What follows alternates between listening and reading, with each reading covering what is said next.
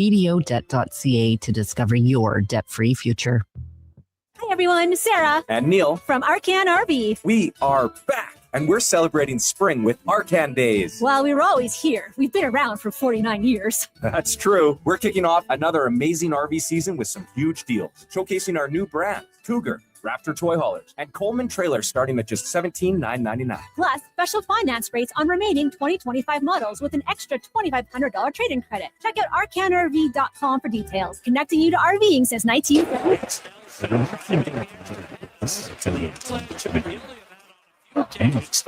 They've also missed several. Here's McDavid looking for the equalizer.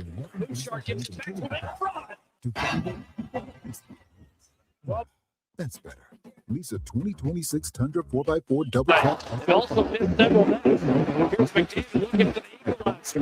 Blue Shark gives it back to Matt. Well, this is McMillan Day. Think of quality golf cart. At the Golf Cart People, we have a fantastic selection of fully inspected, pre-owned carts starting at just $4,500. Choose from gas, electric, or lithium-ion power to fit your lifestyle. And the best part, every used cart comes with a 1-year warranty for total peace of mind. Why wait? Get the cart you've always wanted today. Visit the Golf Cart People. Find out more at golfcartpeople.com. And the Kings come back. 2-on-1 Kopitar and get in the swing. This info. Look at the stock inventory. Drive. With every vehicle purchase, you can return to Putt for Dough. 2-on-1.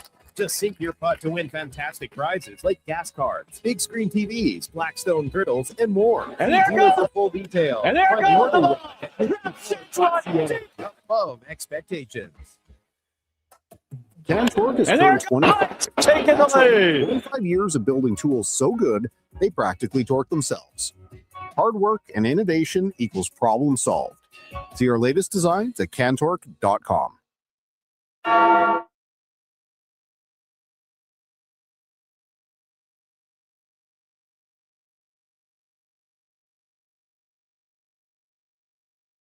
The Jason Gregor Show.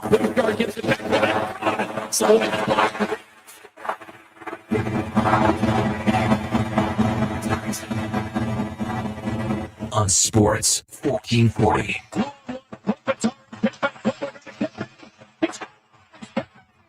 Presented by PlayAlberta.ca, Alberta's only regulated online gambling website.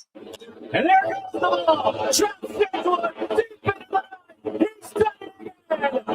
Trout with his second home run, an absolute blast, and at long last, the Angels have taken the lead.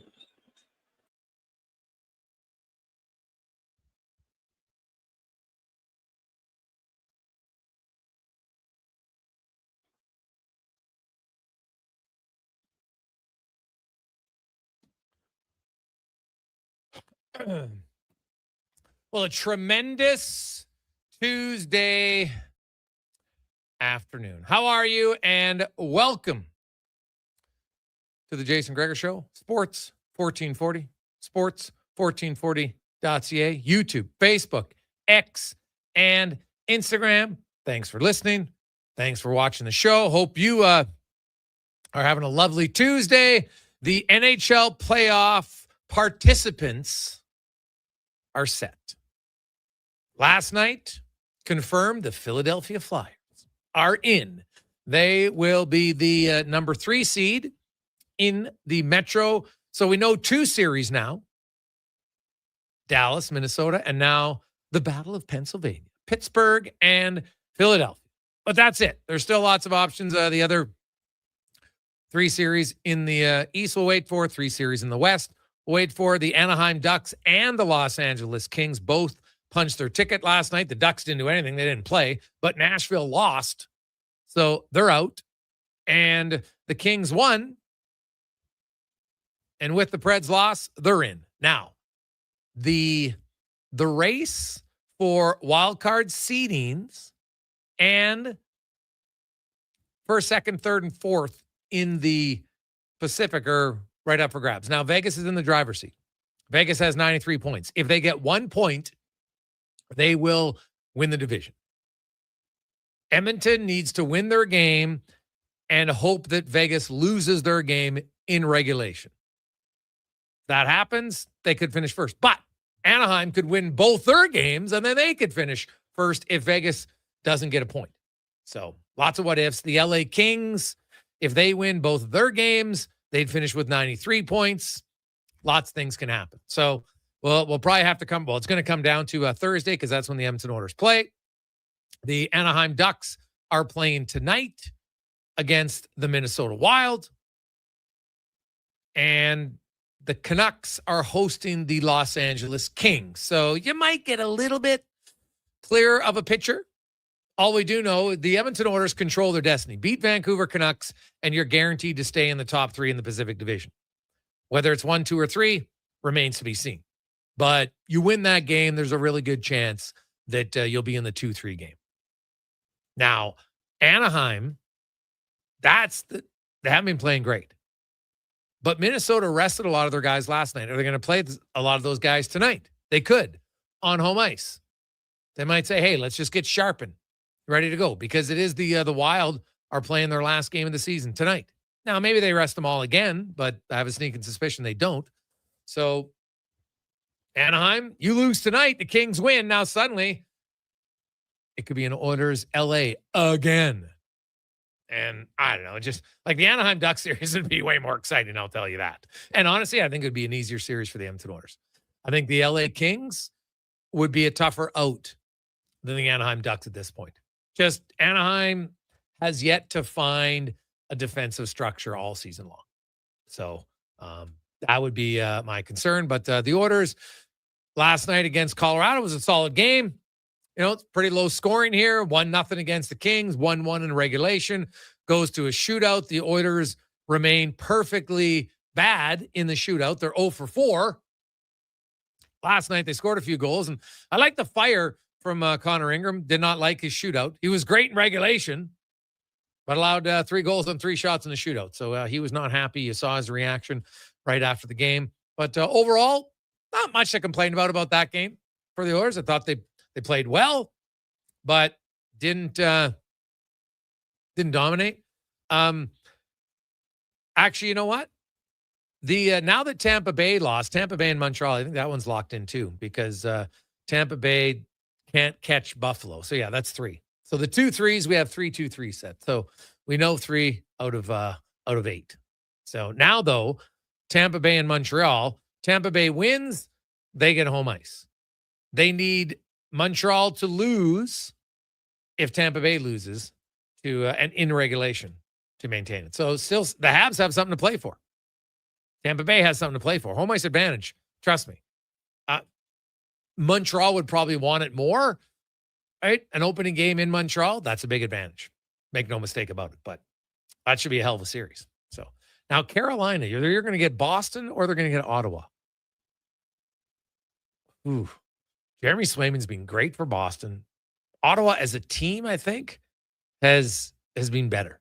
And now if they get decent goaltending, like if it's Ottawa, I might pick an Ottawa upset over Carolina, honestly.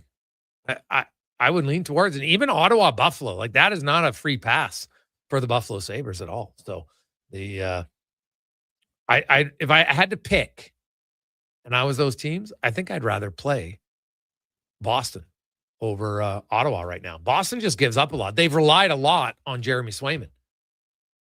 Whereas Ottawa, they don't give up very much. And now that they get decent goaltending, they're pretty good. So see where it goes. Other news today, we got a loaded show for you. Keith Gretzky is going to join us, the assistant GM of the Oilers. He is the Condors GM. We'll get a little kind of summary of the season. They still got a few games left, and they're going to get into the playoffs. Who are some guys now? He had a full season. We did know that Eichauer, before he got called up last night, was playing a little bit of penalty kill. Good for him, just kind of rounding out his game somewhat.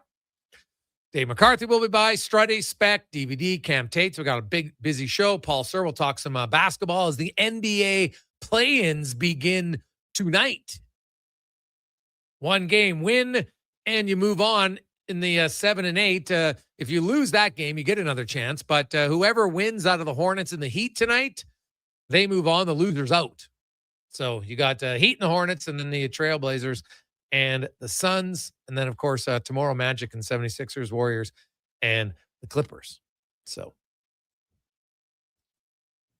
and then Friday would be the final play-in games. And then the Raptors will begin their playoffs on Saturday morning at 11 a.m., which is perfect time. Paul Sir, the show will be on Hoop City, and we'll probably talk a little basketball as it goes. So we got NBA starting on Saturday. NHL schedule has yet to be released. It's going to be released later this week, but it will start on Saturday and Sunday. I got to think, like, they've never done it before where you would play Thursday and then play Saturday. I don't see how any NHL team is going to agree to that. And honestly, I don't think it's necessary. Because if you look at how it's set up, you've got teams finishing the season Tuesday or Wednesday. Those teams can play on Saturday. Like, this is not hard. And the teams who finish on Thursday, they can start on Sunday or Monday. So it seems pretty, that to me is the most fair, and it makes the most sense. That's what I would expect to see happen. Cons, anything stand out for you last night in the Order game? You know what? I mean, overall, defensively, anytime you hold the Avs, even down players to one goal, I think it's pretty impressive. The power play 5-on-3 with over a minute. No, they kept doing the same play. Yeah, it's like, you're trying to get that. Was it kind of like a backdoor tap in there? Yeah, trying to like get every time. It wasn't working. It wasn't there. Try something else. And then when they did, it gets blocked. But I think can't really complain too much.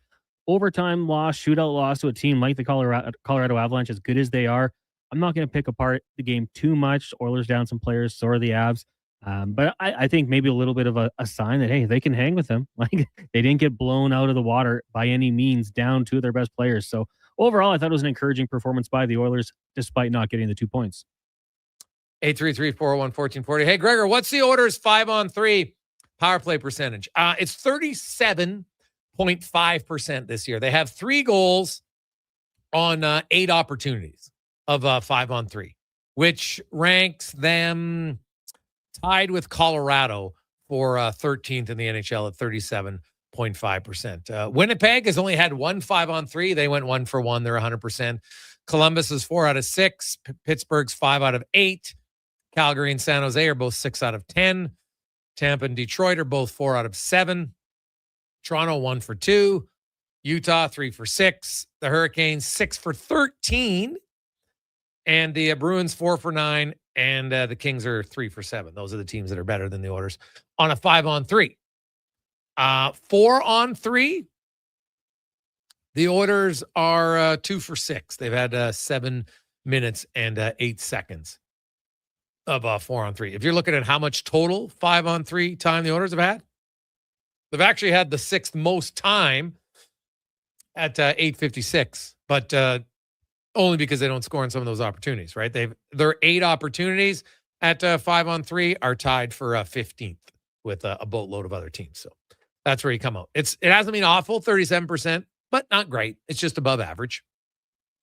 And last night, their power play is not as good without Leon Draisaitl. Captain Obvious, hello. We all see it. I think we all know it. And away we go. Hey, guys, the shootout goals were awesome. All 5 of them. Most goalies don't stop any of those from Nogi. I don't know, man. Connor Ingram will disagree with you. He definitely didn't like the first one. He thought that's one where, yeah, it's a good shot by Nichushkin, but when you see the replay, he's in a pretty good position as a goalie to make a save.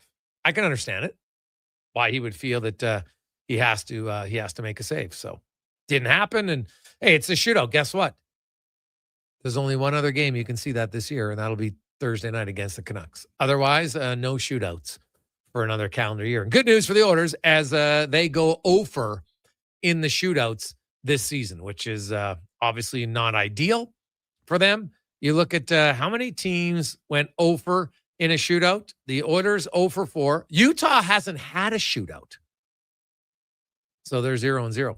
What about the Ducks? They're 8-0. And that's it. So the only teams that haven't scored in the shootout are Edmonton and Utah, but Utah hasn't had a shootout.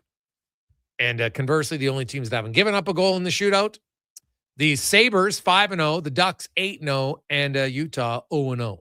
So there you go, 0-0. But like the Oilers, I thought they had some good chances. I don't know if they had many great chances last night.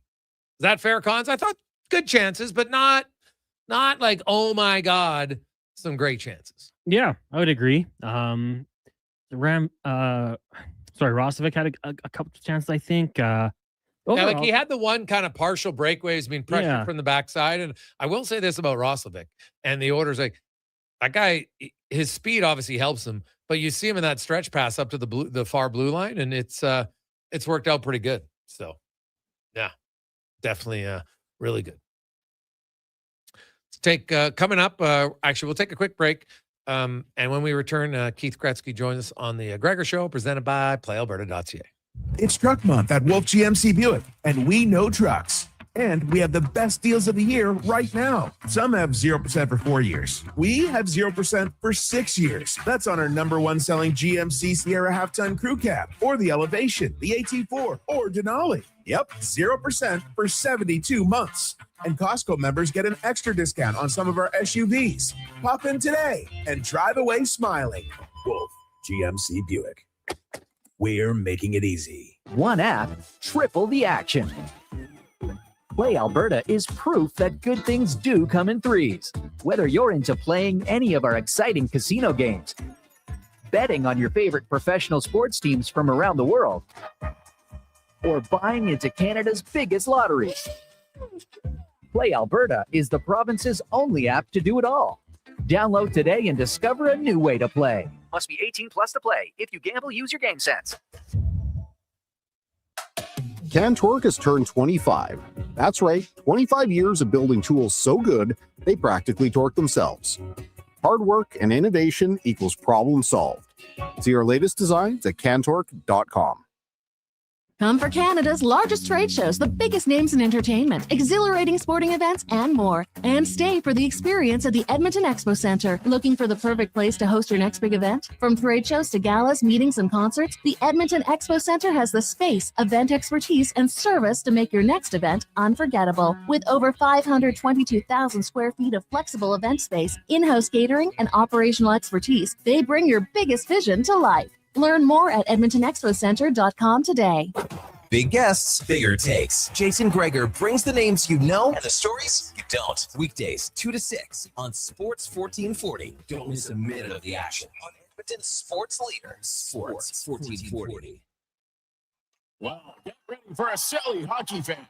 Your partner in power just skated onto the ice. EWEL.ca, the new e-commerce website for electrical wholesalers Edmonton, is ready for the power play 24/7, 365. UL skates to where the puck will be in 5 years. Now that's forward thinking. Killer selection, slamming products from the best brands, and legendary service. Don't sit on the bench. Get your account today at EWEL.ca and win that project. Plug into your partner in power. Get an EWEL.ca account today. Great news for your weekend project. CFI, that's Custom Floors Inc., is now open 6 days a week with Saturday hours from 10 till 2. Get top quality Canadian products from Beaulieu with the convenience you need. For your free estimate, visit CFI at customfloorsinc.ca. Nothing beats getting a deal at McDonald's. Why? Because you get a deal now. And a deal later. Redeem an offer from the latest mailer or on the McDonald's app and dig into instant savings. Plus, you earn points towards free McDonald's. Now that's what I call a double whammy of deals. Why does that keep happening? Deals sent right to your door. Check your mailbox for the latest McDonald's mailer loaded with delicious value for a limited time at participating restaurants in Western Canada. From the local rinks to homes and businesses across the province, Alberta's rural natural gas utilities are here to fuel life affordably, reliably, and safely. We're members of the Federation of Alberta Gas Co-op, providing natural gas to keep our rural neighborhoods warm and connected every day. It's local, dependable, and it's ours. To learn more about the Federation of Alberta Gas Co-ops and our members, and how natural gas fuels your community, visit fedgas.com. Alberta's energy. Game on. Hey, it's Jamie from Green Drop Lawn Care. You've known and trusted us as Canada's lawn expert since 1979. In all that time, the only thing we've loved to watch grow and flourish more than your lawn is our community. You've given us so much over the years, and we love to give back. Our community events crew is on the streets, at the festivals, and helping grow great causes and charities across the city. We love knowing your lawn is taken care of, and we'll help take care of the community too. Visit greendrop.com, and we'll see you out there. Craving your favorite mouth-watering pizzas? Papa John's has large specialty pizzas for only $19.99 for a limited time. Get a flavorful all the meats, the works, ultimate pepperoni, Hawaiian, barbecue chicken, and more on original thin or New York style crust. Use the code LSPEC at papajohns.ca or on the Papa John's app. Get yours today. Better ingredients, better pizza. Papa John's.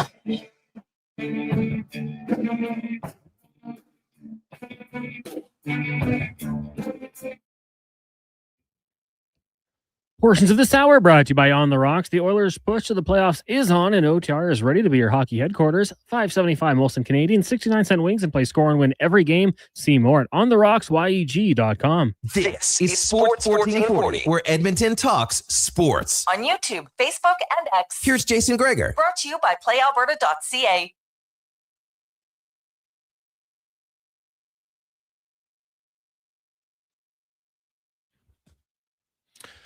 $2.19, welcome back. It is the Gregor Show, Sports 1440, sports1440.ca, YouTube, Facebook, X, and Instagram. Of course, a day off today for the Edmonton Oilers. They'll practice tomorrow, then they'll wrap up their regular season on Thursday against the Vancouver Canucks. And they'll know what's at stake when they take on the Canucks on Thursday. The Ducks play tonight in Minnesota.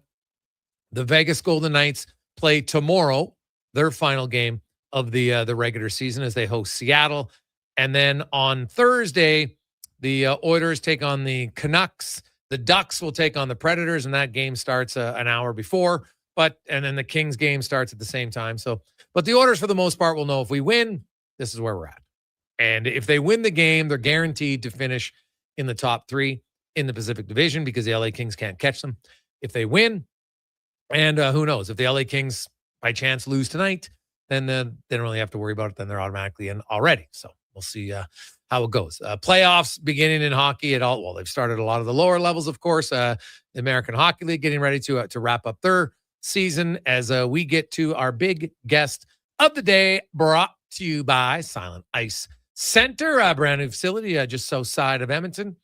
Before Nisku, hosts curling events, concerts, hockey, great Summit restaurant right inside. So if you're looking for a fantastic place to watch the games, concerts, or just go for dinner, that is the Silent Ice Center, as we are joined by the Oilers assistant general manager and the GM of the Bakersfield Condors, Keith Gretzky, joins us once again. Keith, welcome back to the show, my man. How you doing? Great. Thanks for having me. It's always good to talk to you. You're getting down to the stretch run for your team, Keith, and it's been quite a battle. Obviously, there's been some injuries. You lost a few guys due to recalls, which is kind of a good news, bad news. You're obviously happy for the players. Sometimes it's a little bit tougher for your team. How do you think your group has handled the last month with losing bodies, some key guys to your team, as well as battling the injury bug? Well, you know what? That's what it's about. It's adversity and travel, injuries and call-ups, and it's the next man up type of attitude. And I think we've weathered the storm pretty good for all the injuries, the key injuries, and of course the key call-ups. And when you lose Szymanski, who's the number one centerman on our team, and Jones was playing great. He's in the top 6 and penalty killing, and just the experience himself. And that happens. And now Howard. So it's a shot in the arm, but it's good. That's what we're here for. That's why I always say to everybody that, everybody kind of gets mad that, you've lost a game because, maybe you're shorthanded or whatever, but our job is to get everybody ready for the NHL. And I think the coaches have done a really good job for that. And it is what it is. And we have the mentality of, you get a chance, you make the best of it. And you're in a battle with Coachella and San Jose for playoff seeding, because the higher you are, then you can choose to have the the home game number one, or you take the last two at home. Have you made that decision as an organization that hey, if we get the opportunity that you would go? Is it too much of an obvious one, Keith, to always start on the road so you get games 2 and 3 at home?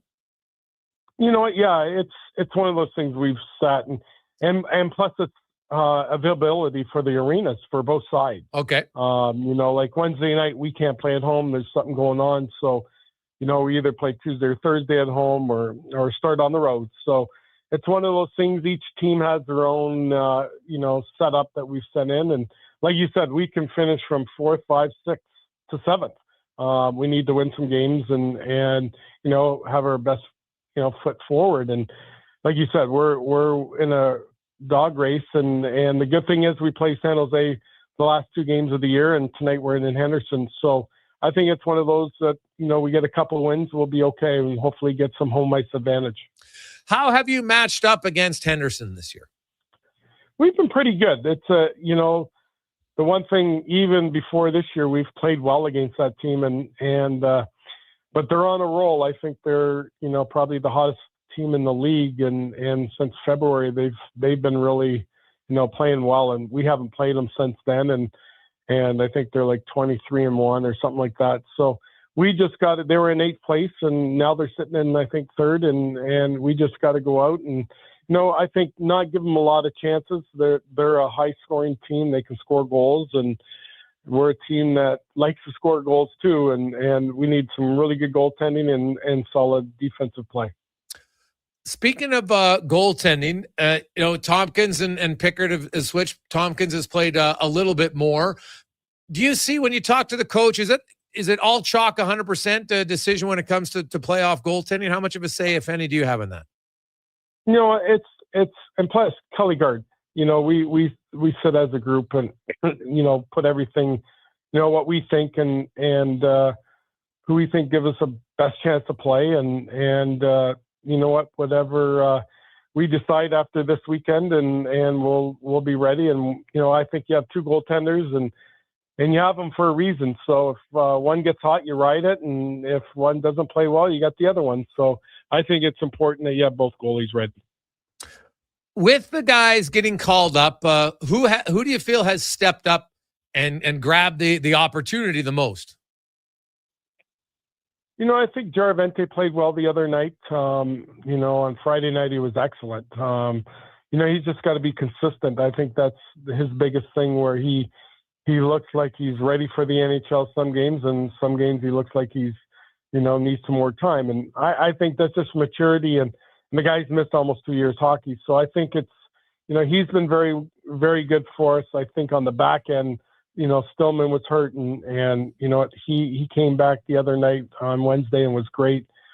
Played well Saturday, didn't play Friday, and Brown's been very good. So I think on the back end we're solid, and we're asking for a lot. We've got Marielle is the number 1 centerman, and then we really don't have other than Hamblin, who's been phenomenal. And I think that's the guy who's really been probably, for me, the most underrated player that doesn't get a lot of, publicity and ink and what he deserves, because he's been, a jack of all trades. He does it all, penalty kill, and he started playing on the power play, and he's got 27 goals. So I think, for all the guys that have been called up front, I think that the one guy has been James Hamblin has been excellent for us.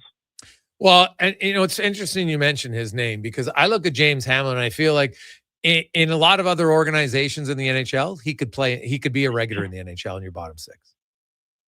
Yeah, because he's so, the one thing about James is he's always on the right side of the puck, and he doesn't cheat the game, and he doesn't cheat, his job is what I call it.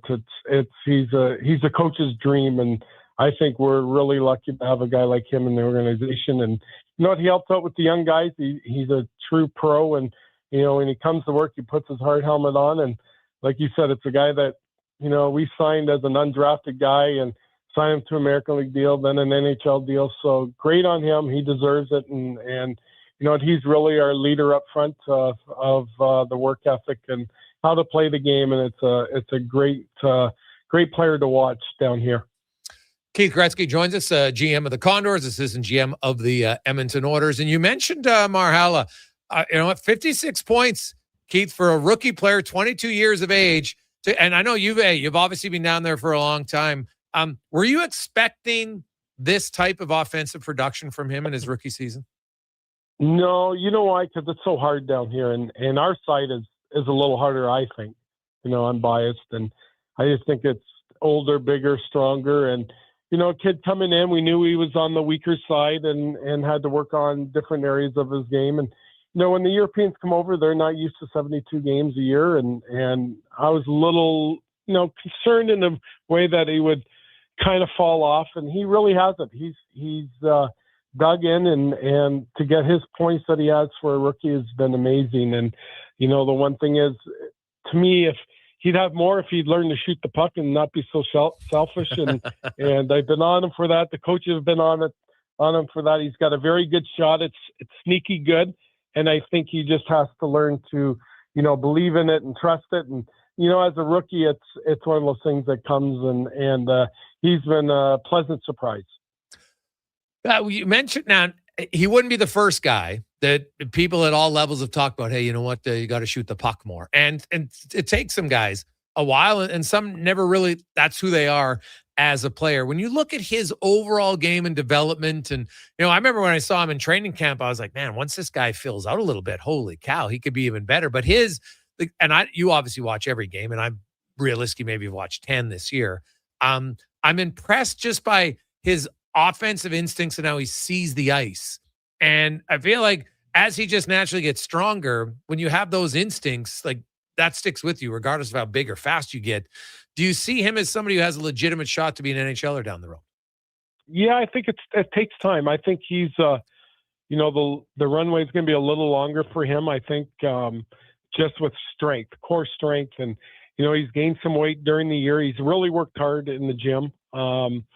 So I think the quickness, the strength have to come along. But like you said, the patience and the hockey sense are very good. And I think that's what separates him, and that's what gets him the points that he has. And, you know, the funny thing is when, you know, a little bit ago you asked about guys stepping up, and with Szymanski gone and injuries, he's been killing penalties. Yeah. And if you would have asked me in October, would you see Mariella killing penalties, I would have said no. But, you know, now he is. He's one of the go-to guys, and he's done an excellent job because he's smart. And when you have very good hockey sense, it's easy to put you on the ice because you read the plays and anticipation, and, you know, he's done an excellent job. You mentioned, you know, young guys getting some penalty kill time. Isaac Howard talked about the fact that for him, he was down there, you know, spent a significant amount of time and really worked on his play away from the puck. You know, his play with the puck kind of comes naturally. He's very good at it. He even got some penalty kill time, Keith, and we saw that for Matt Savoy, and that's really a big opportunity why Matt Savoy, you know, started in the bottom six, was a penalty killer, kept himself in the rotation in the game, and then got to be, you know, in more of a scoring role. And I know that Ike Howard's maybe a little bit different. I'm not sure he has that side of his game, but how important is it, do you think, for a guy like Ike Howard to learn to penalty kill? And what did you think about him now that he got on there, albeit a small sample size? Yeah, it was a small sample size. In the last few games, we've been using them to PK. And, you know, I look, they're two different players in the sense that Matt Savoy was doing that right when he came here. And you know, Ike is more of an offensive shooter, and that's his bread and butter.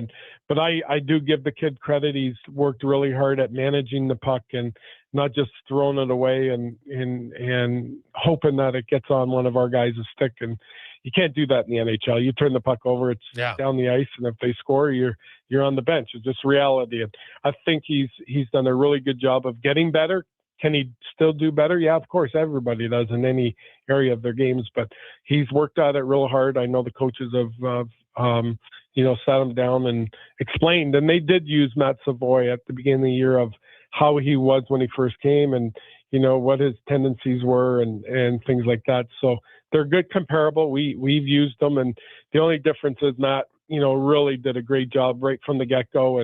And you know, I thought, you know, Matty was one of the best penalty killers in the league and had a great stick. And, you know, it gave him an opportunity, something different in his bag to, when he played on the Oilers, if he wasn't on the top six and it was on the bottom 6, he could get out there and penalty kill, and he's done a really good job, and he's found a niche. And, I think the scoring will always be there. When you're a goal scorer or point getter, it's the other part of your game. And I think that's the biggest thing when players come to play in the American League. It's hard for them because they're used to just having those hope plays and, tendency they go down and score that, you go back right out and you play. But you've got to be held accountable and improve in that area to play in the NHL, because you can't do that game in, game out. And if you do, you'll be back down into the American Hockey League. Keith, I know Bo Akey hasn't played since early this month. What's the diagnosis on him? He's got an upper body injury. He's close.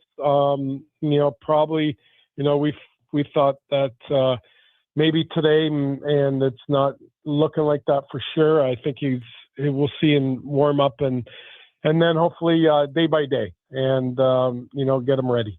Okay. So slight chance tonight, but hopeful for the weekend. Yeah, that's what we're hoping. Okay. And what about Damian Carfanga? Another young guy in the organization that's come in. How's his first season look? He's played really well. Not the biggest guy, but he likes to lug the puck. He's a good skater with the puck, and he's been really good. Probably better than another guy. He's probably better than what I expected. And you just look at him and his stats and that his plus minus is very, very good. And he's logged a lot of minutes, especially with the injuries. You talk about guys that, stepping up on the back end when we have Brown and Stillman out, Lepinen out. I think he's been a guy that has really, stepped up and played, between 20 to 25 minutes and, penalty kill, the second unit of the power play. So I think he's done a really good job. And for a first-year player, he's held his own and then some, I would feel. Cam Dineen comes back. Obviously, that's a huge boost to you. You mentioned, other guys, Brown and such on the back end who played well. I want to get your thoughts on a guy who was up with you. I think it was part of the team for about 12 games. Now he's back in the ECHL again. And, he's had, somewhat of a roller coaster season. He's played in 4 different organizations and has good numbers everywhere that he's played. And I know you follow. What's your thoughts on Connor Unger's season overall? I think he's been excellent. I think right from the get-go of from different organizations, different leagues, stepping in and just concentrating on playing hockey. I think that's a tribute to him that, hey, it doesn't matter where I'm at. I'm going to, play my game and worry about me and not about, where I'm at or what team I'm on. And he's done very, very well. And I think as an organization, I think you can't have enough goalies. And, we've got a bunch now and Ungi's been really, really good. And I think it's just a matter of time for him. And I think he would have stayed if, in Bakersfield at that time before we got picks and things happen. And, I know people say, oh, we could have carried 3, but you need to carry 3, but you needed guys to play. We needed Tompkins to play. We needed Pickard to play. And most importantly, we needed Unger to play. So we sent him back down and he's done very well. So we're really happy with him. Keith, good luck here in the final few games. You got 3 games left tonight again. Henderson back-to-back against San Jose on the weekend, and hope you get the high seed and a home game and a lengthy playoff run. And maybe you get a few of the guys who are in Edmonton as they got some extra bodies. Maybe come back down to help you in the playoffs. You got it, Jace. Thanks for having me. You betcha. That is Keith Gretzky, the GM of the Condors, assistant GM of the Edmonton Oilers. And you know what? Like, you look at Marhal, there's a lot of guys that the Oilers have been developing. And you know what? You look at it. Hey, look at Szymanski.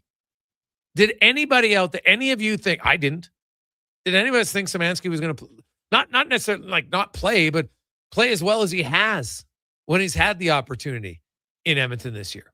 Right? There's not a lot of us that thought Josh Szymanski was going to play. Tomorrow would be his 24th NHL game. Right? Like, he hasn't had a ton of offense, but he's not hurting you defensively at all. And I just think, you look at his size and the possibilities of what he could be in the future. Right? He looks like he's somebody that can replace Adam Henrique and kind of make it a seamless transition which is nice when you got guys who get a little bit older. Okay, now I got to get some cheaper bodies in here, some younger bodies, do things different. Doesn't mean he does everything as good as Henrique. So it does some things better, some things worse. But he reads the plays, very good defensively. And you see that move, that little delayed move he put on last night? I liked it. Starting to get a little bit of confidence in the offensive zone, which is key.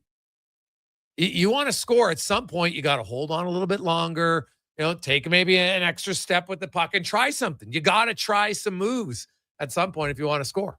It's just how it goes. It's no different than in defensive end. If you want to be able to move the puck, sometimes, maybe hold on to it a little bit longer. Sometimes you have to try a little bit of a dangerous pass that's going to connect. Obviously, you got to make sure you can do it, but the best defensemen are the ones who can make those plays more often than not.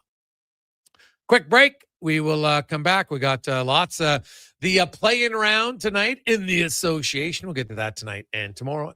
Also, we got lots on the Oilers, who last night, I know that single point guarantees them with a win. That was good about it. That guarantees them that LA can't catch them if they win. And if LA loses tonight, which, I might think is, low chance considering Vancouver is Vancouver. Like, we all expect Edmonton to beat Vancouver. I would think the Kings, who have won 5 in a row, would beat Vancouver, and they'd pull into a tie with Edmonton. And depending on what happens in Anaheim, the Ducks could move ahead of the Oilers or stay. The Ducks could find themselves in 8th place tonight. And then don't look now, but the Utah Mammoth, they don't want to finish 8th. They probably want to finish 7th. They'd probably rather take on Vegas or whoever wins the Pacific over the Colorado Avalanche. But the Mammoth, they got to win some games too here.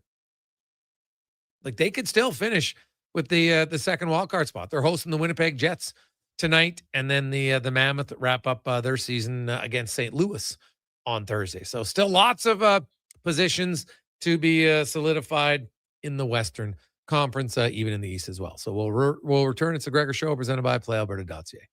At GS Construction, we're multitaskers. We've got lots of projects going on all around Edmonton and area. Different teams across the city working towards the same outcome. Installing today what will serve generations to come. It's a rewarding career and the work never stops. That's why GS Construction is always on the lookout for great people to join us. Right now, we're looking for experienced topmen, pipe layers, operators, and surveyors. So if you want to feel valued, empowered, and engaged in your work, visit gsconstruction.ca today.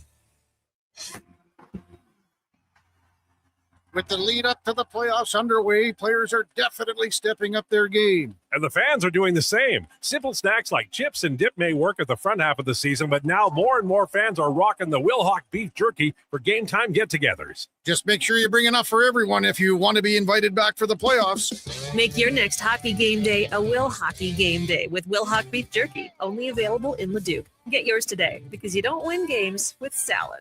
Hi, Mike here from Northgate Chevrolet Buick GMC. Would you like to be a part of history for the month of April? I'm kidding. Or as the kids say, bro, I'm joking. Would you like to help us set a record in April? Chill. Still kidding. At Northgate, we aren't trying to set any records or tell you how many vehicles we sell. And we really don't think you'd care. But what you will care about is this. Every dealer has the same costs. Trust me. GM does not have a favorite kid. You get to decide where you buy. 0% financing, a great selection, and of course, great people. Stop in and see us today. 13215 97th Street or business online at northgategm.com. You're in Northgate country. At Leading Edge Physiotherapy, healing doesn't have to feel heavy, because in our SwimX aquatic therapy pools, you literally float your way to recovery. Whether you're dealing with arthritis, back pain, joint injuries, post-surgical rehab, chronic pain, balance issues, mobility challenges, or just feeling a little creaky, warm water and gentle resistance have your back, your knees, and your hips. Trusted by pro sports teams and rehab hospitals, our SwimX pools help you move sooner, hurt less, and recover faster. So take the load off. Let the water do the work. Life shouldn't hurt. LeadingEdgePhysio.com. Do you listen to sports radio at work?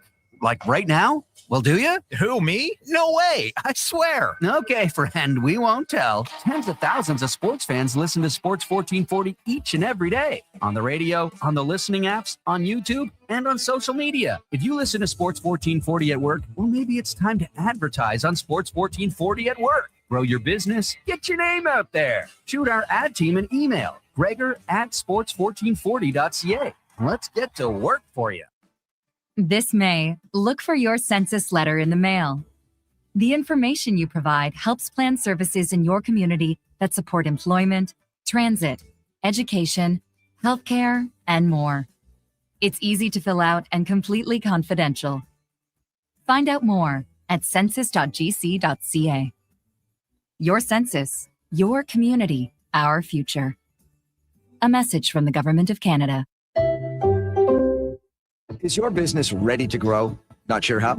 We have your solution. We are Stingray. Whether your customers are around the corner or across the country, Stingray connects you with radio to digital advertising, including connected TV, search and social, programmatic, digital advertising, and digital out of home. From idea to execution, we've got you covered. With creative and production, cross-platform integration, detailed reporting, and one-on-one support, it's the easy way to make your business grow. Get started now at stingraymediasolutions.com. Edmonton's only 24-hour-a-day sports radio station can be heard anytime, anywhere. Sports 1440 is streaming on your phone, your tablet, your computer. Download an app today and listen to Sports 1440.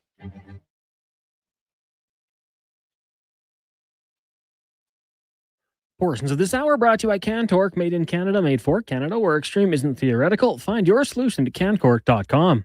The Jason Gregor Show, the best of Edmonton sports talk and beyond. This is Sports 1440. Presented by PlayAlberta.ca, Alberta's only regulated online gambling website.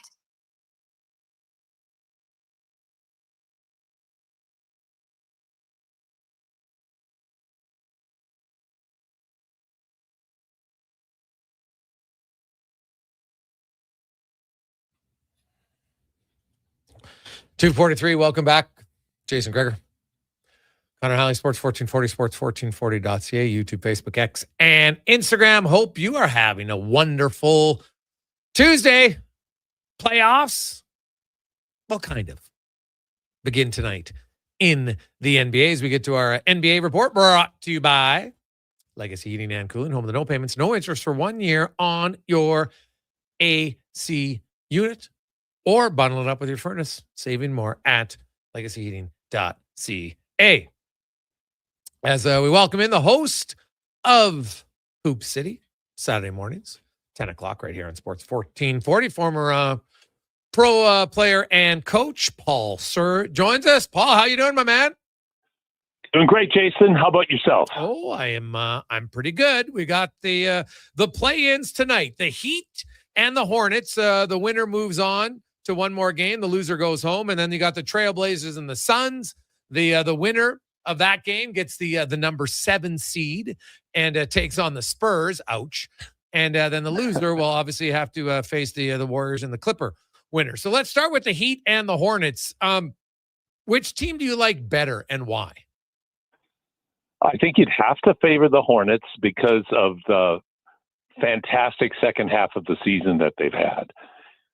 They've beaten a lot of good teams, and they've beaten a lot of good teams on the road, which I think is probably something that no one would have expected out of this Charlotte franchise through the year. On the flip side, you've got Eric Spoelstra leading a team that has some members that have some members and some players that know what playoff success is all about.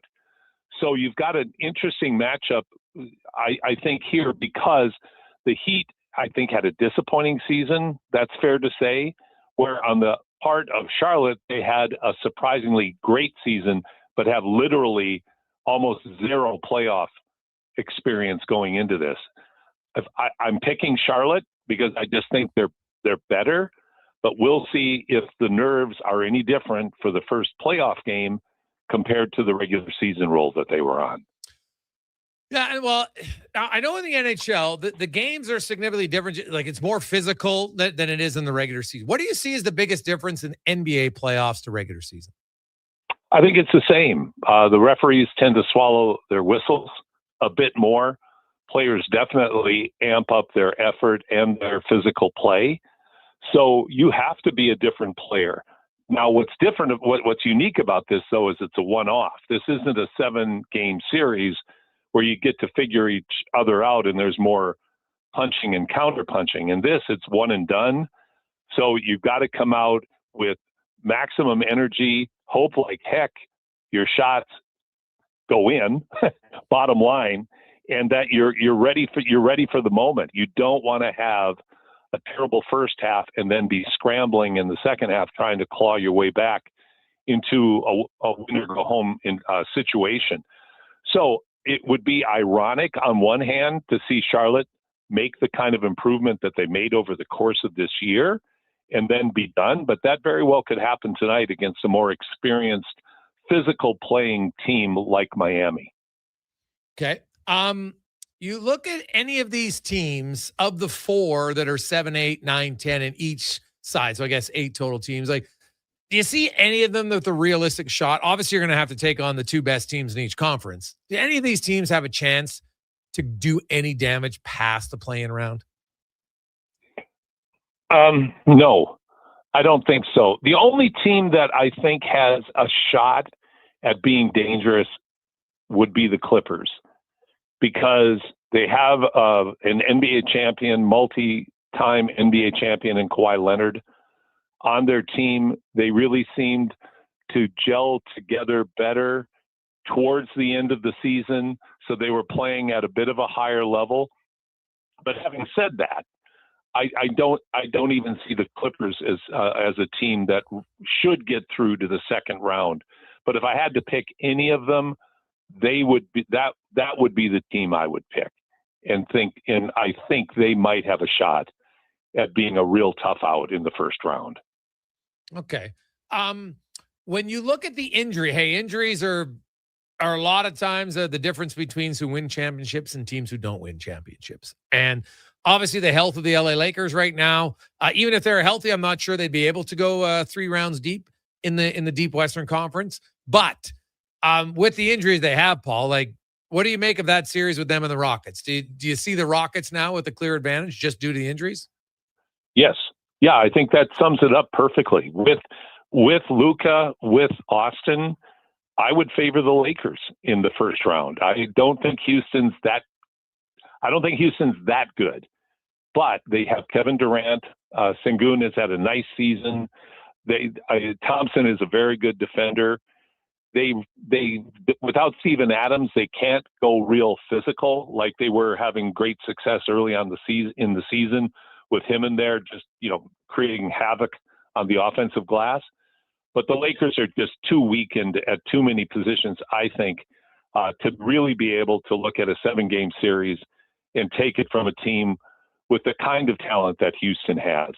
I give LeBron James, I'm not a huge LeBron James guy.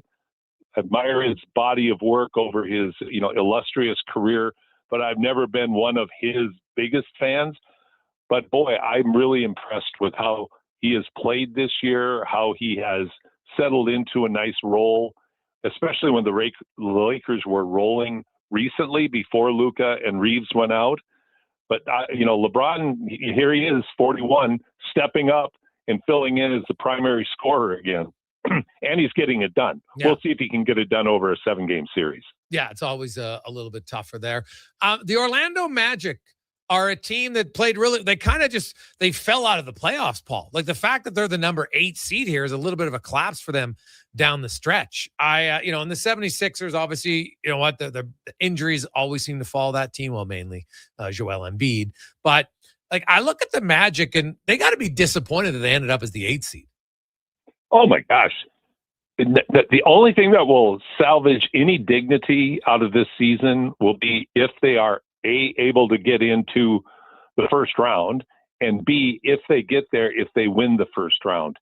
Anything short of that will result, I believe, in their coach being fired and the Magic having to really take a long look at the personnel that they've accumulated, because it's been Oklahoma City-like in terms of trying to accumulate and trying to develop and trying to build with young talent, but it hasn't paid off.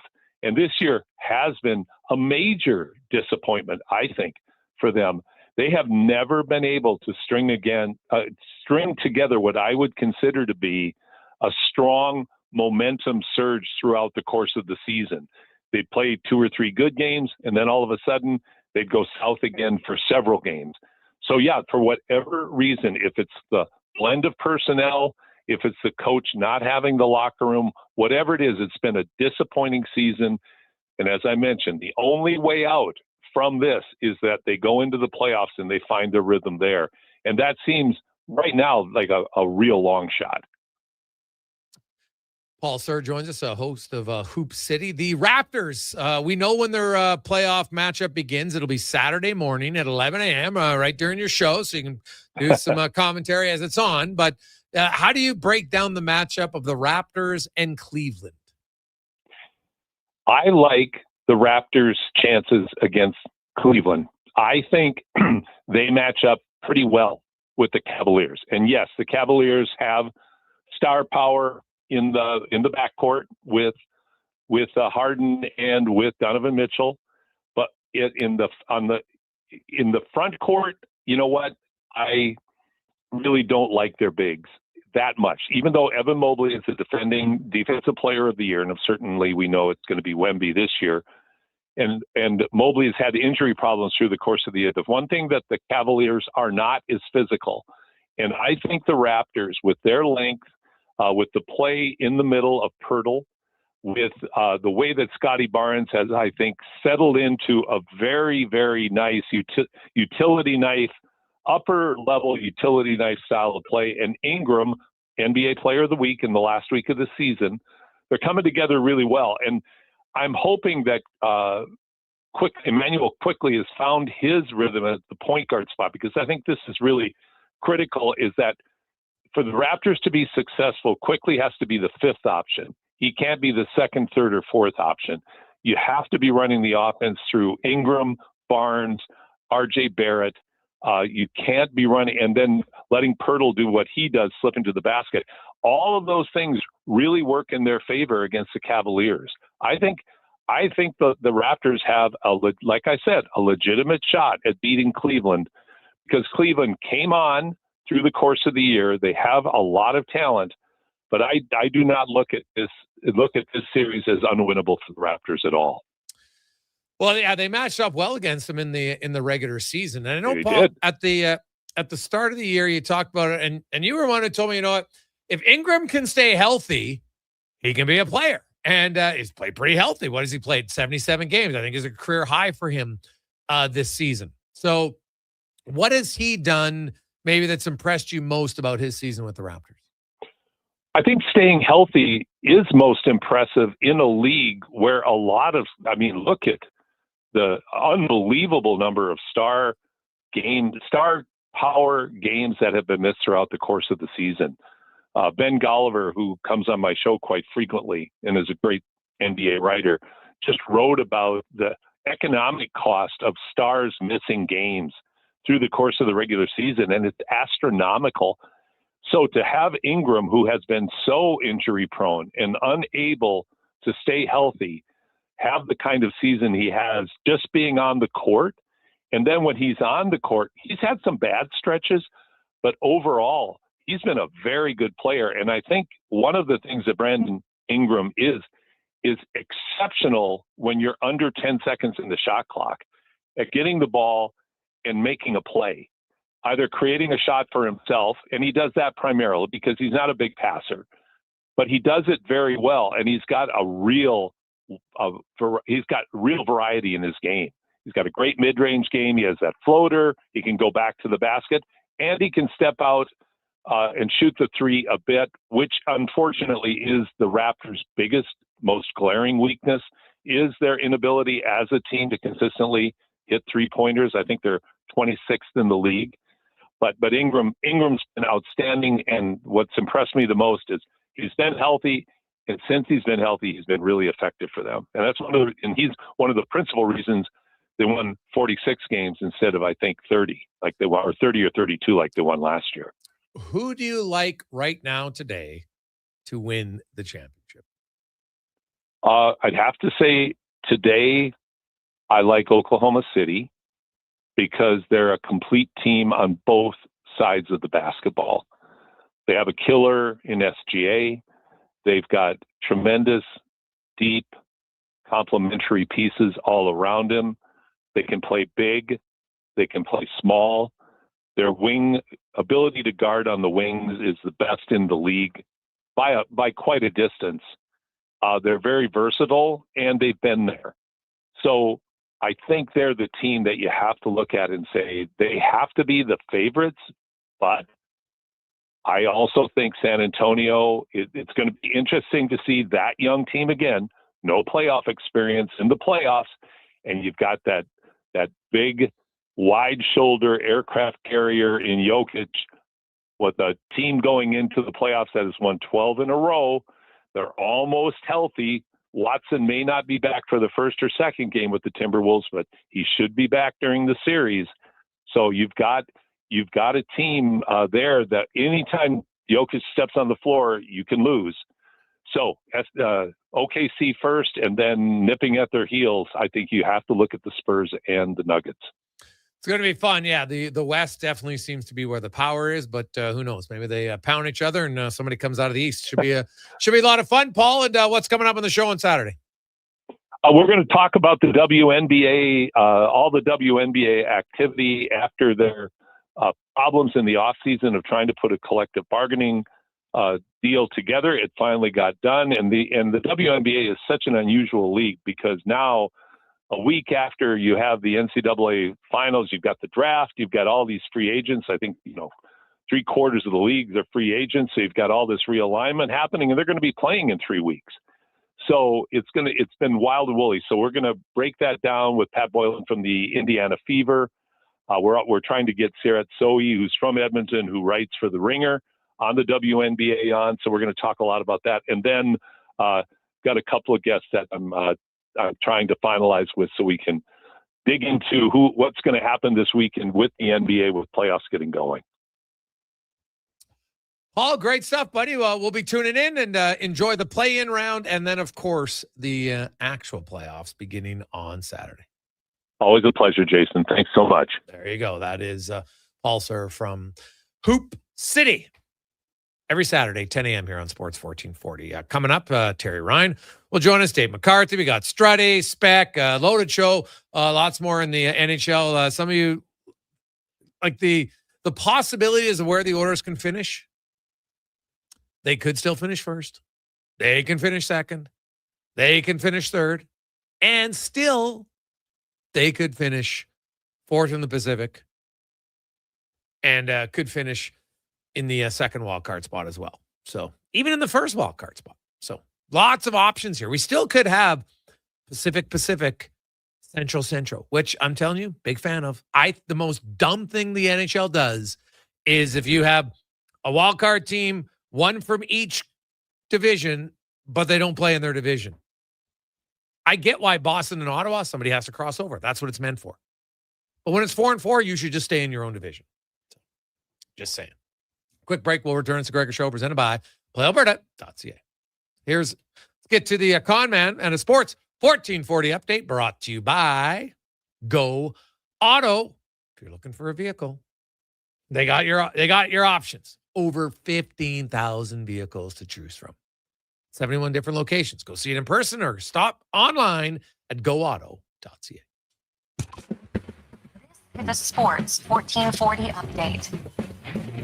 Busy night tonight in the NHL. The season winding down. Bruins taking on the Devils. The Canes in New York up against the Islanders. Flyers host the Canadiens. Caps and Jackets. Wild host the Ducks. Jets taking on the Mammoth. Flames host the Avs. Penguins in St. Louis. And the Kings getting the Vancouver Canucks in the association. Play-in games. The 9 and 10 game has the Hornets hosting the Heat at 5:30. Then at 8 o'clock, the Trailblazers taking on the Suns. In the majors, Jays kicking off the series in Milwaukee against the Brewers. First pitch, 5:40. We'll join that game immediately following the Jason Gregor Show at 6 o'clock. Elsewhere, Diamondbacks head to Baltimore. The Reds host the Giants. Angels travel to New York to take on the Yankees, White Sox, and Rays. Rockies, Astros, Mariners head to San Diego. The Dodgers will host the Mets in the AJ. Game 7 between the Storm and Wolverines in Whiteport. Puck drop at 7. EWHL has Vancouver hosting Seattle just after 8. And on the pitch, the Canadian women defeating South Korea 3-1 despite being down a player as Jade Rose received a red card in the 27th minute. Coming up in hour 2 of the Jason Gregor Show, we'll be joined by Terry Ryan and Dave McCarthy from SiriusXM NHL. I'm Connor Halley. This has been a Sports 1440 update. It's Sports 1440, a Stingray radio station broadcasting on Treaty 6 territory. Download the free iHeartRadio app and listen to CKJR wherever you go. Got a car you're ready to part with? Find out what it's worth, fast, easy, and totally free At Go Auto, we're talking top dollar trade-ins, whether it's a little worn or still rocking that new car smell. Just a few clicks, and boom, you've got your value. Text value to 780-777-7777 to start. That's value to 780 all sevens. Why, guess what it's worth? Let Go Auto show you the money. For the first time in 66 years, Golden Bears and Pandas hockey are on the move. During the 2026-27 Canada West season, two of the most successful hockey programs in U Sports history will call Silent Ice Center in Nisku their temporary home. The Golden Bears and Pandas are excited to connect with the South Edmonton community and welcome new fans to experience the tradition and excitement of U of A hockey. Same tradition, new temporary home. Golden Bears and Pandas hockey at Silent Ice Center for the 26-27 season. Japa Machinery Group knows that XCMG may not roll off the tongue, but Japa's team will help keep your construction jobs rolling on time and on budget with heavy equipment sales and rentals. Visit japamachinery.com to find out more. Whether you're a craft beer connoisseur or more of a wine aficionado, there's always something new to discover at Sherbrooke Liquor, a unique family-owned independent liquor store. The selection, incredible. The non-alcohol section is also very impressive. Sherbrooke Liquor, expert, knowledgeable staff with a passion for unique finds. More than just a liquor store, we're a community. Alberta's best, the one and only Sherbrooke Liquor. Wine, spirits, and oodles of beer. Visit SherbrookeLiquor.com. You got a go-to coffee spot, a trusted barber, even a lucky game day jersey. But when it's about looking your absolute best, there's only one name you need: Mr. Dirk. Family run since 1939, we're experts in crafting impeccable tailor-made suits and offering a wide variety of everyday styles. Pair that with personalized one-on-one fittings and the convenience of on-site tailoring. Mr. Dirk elevates your style game. Visit our Edmonton store or explore MrDirk.com. Score big on style with Mr. Dirk. Nothing beats getting a deal at McDonald's. Why? Because you get a deal now. And a deal later. Redeem an offer from the latest mailer or on the McDonald's app and dig into instant savings. Plus, you earn points towards Free McDonald's. Now that's what I call a double whammy of deals. Why does that keep happening? Deals sent right to your door. Check your mailbox for the latest McDonald's mailer loaded with delicious value for a limited time at participating restaurants in Western Canada.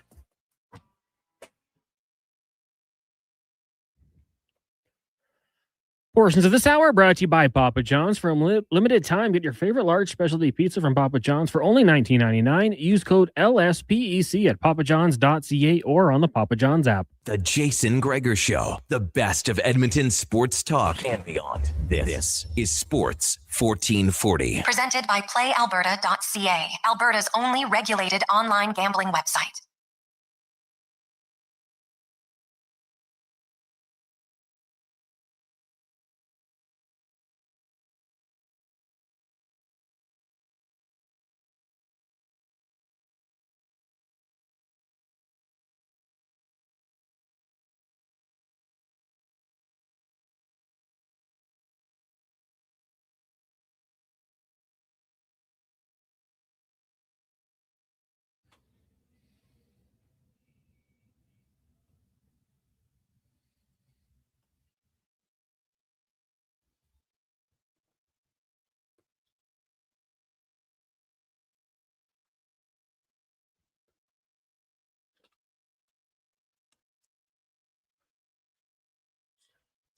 We are after 3 o'clock. How you doing?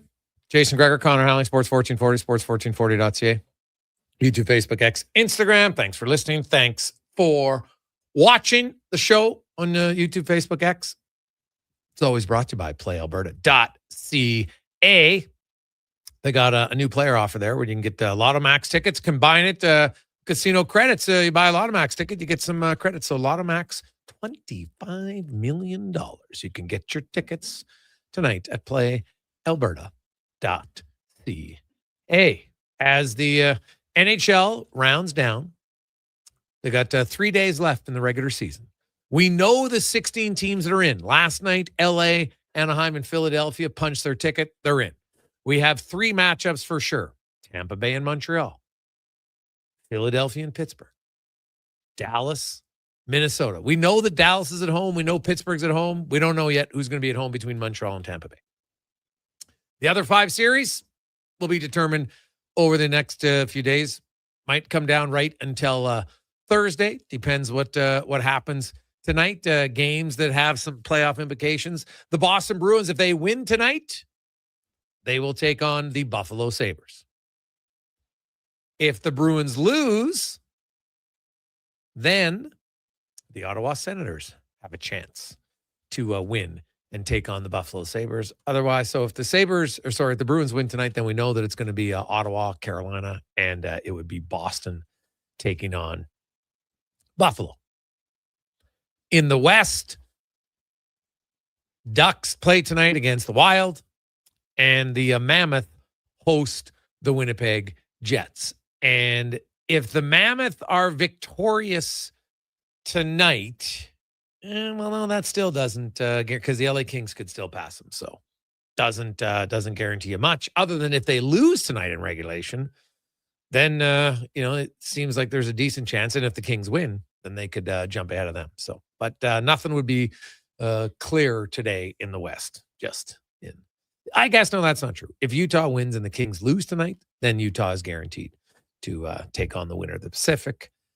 And we wouldn't know yet, though, who's playing Colorado. So there you go. Now, let's welcome to the show former NHLer, first-round draft pick, stars as Hitch in Shoresy. Terry Ryan joins us. TR, how you doing?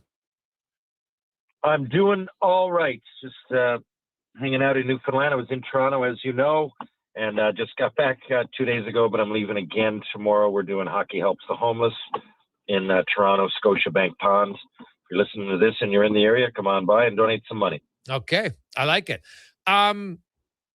Looking at the Montreal Canadiens, of course, the team that drafted you. I know you follow them closely. They're playing Tampa Bay Lightning. What are your thoughts? Everything we talked about, I think last week you asked me about what might be, some ruffles in the armor of the Canadians, and I think that's it. The grittiness that it takes to win, that tenaciousness, that proven ability to overcome adversity in its most physical forms. Tampa Bay have already done that, and Montreal have never done it. So at least not this iteration, in this millennium. Okay, so. That's now of the teams Montreal's ever brought forth. I think these guys are spunky. I don't necessarily think they're afraid. In fact, a lot of them quite the opposite. But just the physical stature isn't what Tampa's is. I don't know if they can last that long. And it's one thing to not be afraid, but Tampa will bring it. They'll bring it. They'll cross-check you in the face if they have to. They're very similar to to Florida Panthers. Both Florida teams, to me, play with that edge it takes to win. Obviously, they're champions. If you look at every team that's won it in recent history, I'd say all history, but just recent history, just think about them. And they all have a level of big, bad toughness to some degree, defense, durability.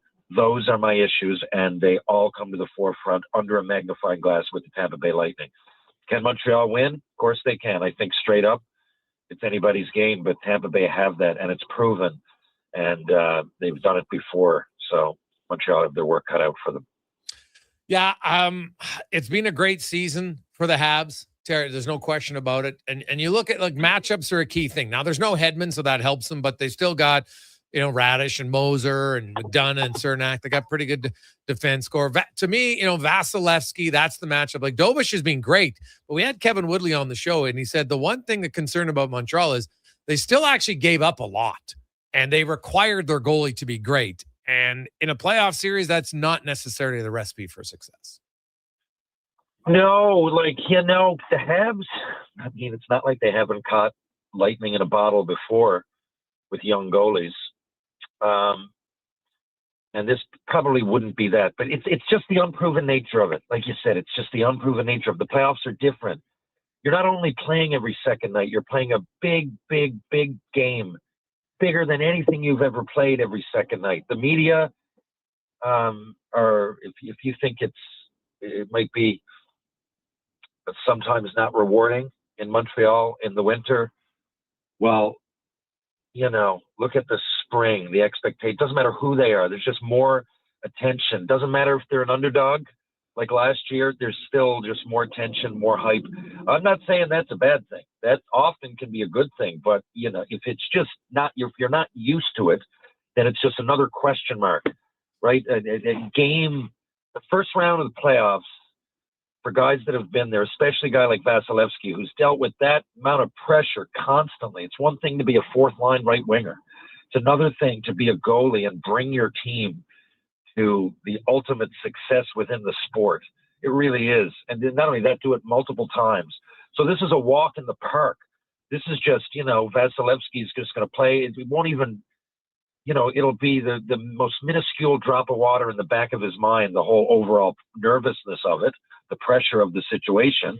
But for a guy like Dovis, it's I would think exactly the opposite. I think it's just human nature. If it's me, I mean, I could talk myself down all I want. If I'm a goalie or a pitcher going into a major, I don't know why I said pitcher. I just always put the level of pressure, I guess I could go quarterback or whatever, but just in my mind, it's completely different. When the playoffs start, a goalie, it's one thing to have the right mindset, but you don't really know, do you, until it really happens, until you're tested. And now it's not quite like last year. I think they were, I don't remember the scuttlebutt going in, but I know that Montreal it's a bonus just to be in the playoffs, and they were, looking forward to the future.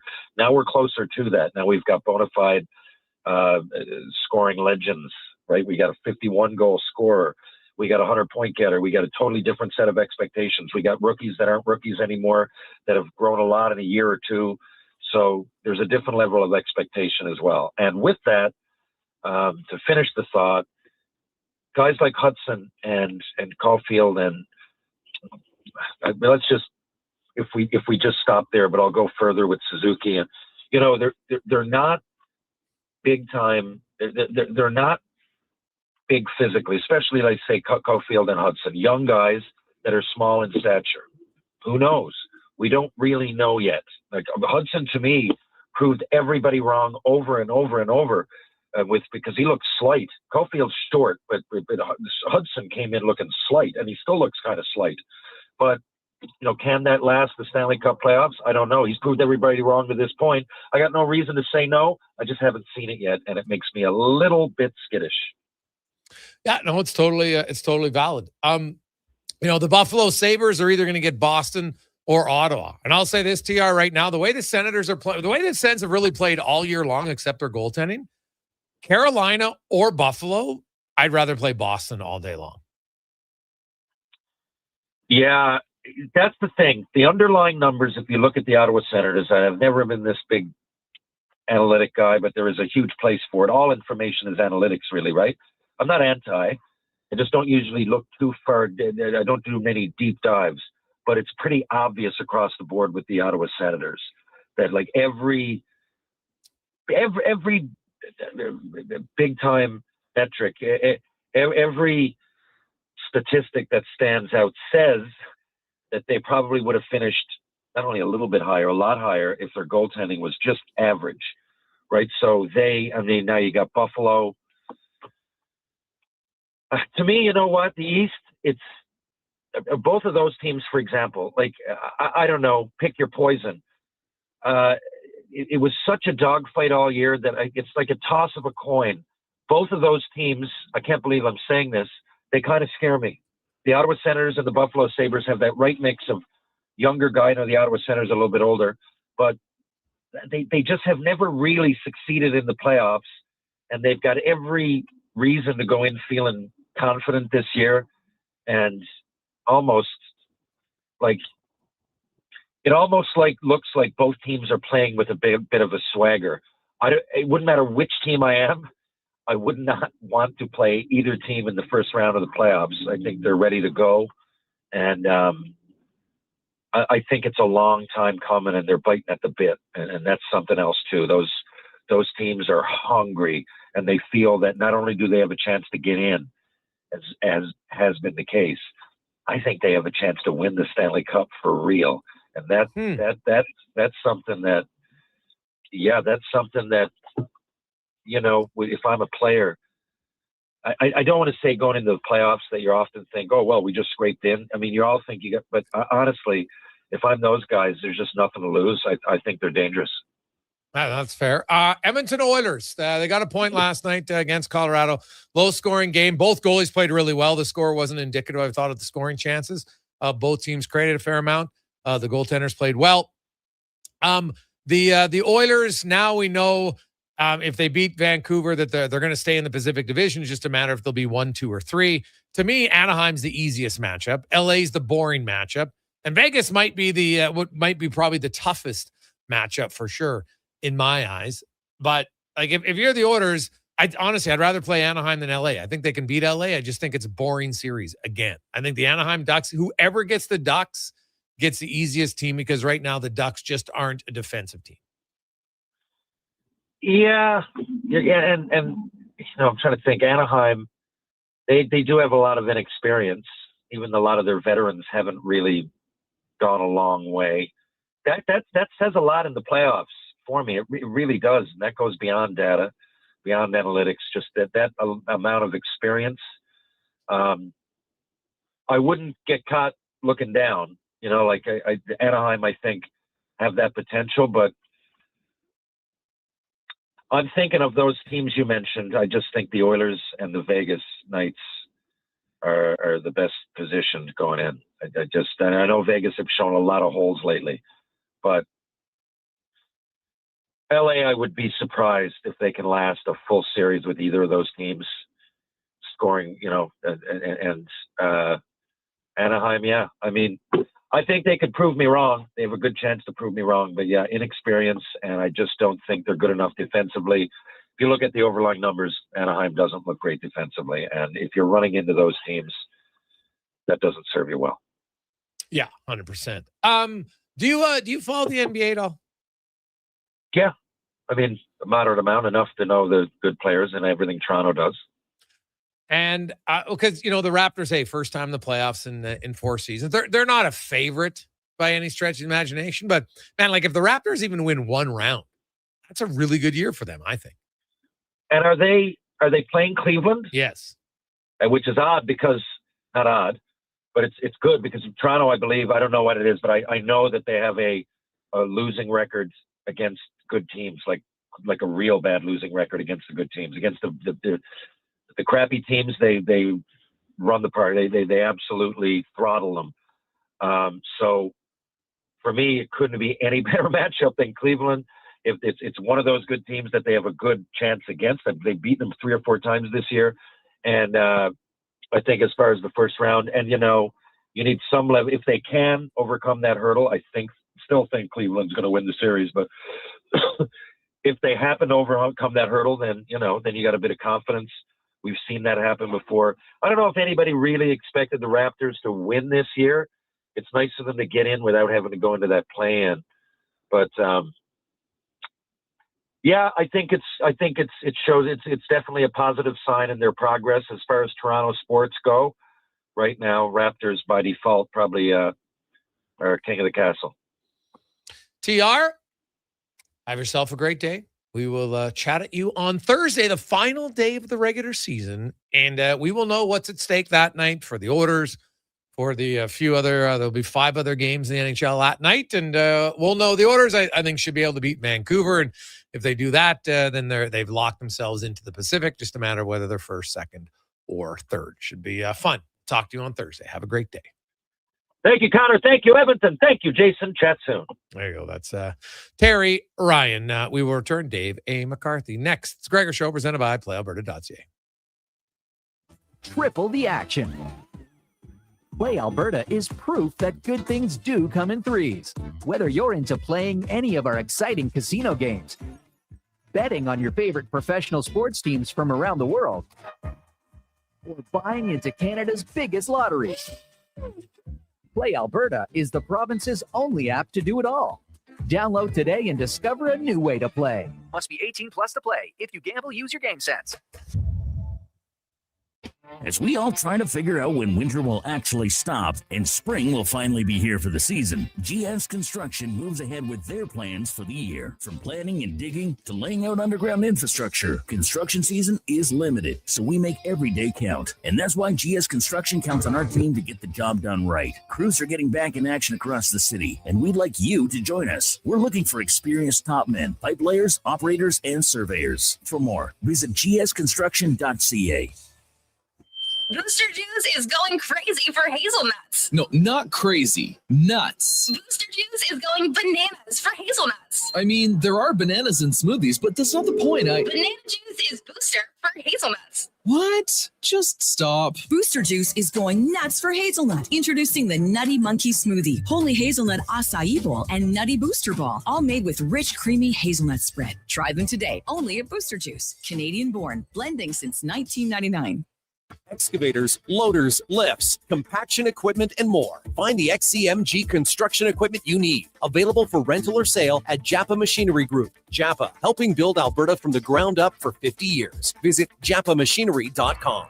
At Hughes, it's all about getting in and out quick and clean. No cash, no problem. With Hughes' new tap and wash system, all you need is your debit or credit card to get your vehicle sparkling clean.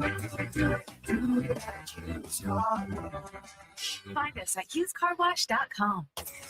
Want sports talk on the go?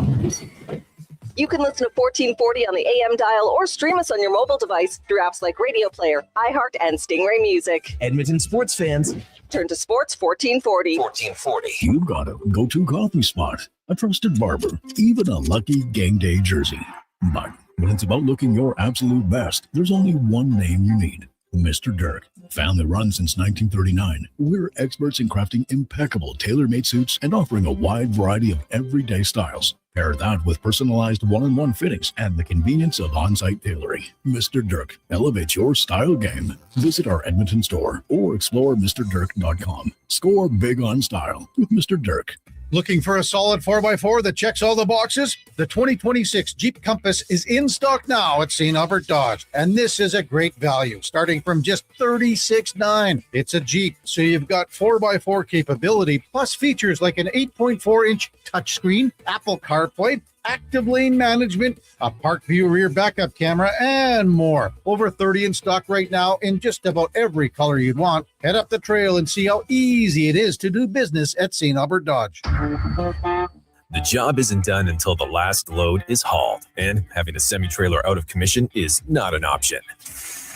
Whether replacing or adding to your convoy, Edmonton Trailer has a huge inventory of new and used semi-trailers, trusted by the gravel, logging, oil field, fluids, and freight industries. Find a trailer right for you online or at one of their 3 locations. For sales, service, parts, rental, and finance, when you're in it for the long haul, Edmonton Trailer. Is your business ready to grow? Not sure how? We have your solution.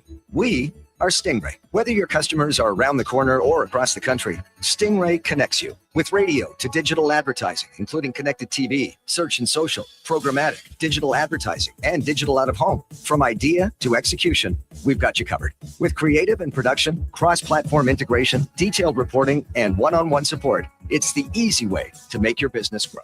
Get started now at stingraymediasolutions.com.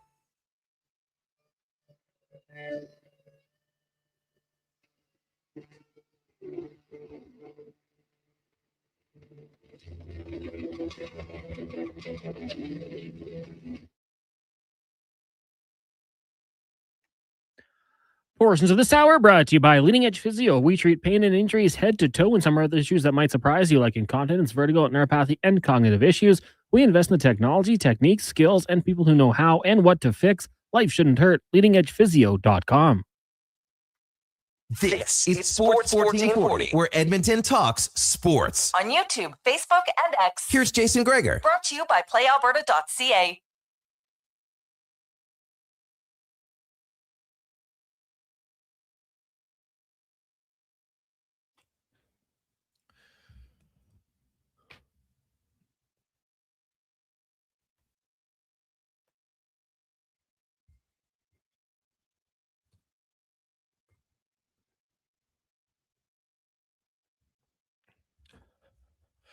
We roll through Tuesday afternoon, play-ins in the NBA. Edmonton orders day off. Oiler fans are, well, based on the text line, okay with the loss last night. Ingram played really well. Edmonton created some chances. Unfortunately, Wedgwood played great. Like, if you're watching that game last night, Blackwood's going to play tonight, but you look at their numbers. I don't see how Wedgwood isn't the starter for game 1 of the playoffs for Colorado. I'm going to be fascinated to see how that plays out and what they do in that series, and really kind of maybe throughout the playoffs. So should be very interesting to see what will happen in that decision for not the Mammoth, Colorado Mammoth. That's a NLL team, the Colorado Avalanche. Because you know what? Sometimes you overthink it. All I think about is the Boston Bruins. And the year they had the greatest regular season ever, when their goalies basically rotated every game for months. And then you got to the playoffs and said, you know what? We're going to do what didn't get us to the playoffs. And now we're going to play one guy. What? And guess what? It cost them. Like, who cares what everybody else has done? Nobody had ever done what Boston had done. Had that good of a regular season. Rotating goalies all the time. So why'd you switch? They outthought it. And I look at Colorado. Wedgwood's playing better, full stop. I don't care who you think your starter is. I don't care who you hoped your starter was. Wedgwood's playing better. Is the goal to win a championship or to be stubborn and do things what you want because we're paying this guy more money than that guy? Who cares? Who cares? Play to win. So I'm going to be fascinated to see what they do in Colorado. Now, let's get to Around the NHL, brought to you by McDonald's, and it is back. The not McChicken. I like to call it, I was going to call it the Chicken Big Mac is what it is. For a limited time. The McChicken patty, but in a Big Mac style. 2 patties, 3 buns, 1 great sauce. Right now. From Sirius XM joins us. Davey, how you doing? No, I'm good, Jason. I agree with you when it comes to the net minding in Colorado. Like, Scott Wedgwood, not only is he playing better, he's played more games than Mackenzie Blackwood this year. So if you're going by regular season alone, it would suggest that Wedgwood is your starter simply by the fact that he's played more games than Mackenzie Blackwood. I mean, it makes no sense. I don't even know why it's a debate really at this point. What are we worried about here? Because Mackenzie Blackwood has, quote, more pedigree? Guy's 30 years old. Junior hockey pedigree is out the window. Where you were drafted is out the window at this point. Who's the guy stopping a puck more often right now? And right now, that's Scott Wedgwood. So I start him game 1. I really don't see why that's much of a debate, to be honest with you. Yeah, I am totally with you. We have our 16 teams in now, the playoffs. Washington, the Islanders get eliminated last night. The Nashville Predators, San Jose Sharks, Winnipeg Jets officially get eliminated last night. Of those 5 teams, which one should be the most disappointed in their season? I think it would be between... I would say the Winnipeg Jets, to be honest with you. I think they're a better team than what we've seen out of them this year. They went on a pretty good run here after the Olympics to kind of get themselves in the mix, but you just can't ask yourself to go on a run of that length to get into the playoffs. The middle of the season killed them, where they were just not nearly good enough. I think you look at that roster, you know, Mark Scheifele's had a great year. Kyle Connors had another really good year. Josh Morrissey's had a good year. Connor Halley should be a guy that provides net minding at a level that'll get you in a playoffs. He hasn't been as good this year as he was in years past. He was great in the gold medal game. Thanks, Connor, for us up here in Canada. But during the regular season, he hasn't been as good as he has been in the past. But, you know, he is capable of it. the fact that they lost Nikolai Ehlers, I think, hurt them more than they were expecting because it slotted people in that lineup, like maybe Cole Perfetti a little bit too high. And they haven't been able to fill that role. But one guy alone shouldn't tank your season. And they just went on too long of a run where it was an automatic loss every time they played. They're not a team that, to me, should be looking at rebuilding. I don't even want to say retool. I think they've got a really good team. They just need to add a top six forward. Again, easier said than done because there's just not that many out there in free agency. They're gonna have to be creative, find a trade that'll work. But they need to bring in a Nikolai Ehlers replacement, and then beyond that, like this should be a team that's a competitive team. But there was too much underperformance from guys that I did not mention. Guys that I mentioned were fine. Outside of Hellebuck, he could have been better. But the skaters were fine. It's too much underperformance elsewhere, and maybe a little bit too much thinness in their lineup up front without Ehlers. But they should have been a playoff team this year, so I think they should be disappointed. I would agree. I think that the Jets have played well here down the stretch, but a little too late for them. The Montreal Canadiens, we know they're taking on Tampa Bay. The Penguins are going to take on the surging Philadelphia Flyers. Who do you like in the Battle of Pennsylvania? It's a good question because really, this is a matchup that is entirely unpredicted. I didn't hear anybody saying the Penguins were making the playoffs. I heard less people saying the Philadelphia Flyers were making the playoffs. And here we are, the 2-3 matchup in the Metro Division, the Battle of the Commonwealth. So, I think in Philadelphia, you've got a lineup that's driven by and large with youth, right? Like Trevor Zegras is a young guy. He's been really good this year. Travis Konechny, he's a veteran, but he's a younger veteran. He hasn't had a ton of experience in the playoffs. Porter Martone, it's been under-discussed how good he has been since jumping into the lineup. He's been an injection of offense to that lineup almost immediately. It's like they made a trade with 7-8 games left in the year. So he's been really good. But he's a young guy. He is a ton of inexperience on the back end. Rasmus Ristolainen is an old guy. He's never played in the playoffs. So there's playoff inexperience, but there's some veteran presence there, which will help. I think, I don't know, man. It's really, to me, a pick 'em. I honestly can't zero in, and I've been thinking about it. Like Sam Emerson, Dan Vladar, between the pipes for Philadelphia. Vladar's been good. Stuart Skinner's got all kinds of playoff experience for Pittsburgh. Yeah, at times he can be not good. I don't have to tell you, but at other times he can be great. So there's kind of a question mark between the pipes on both sides to me as well. Sidney Crosby, Evgeny Malkin, Chris Letang, they've been playing really well this year. Really, really well. Like, honestly, Erik Karlsson's turned the clock back to whatever it was 3 or 4 years ago when he had 100 points. He's been, almost that good.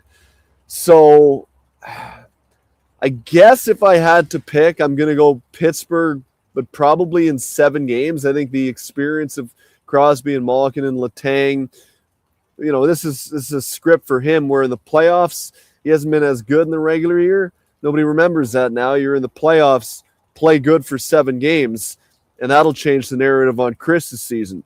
Karlsson has been really good. So I think that veteran presence, I think the experience of Stuart Skinner between the pipes, they've got some youth as well in Pittsburgh that have contributed this year. Ben Kindle's had a really good year. Anthony Mantha, not a young guy, but he's had an unexpectedly good year, career year. Brian Rust has had a career year. Ricard Raquel was traded before they had played a game in Pittsburgh, right, in September. Well, guess what? He's stuck around, and he's put up a great year. They've probably got a little bit more length to that lineup, a little bit more veteran presence, and some hungry veterans in Crosby and Malkin, because I think they're well aware of the fact that who knows if they'll ever get this chance together again as a group. I'm going to go Pittsburgh in 7, but it's tough. I wouldn't be shocked if Philadelphia surprises them as well with their youth, where they're kind of in a point where they're too naive to understand what they've got themselves into. I think this is going to be a great matchup. The Boston Bruins and the Ottawa Senators are both they're the wild card teams. And if Boston wins tonight, then we know that they're going to take on Buffalo, and then Carolina would take on Ottawa. Right now, I think I'd rather face Boston because I think Ottawa has been the better team. Their goalies were brutal, but now their goalies are okay. And suddenly, like the Sens, they look good, man. Like that could, like I would love to see a Carolina Ottawa series. I think it'd be a fascinating, fast series, and I might lean to taking Ottawa in an upset in that series. It's possible. I was talking to some people today in Carolina, and we were talking about the Hurricanes' path to a Stanley Cup final. And I said, if you can get past Ottawa, I think you're in pretty good shape. And the response was, Ottawa? Really? You're worried about them? I've said, yeah, a little bit, because they don't give up anything. Anything. What screwed them was the fact that their goalies either played dodgeball or didn't feel like it for like 60 games. But now that Linus Ullmark, and I give the guy a ton of credit, this is all anybody was asking for. He has shown up every day in the last three weeks or so. He's played like a grown man, and he's stopped the puck. And he's been the guy that they expect him to be, that they're paying $8.5 million to. And when he plays like that, the Senators are a real team. They really are. So they don't give up anything. Carolina also is a team that prides itself on its relentless forecheck, and they too are very difficult to generate offense against. It could be like a really low scoring series because both teams love to grind their opponent into the ice. At this point, would you say if Ullmark plays like this suddenly, and who would have said that? Who would have said this 3 weeks ago? Suddenly, does Ottawa have the advantage in goal coming into this series? When you look at Freddie Anderson and Brandon Bussey, who, I don't know, he's been a great story this year, but I got to be honest, the fact that he's like 28 and a rookie and has never played in the playoffs as good as he's been during the regular year kind of scares the hell out of me, to be honest with you. And Freddie Anderson, in a way, can be like Linus Ullmark, where when he's on, he's great, but he's like, a left pad kick save away from doing something physically to himself where he disappears. And then what do you got? Or at times he can be inconsistent. Would you buy that in that series, that maybe Ottawa has the advantage in goal and maybe that could be the difference? Oh, for sure. Yes. And Woodley's talked about Carolina's the fact that they might not give up a lot of shot volume, but they give up a fair amount of good chances. And so you'll go a long stretch without anything, and then you got to see a great chance. So it is, he says it's a tough system to play in for a goaltender because, goalies like to feel the puck. They like, okay, here's a shot, like obviously nobody wants to have a high danger chance after high danger chance, but it was an interesting breakdown from Woodley, who's obviously a guy who kind of jokes and got his goalie union card and everything like that. But he talks about that is it's a tougher one, and not every goalie is good in that situation. Certain guys are. So I think like Ullmark's a wild card because now who knows? Maybe like he was no good in the playoffs last year against the Leafs. Yes, quite frankly, he was not good at all. And so you just wonder, can you rely on him in crunch time? That's the question mark. So I don't know if I can. Well, Bussey's a question mark. I'd probably argue that at this point, Ullmark's one too. Yeah. Oh, yeah. I mean, like, how long does Ullmark have to go before you remove the question mark from that conversation? Like, does he have to win two rounds? Show up one round? Yeah. It's one round. Yeah. Like, once you develop that reputation, that's why I say it's really hard to shed that. And that becomes something that people keep in their mind as something that you're all about. So if he wins a round, he plays good, that'll be like 3 weeks and another 2 weeks. That's 5-6 weeks of really good play. That'll go a long way. I think that would help him. Like if you're Carolina right now, if you're Roddy, Jason, who do you start? Like I'd probably start Freddie at this point, but I think the leash would be, relatively short to an extent. Davey, one last one for you. When you look around the playoffs, we know Dallas is taking on Minnesota. I'm fascinated by that series for sure. Colorado's obviously going to be really good. The Utah, LA, Anaheim, any of those teams you think can win a series? Utah, LA, Anaheim. Well, as it stands right now, Edmonton plays the Ducks.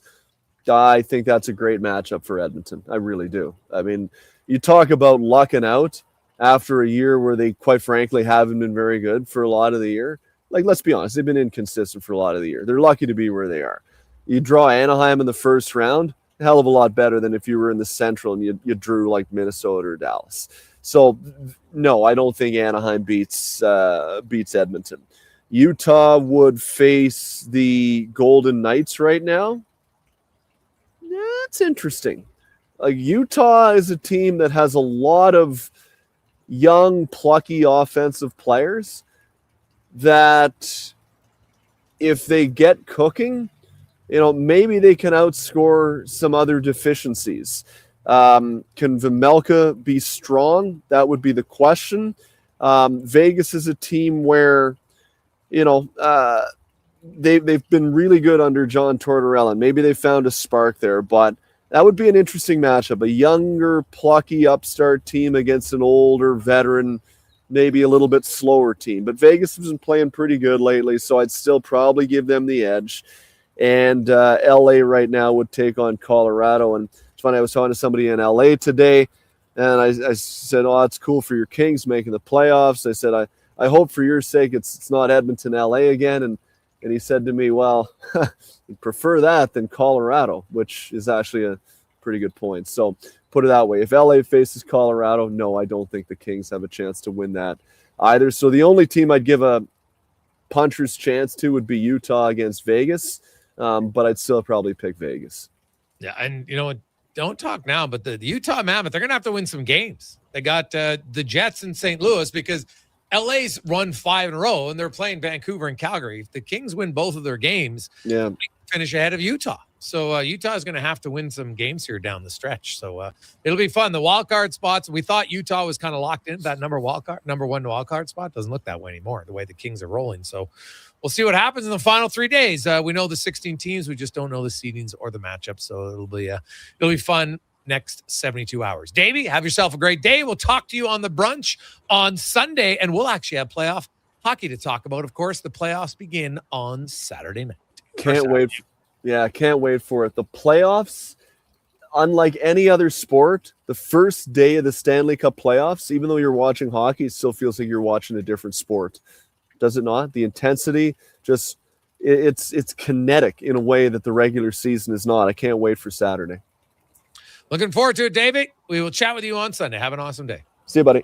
There you go. That's David A. McCarthy from Sirius XM. We come back. Jason Gregor joining. Well, I am Jason Gregor. Jason Strudwick will join us. Can't join myself. What an idiot.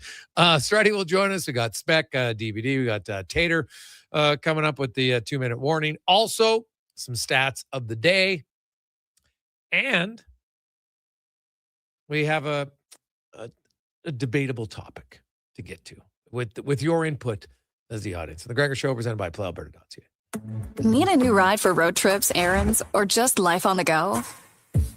Go Auto offers a massive selection with over 15,000 new and used vehicles to choose from. With over 70 locations across Western Canada, finding your next ride has never been easier. Whether it's a roomy SUV for the family, a sleek car for the open road, or a rugged truck for your weekend adventures, you'll find it here at a price you'll love. Explore thousands of vehicles today at goauto.ca. Welcome to Silent Ice Center, the region's newest hockey and event center in Nisku.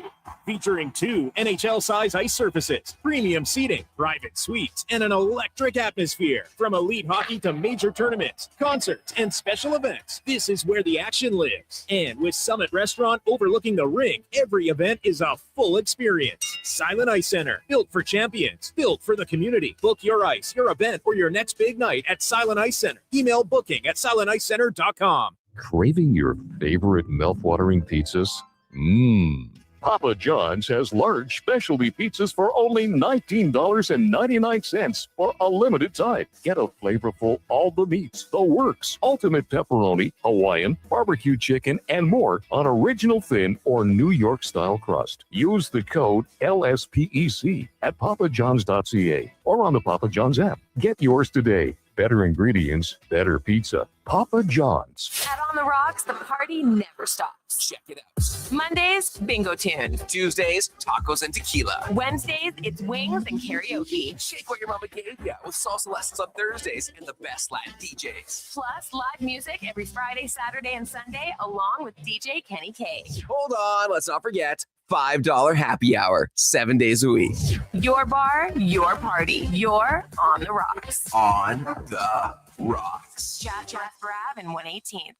No fluff, no fillers, just pure entertainment. Sports 1440 brings the heat with bold opinions, big personalities, and Edmonton's fiercest fans. This is your turf. This is Edmonton's sports leader, Sports 1440. Scott McGilvery here, HGTV host and renovation expert. The one upgrade I know homeowners will love: better, fresher Culligan water straight from the tap. Culligan's Aquacentral reverse osmosis filtration system takes your water to the next level. With up to 7 stages of filtration and 14 filter options, they're certified to reduce over 90 contaminants. Your tap water is about to get a major upgrade. Safer water that tastes great.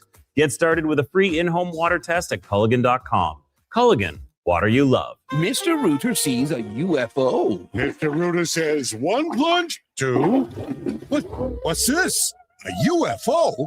An unidentified floating object.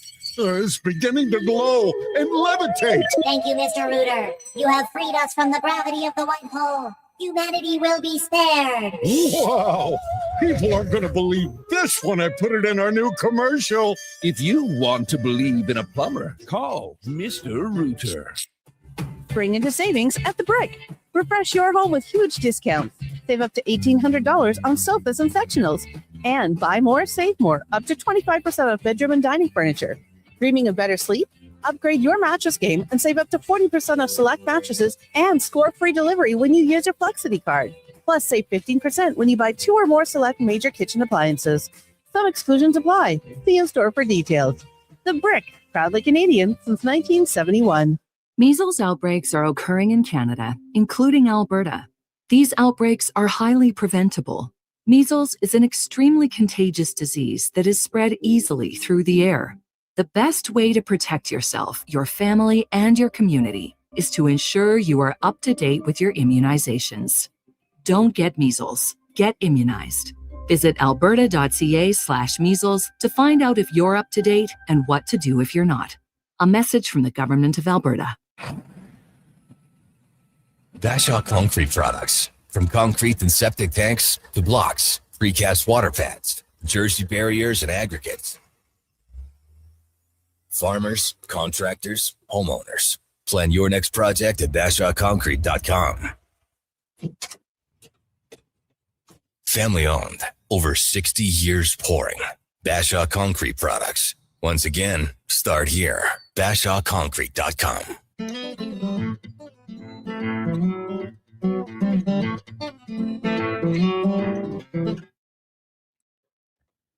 Portions of this hour brought to you by UL. Helping you finish your electrical project is their goal. From pot lights to electrical panels, the gear you need is at ul.ca or in person at one of their Edmonton area locations. ul.ca, your partners in power.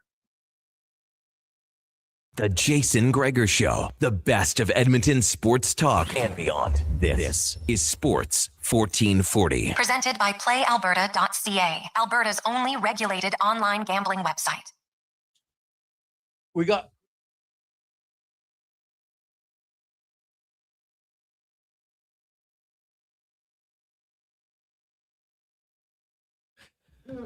$350. Welcome back. Sports 1440, sports1440.ca, YouTube, Facebook, X, and Instagram. Jason Gregor, Connor Halley, Declan Kruger with you. Cam Tate literally wheeling around the halls here at Sports 1440. We were going to get the 2-minute warning earlier, but old Princess doesn't have it ready yet, so we got to wait a little bit. So we'll get to it in a second. I want Declan to get his microphone on here for a sec because we have a conversation we're gonna have to have here. It's Kind of funny one. I'm because I've noticed a trend, Con. I don't know if you've noticed this, Cons, but I've noticed it lately. And I can't remember exactly when it occurred, but Dak, like, when did you start wearing the breathable Band-Aid? Like, why is like, are you competing in sports all of a sudden now, or is this like a new? Was it Jay-Z? No, who was it? Who wore the Band-Aid on their chin for a while, Cons? Like, Nelly. Like, is this like the nose Nelly? Like, what's happening here? Just a guy trying to breathe, man. And I didn't know I was going to get the 5th degree for it. I kind of attribute it to an old boxing injury. Like, I haven't been able to breathe out of my right nostril for honestly kind of as long as I can remember. And it only have you went to like a nose throat specialist? I finally have an appointment with the nose specialist on April 23rd. It's been years. It took a lot of haggling from people in my life to get me there. Yeah, okay. But recently, I've always not been able to breathe out of it, and it's just kind of been whatever. That's one of those things when you're young and dumb, like you don't really care about things.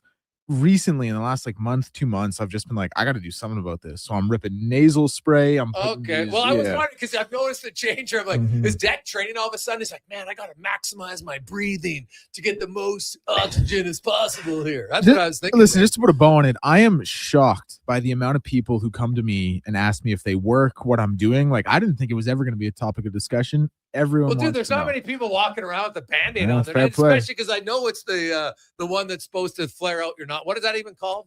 A Breathe Right nasal strip. Breathe Right nasal. No free ads, but they do a great job. Okay, so it does work. Oh yeah, absolutely. Like I sleep with them on. I go through probably like 5 or 6 a day, maybe 4 or 5. But you've only just like because you had it for a while because I said, okay, maybe. And actually, the first time I saw it, I was like, oh, maybe cut his nose. Not going to ask about it. No. But then I've noticed, I was like, well, there's no chance, and like unless it's the deepest cut in the history of noses, so it's not that. And then I just noticed the last few weeks, it's like trust me, I pay attention. I know what's going on, but I was just curious now. Yeah, it's like because we did have a texter who said they saw you in the mall and they wanted to know, like, is Declan training for something? I am not. Should have come said hi. No, listen, it's 95% nasal problems, 5% I can't afford Balenciaga, but I want to stay fashionable. So. Okay, what Balenciaga? What's Balenciaga? They're just a high fashion brand. Oh, okay. And do they have they have nasal strips? Oh, I'm sure they don't. So now, because you do still train, you work out. Like, does it make your workout better? Yep, absolutely. Really? Yeah. No, they're like, I don't know what they're putting in these things. It feels like it's just a piece of tape. I'm sure there's more to it than that. It works. If anyone's, it works. If anyone's worried about getting called out live on air or by everyone in your life, I say don't worry about it. Just wear it. No, it's all good. We weren't calling you out, buddy. That's how guys say, hey, is everything okay? Like, of course we do it in a public nature because that's more fun. But so what was the boxing injury? You break your nose a few times? I never officially broke my nose, but it's just like you get hit in the nose every day for like 7 years. Yeah. You figure there's some damage there. Yeah, because you don't really have you don't have the strutty beak. No, right? No scars. No. Like the worst was like broken hands, obviously semi-concussions, things like that. But yeah. I like semi-concussions. like well, yeah, like I got like half concussed. Not fully concussed. Like, is there such a thing? Well, I don't know. It gets to the point, right, where you kind of got to stop going and get it looked at because it's like this is just kind of what you do. Like, if you're getting hit in the head every day, you don't really keep going to the doctor to get tested for the concussions. You just live with what you're going through. So, yeah. Is that how they do it now? Like, I don't know if that's like it's probably not the smartest way to go about it. That's like, hey guys, I'm getting hit in the head. Like, I don't know, maybe stop getting hit in the head. Like, well, I did eventually. Just a thought, but hey, maybe I need some time off here. Declan, what are the numbers over there? Count backwards from 10. 10, 1, 2, 3. What? So yeah, I get it. Con, you ever tried the nasal strip? I actually just did like 2 weeks ago. My snoring apparently was getting a little out of hand. Okay. And Ashley was looking for a solution, so she bought the pack at Costco, and that's what I had to Declan. I was one of the guys, and I wasn't trying to pile on. He was the listener who saw me in the mall. Probably. Like, those look good. But yeah, no, because I just put them on before bed, and I guess they help a little bit, but I noticed it initially because it does work. Like, it does kind of open up your nasal passages, but then I go to sleep. So I don't really get, have the full experience like that. You know what you could do, though, if you want? Get a noisemaker and put it between your pillows, between you and your wife. No, seriously. You get a noisemaker because, well, depending on how light sleeper some people are, but if husbands, wives out there, you put the noisemaker in between, right? You turn it up, got the noise on. Because if you're not a super uber loud snorer and she's a light sleeper, or maybe she's a snorer, because I know, hey, women, we know you snore, because I hear they like to say they don't snore. It's just like women say they don't fart. It's a lie, right? Like, we know it's a lie. We get that maybe you don't do it as often. Like, you don't do it like guys. You don't have competitions with your friends, right? I get it. But we all know it's true. You don't have to pretend. We know it's happened. But the snoring one is the noisemaker makes it, it's good. All right. Hey, Greg's Declan with the semi-concussions, like saying I'm semi-pregnant.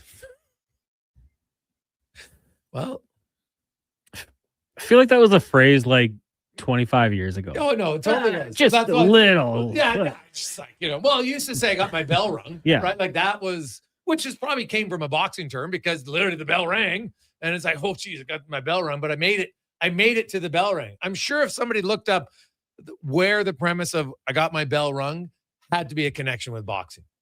I mean, it's got to be. I could be wrong. I'm just going to go off of that, but I'm quite confident there was an injury in Madden called a mild concussion. The video game? yeah. Like, oh yeah, he's out with a mild concussion. I think that was another one, like another in the rankings of how serious they are. Yeah. Hey guys, when I chaperone a high school ski trip, I ruined the guy in the second day after skiing. He snored brutally. I had to put earplugs in, didn't work. Went with the bedtime noise machine on my phone, put it right beside my head, drown him out. Well, yeah, that probably works. But are you taking because you know how they say we're not supposed to have our phones in a room, right? There's all the stuff going on. So just get a noisemaker.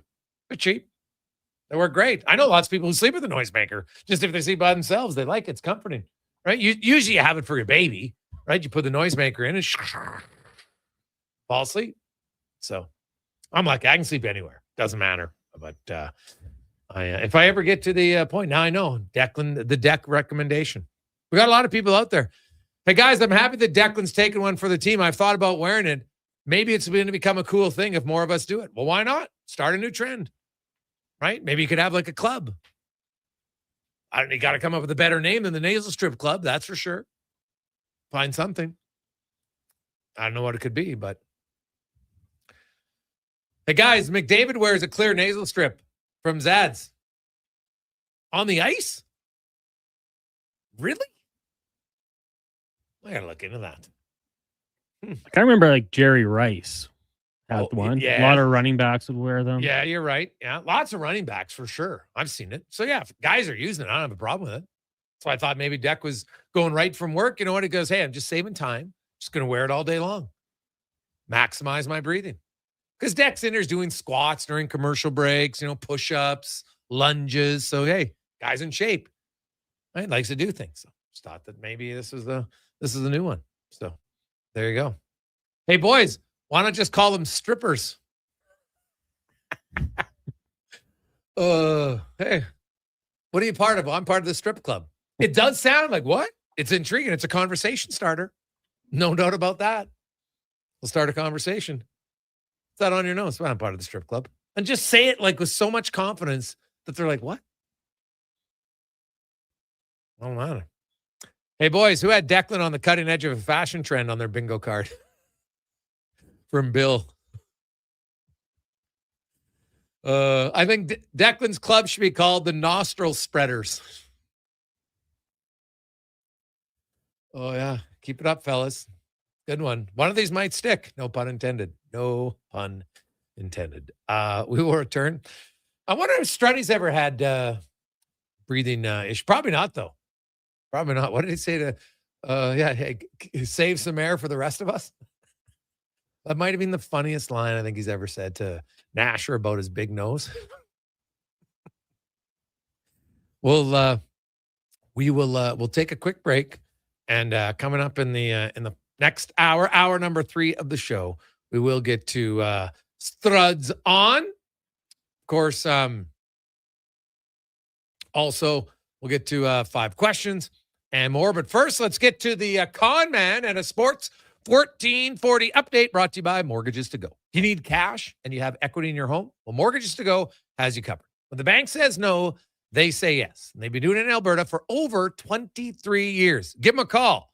1-888-888-5998 or visit mortgagestogo.ca. This is a Sports 1440 update. Busy night in the NHL as the regular season concluding in just a couple days. Devils in Boston, Hurricanes up against the Islanders. The Flyers host the Canadiens, Caps and Jackets. Wild host the Ducks, Jets taking on the Mammoth. Flames host the Avs. Penguins up against the Blues and the Kings in Vancouver. In the association, play in action 9 and 10 matchup as the Hornets host the Heat at 5:30. Then at 8 o'clock, the 7 and 8 teams, Suns and Blazers from Phoenix.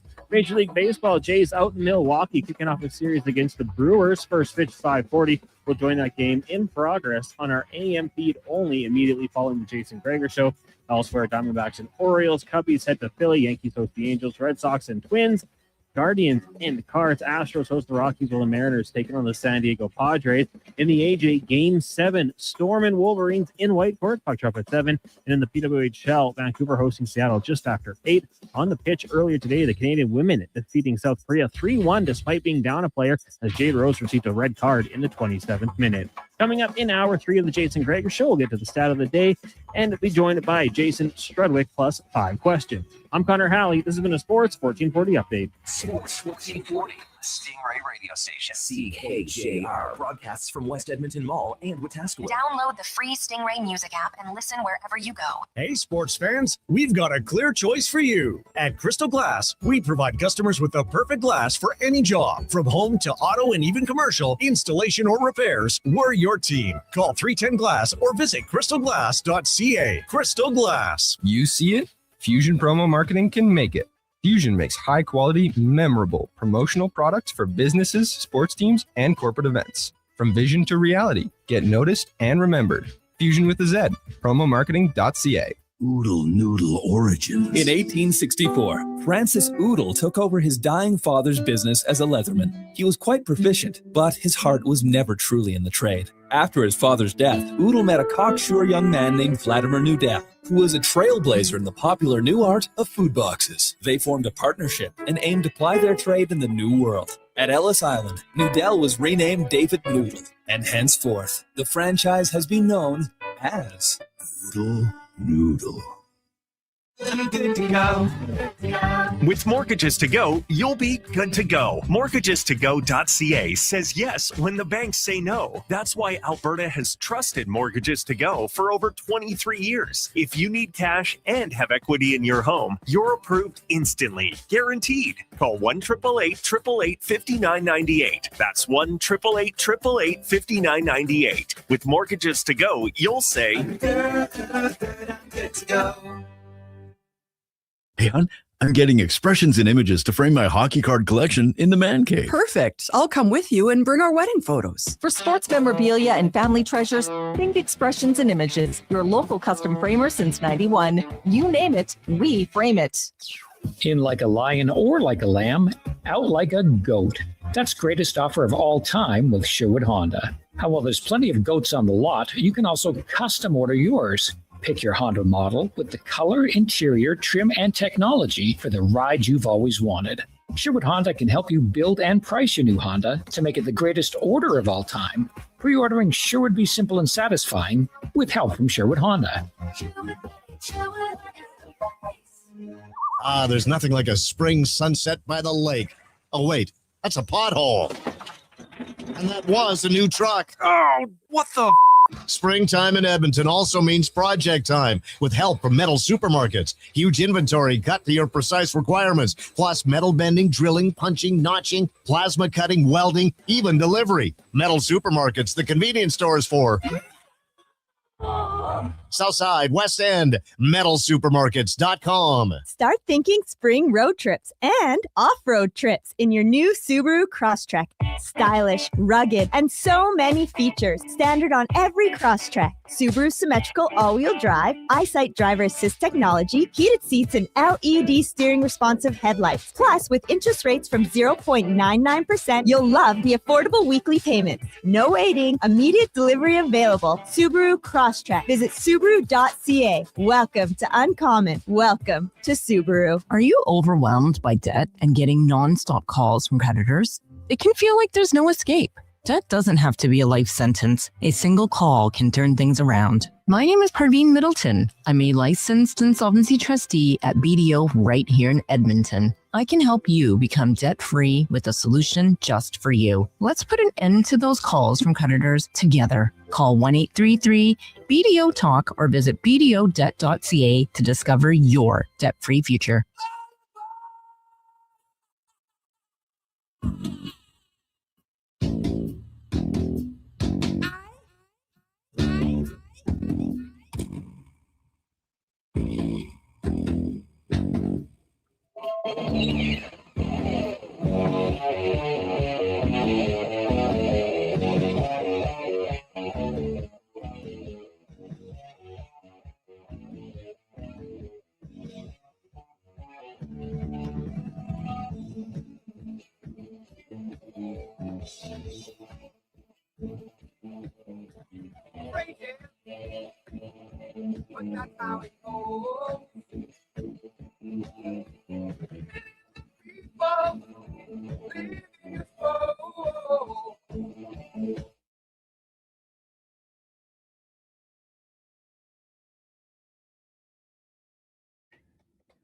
Portions of this hour brought to you by Papa John's. For a limited time, get your favorite large specialty pizza from Papa John's for only $19.99. Use code LSPEC at papajohns.ca or on the Papa John's app. This is Sports 1440, where Edmonton talks sports. On YouTube, Facebook, and X. Here's Jason Gregor. Brought to you by playalberta.ca.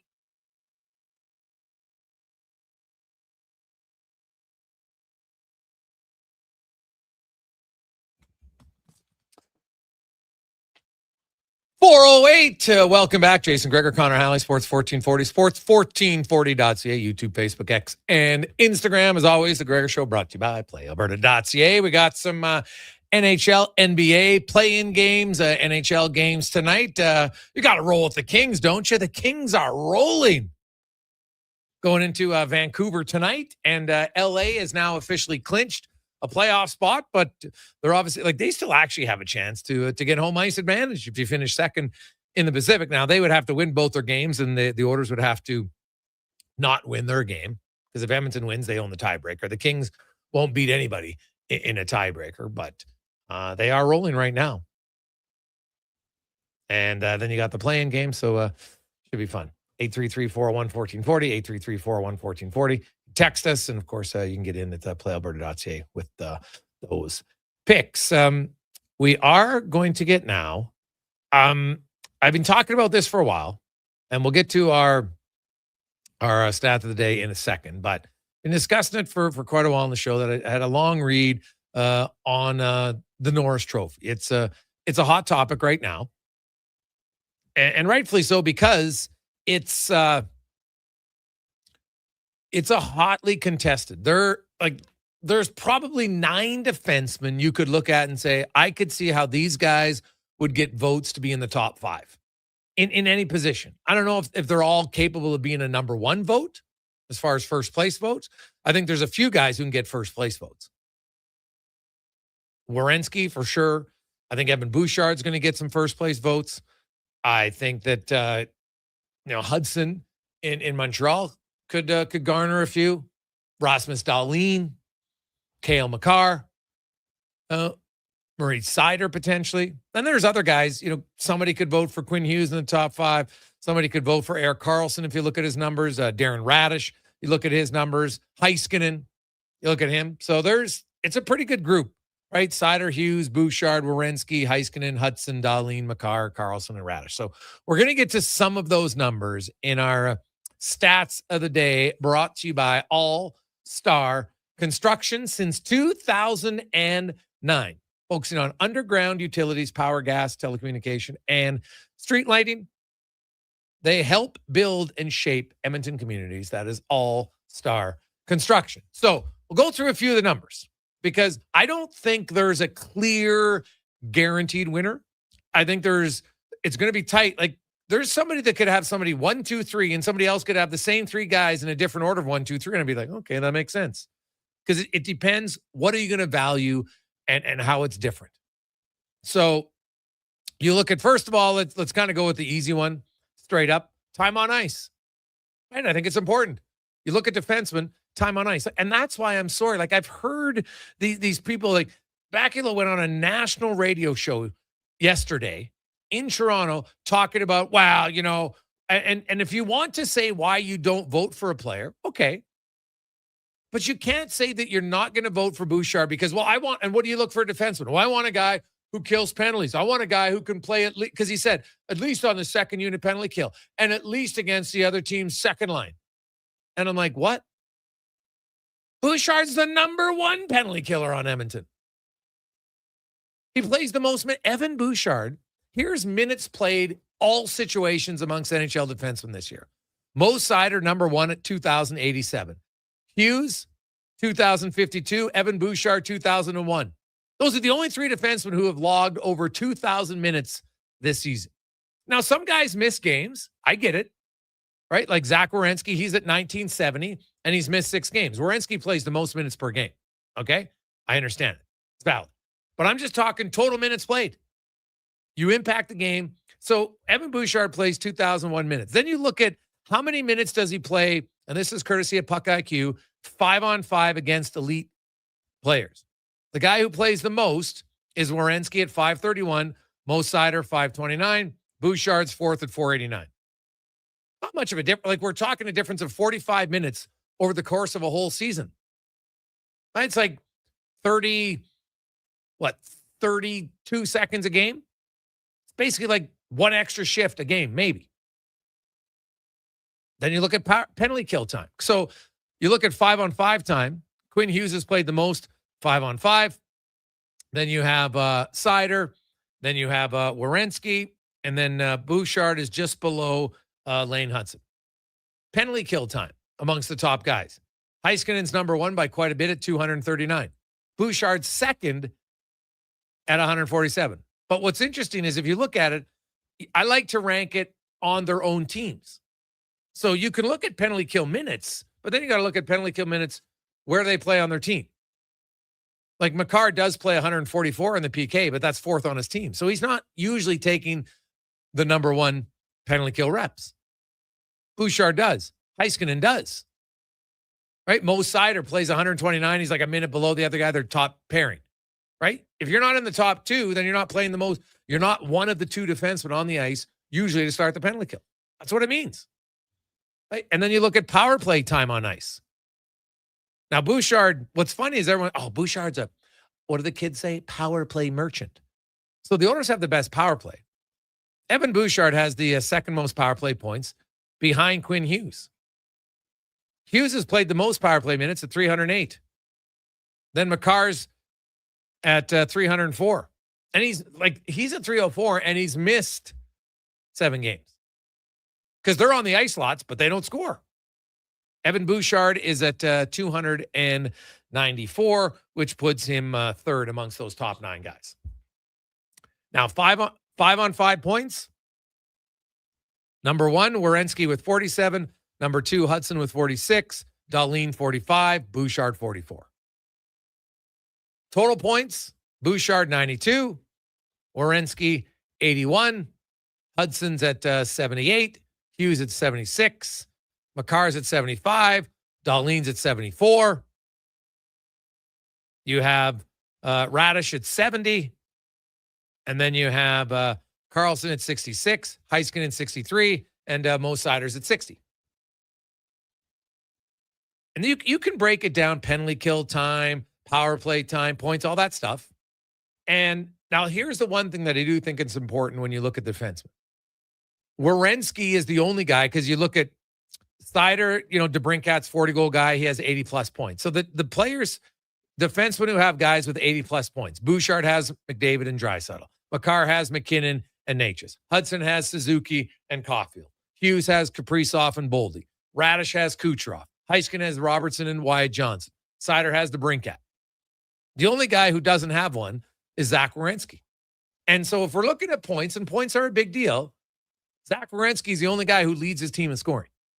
He doesn't have, and that does impact you as a defenseman, because you can have where you'll make a pass out of the zone, your guy rushes up the ice, scores. Right? That's an advantage. You can't overlook it for Evan Bouchard. Just look at the recent goal that McDavid scored in Utah. Right? McDavid took the puck at the top of the circle in his own zone, went in and scored. You get an assist on it, great. Tristan Jarry got an assist on it, awesome. But a few of those points, they help you. You can't discount that. So to me, I like to look at everything overall. And all I know is after crunching all the numbers, I found it's fascinating when people will talk about, doesn't play defense. Well, he plays more minutes 5-on-5 against elite players than everybody but two. And we're talking a difference of like 45 minutes, 44 actually. Penalty kill minutes, plays more than everyone except Heiskanen. How can you tell me that Bouchard doesn't? If you only want to look at highlight reels and look at mistakes, okay, no problem. But at least admit that that's what you're influenced by. Because I believe if you have a national broadcast, you cannot, if we're going to talk about giveaways, and I don't want, you know what? You don't want a defenseman who gives away the puck? Great. I don't want a broadcaster who goes on national TV and promotes false statistics. I'm sorry. That's your job. Your job is to promote factual stuff. You want to debate on it? You can say, hey, here's the numbers. I still like this guy more because of this or that. Fine. But at least your stats are factual. Okay? This isn't politics. Okay? Factual. You can't go on national shows claiming, I need a guy who kills penalty. The Cars kill. Yeah, so does Bouchard. Actually kills more penalty minutes this year. All right? Then you're claiming, it doesn't play top minutes. Yes, those guys do. If you don't want to vote for Bouchard, no problem. Because I can make a strong argument for Werenski. I can make a strong argument for Hudson. I can make a strong argument for Dahlin. I really could. Just like I could make a strong argument for Bouchard. Bouchard isn't the clear-cut winner. Some Oiler fans will think that, and that's fine. They're a fan of the Oilers. It's not their job as a fan to watch the other teams. That's the media's job. If you're an analyst, especially a national analyst, you should damn well know what all the players are doing if you're going to have a discussion on a topic. It's just that simple. So for me, you can go read the article. And, this just coming down. Connor Unger is going back to Bakersfield. Interesting. Interesting. So do they have an injury on goal there? Who knows? They're playing 3 games here in the next few days. But when you're looking at it, you can read the article. I didn't even put my opinion on the players in it. Because you know what? I got to vote. I'm going to try to influence Buddy. Vote for this guy. Vote for this guy. I'm just presenting the numbers and the data. Here's what each guy does in different situations at different places on the ice. Teammates can have some impact, but I don't buy the argument, well, if you put this guy on this team, he would be there. He might, but that's irrelevant to the conversation. That has nothing to do. You don't vote for awards based on a what-if scenario. Well, what if this guy played elsewhere? Why would I ever vote on something that's a what-if situation? It's moronic. First of all, I don't know what the answer would be because it's what if, right? What if? Well, what if I was 6'5"?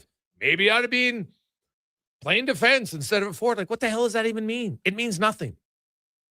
What happens is when people don't have anything to counter your point, they will deflect and come to something else. That's just what it is. But so go look at it. Go look at the award. But I will say this. There's no clear-cut winner. And whether it's Werenski wins, if Bouchard wins, if Hudson wins, if Dahlin wins, for me, when I crunch the numbers, I'll just say this. Like, I know who I'm going to put in my top 5 in no particular order, but I know guys who won't be in my top 5. I'm sorry, but anybody who has Quinn Hughes in their top 5 this year, I don't think you're paying attention. There's no statistic that ranks him where, other than time on ice at 5-on-5, none of his stats are great. You look at his goals, 4 goals against, 5-on-5.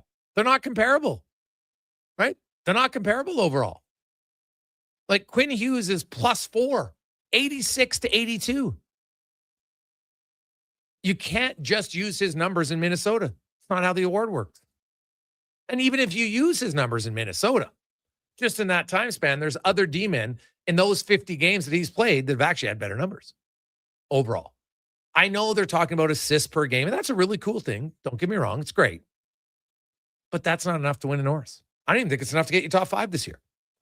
I wouldn't have Radish in my top 5. And as good as Miro Heiskanen is defensively, His numbers are funny enough. Like everyone's like, yeah, he plays a lot of minutes defensively on the penalty kill, but they're not great. Funny enough. Now, that's just going off of, goals for and expected goals. So I know that your goaltender plays a major role in whose ever numbers you're on the penalty kill.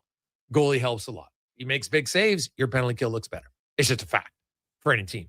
But there are guys like, how much do I punish a player who isn't on the penalty kill a ton? How much of a factor is it? When you look at guys who play 2,000 minutes all year, and on the penalty kill, Bouchard is second most at 147. So do the math. It's not a big percentage of his season. So guys who are like, if you played 91 minutes, but you played 1,970, like that's barely 10% of your ice time. So how much can I weigh it? I can't weigh it heavily. Well, he's not on the penalty kill very much, so that's got to be a huge factor. It's a small one. So I try to weigh them all in weekly. That's how I do it. Everybody's going to be different, but I just think as a voter, you should take it serious. It's important. Somebody would love to win a Norris. I don't like to hand out votes based on reputation. I don't like to hand out votes based on, well, that guy could have won it last year, should have won it, so now I got to vote for him. I don't think that's fair either. So every year is different, and you can see all the numbers in the article at OilersNation.com. We'll put it out on X today as well, thanks to Puck IQ and Natural Stat Trick and NHL.com. That's where you get all the, at least the statistics that I use. And there's other ones, but I also use the history of it. And I do want to go, because here's the numbers, because this one, I will argue it to the death. It makes no sense to me. 1983-84. Rod Langway. He won back-to-back Norris trophies. Now, Langway was traded from Montreal to Washington in September of 1982. This was his first year in Washington. And he finished with 32 points, was -2. There's not a lot of other data to go off of at that time. But he was considered a defensive defenseman. But he was -2. So he's, and keep in mind, he's a -2 player on a team that when they're up, if you're trailing in a game, so you go 6-on-5 and you give up an empty net goal, he's not the guy on the ice there. You're not putting Rod Langway on the ice when you've got Scott Stevens and Larry Murphy and you're trying to tie the game. So he wasn't getting an abundance of empty net goals against him to lower his plus-minus. But he was -2. He had 32 points. Paul Coffey had 96 points and was +52, and he didn't win. And then the next season, Langway wins it a second time. Langway finishes with 33 points and now +14. Paul Coffey, 126 points. He had 93 more points. It was +52. What? How is that possible? I don't get it. I just can't fathom it. I don't understand it. How can a guy have 126 points and you're going to tell me that Rod Langway was a better defense? Where? Because was his defense that much better? One guy was +52. One guy was +14. So even if he's given up more goals, he's still scoring way more to overcompensate the goals he gives up. And here's the one thing. When you get 126 points, that means you are directly involved in the goals. Directly involved. You're not always directly involved in goals against. And you're not always directly involved in goals when you're on the ice. But when you get an assist, you're directly involved. Might have been an easy assist, but you're still directly involved in it. And then the voters decided, well, you know what? We might have reached too far. Because after that, Coffey won in 85 and 86. He won the next 2 years. He won in 95. Bork won in 87, 88, 90, 91. Chelios won in 93. Brian Leach won in 92. You had a lot of top-end guys, Hall of Fame defensemen. Right? Because the Hall of Fame guys still played a lot of minutes. Now, at recent winners since 1995, you come out of the lockout, you got more voters, and Chris Chelios won. Now, the guy, and I just want to point this out to Oiler fans, the guy with the most points doesn't always win. It's a big factor, but it's not the only factor. Chris Chelios was fourth in points with 72 and 96. He beat Ray Bork by only 5 points. Wow. Now, he was barely behind them in scoring. right? But there's not a lot of data to go off of, but it was a very close vote, 403 to 408, right? First place votes, Bork actually had one more, 23-22, but Chelios beat him in second place votes, 19 to 16. Wild. And like I said, offense was close. They were within 10 points, Bork and Chelios. Leach won in 97. He won with 42 out of 54 first place votes. Led all defensemen in scoring. There's lots of years where I can say guy led in scoring. He won that. So don't tell me that offense doesn't matter. It matters. It's not the only thing that matters, but you can't suddenly tell, well, I don't think it matters. It's always mattered. And to suggest it doesn't matter, frankly, is moronic. It doesn't. I can't understand how you can tell me that offense doesn't matter for a defenseman. Is puck moving not a part of the game? Is getting the puck out of your zone, up to your forwards, and then making plays in the offensive zone? Like, what do you mean it doesn't matter? Of course it matters. It's harder to produce offense than it is to limit offense. That's just been proven. All you got to do is watch a trap, right? If you want to play the trap, it's born a sin. It's easy to do as a system, and you can limit goals against. It's hard to score. So offense will play. Now, it's not the only stat. So check out the numbers. Let me know what you think. That's our stats of the day, brought to you by All-Star Construction. Struddy joins us next. It's a Gregor Show presented by PlayAlberta.ca. Legacy Heating and Cooling offers no payments and no interest for 1 year on your new furnace. So when you wake up to no heat, call Legacy. Call Legacy. If you need it immediately with no overtime rates. If you need it immediately and want to combo it with AC. Call Legacy. Call Legacy. No payments and no interest for 1 year on your new furnace. It could only be Legacy Heating and Cooling. Noodle, noodle, noodle, noodle, noodle, noodle, noodle, noodle, noodle, noodle. Noodle, noodle, noodle, noodle, noodle, noodle, noodle, noodle, noodle, noodle, noodle,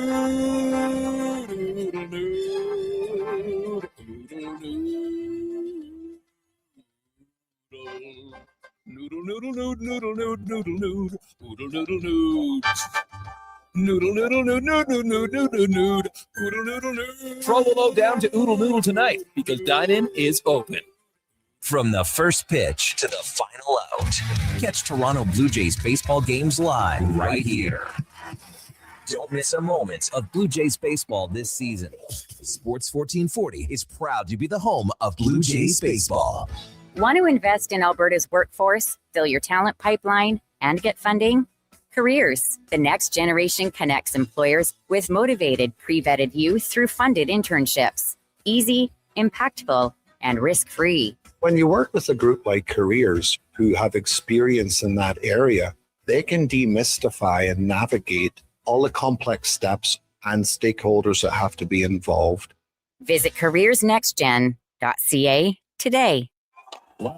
Ready for a silly hockey fans. Your partner in power just skated onto the ice. EWEL.ca, the new e-commerce website for electrical wholesalers Edmonton, is ready for the power play 24/7, 365. UL skates to where the puck will be in 5 years. Now that's forward thinking. Killer selection, slamming products from the best brands, and legendary service. Don't sit on the bench. Get your account today at EWEL.ca and win that project. Plug into your partner in power. Get an EWEL.ca account today. Spring into savings at the Brick. Refresh your home with huge discounts. Save up to $1,800 on sofas and sectionals, and buy more, save more. Up to 25% off bedroom and dining furniture. Dreaming of better sleep? Upgrade your mattress game. Save up to 40% off select mattresses and score free delivery when you use your FlexiBee card. Plus, save 50% when you buy 2 or more select major kitchen appliances. Some exclusions apply. See in store for details. The Brick. Proudly Canadian since 1971. Getting your vehicle sparkling clean doesn't have to cost a fortune. Take it into Hughes today and pay just loonies a wash. Find us at HughesCarWash.com.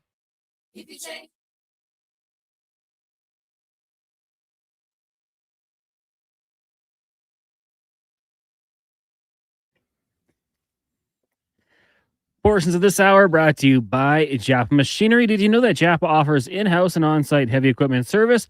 Rain or shine, Japa's service department is here for you. Visit japamachinery.com for all the details. The Jason Gregor Show, the best of Edmonton sports talk and beyond. This is Sports 1440. Presented by PlayAlberta.ca, Alberta's only regulated online gambling website.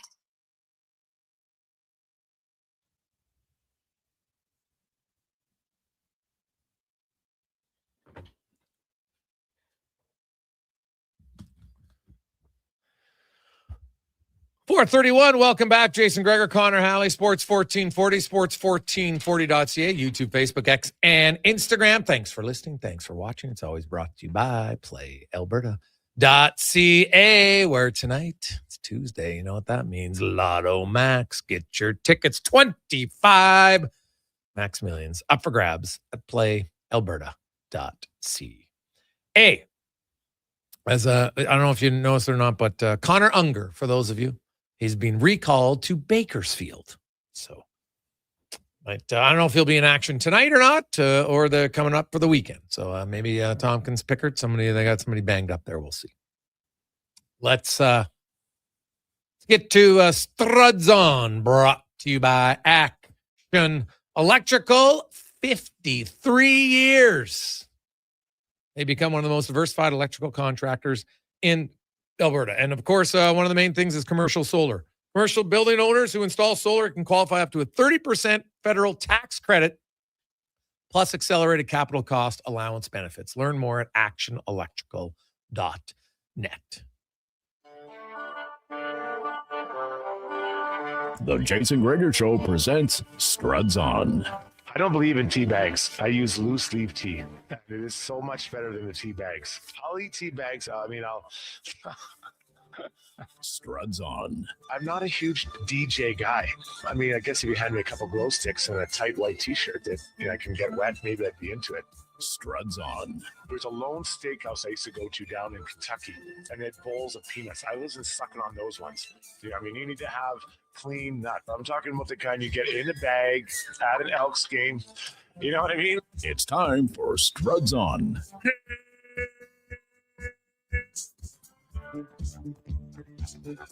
Struddy, good afternoon. How you doing? Well, good. What's up with everybody today? Oh, just we know the 16 playoff teams, so now it's a matter of who plays where. What were your biggest takeaways from the game last night, Oilers and Avs? Well, I love the way they're trending defensively. I mean, you had Matthias Ekholm talk about it and how, it wasn't good at the beginning of the year. Now it's coming in. This team's going to score goals. If you ask me what's more likely, this team to explode on the power play when everyone gets healthy and never put some 5-on-5 goals, or 2 months ago saying they're going to be a lockdown defensive team. I'm like, they're going to be an offensive team when they get healthy. If they get healthy, they'll be a big difference maker. But the idea they have of defending and the way that their goaltenders are performing, that is what I really want to see, because I know the other part's going to come. Well, you assume so. Eventually, their offense will come. Obviously, you get Draisaitl back. that 5-on-3 strategy, that was really the difference in the game. You got to take advantage of the 5-on-3. And to me, they kept trying to force the same play, the down low cross pass. It just wasn't working.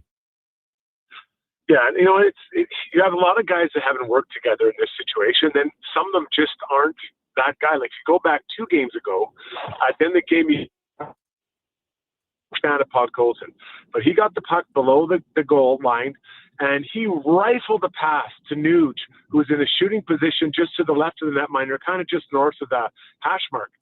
He couldn't handle the pass. Normally, that's probably Leon Draisaitl making that pass.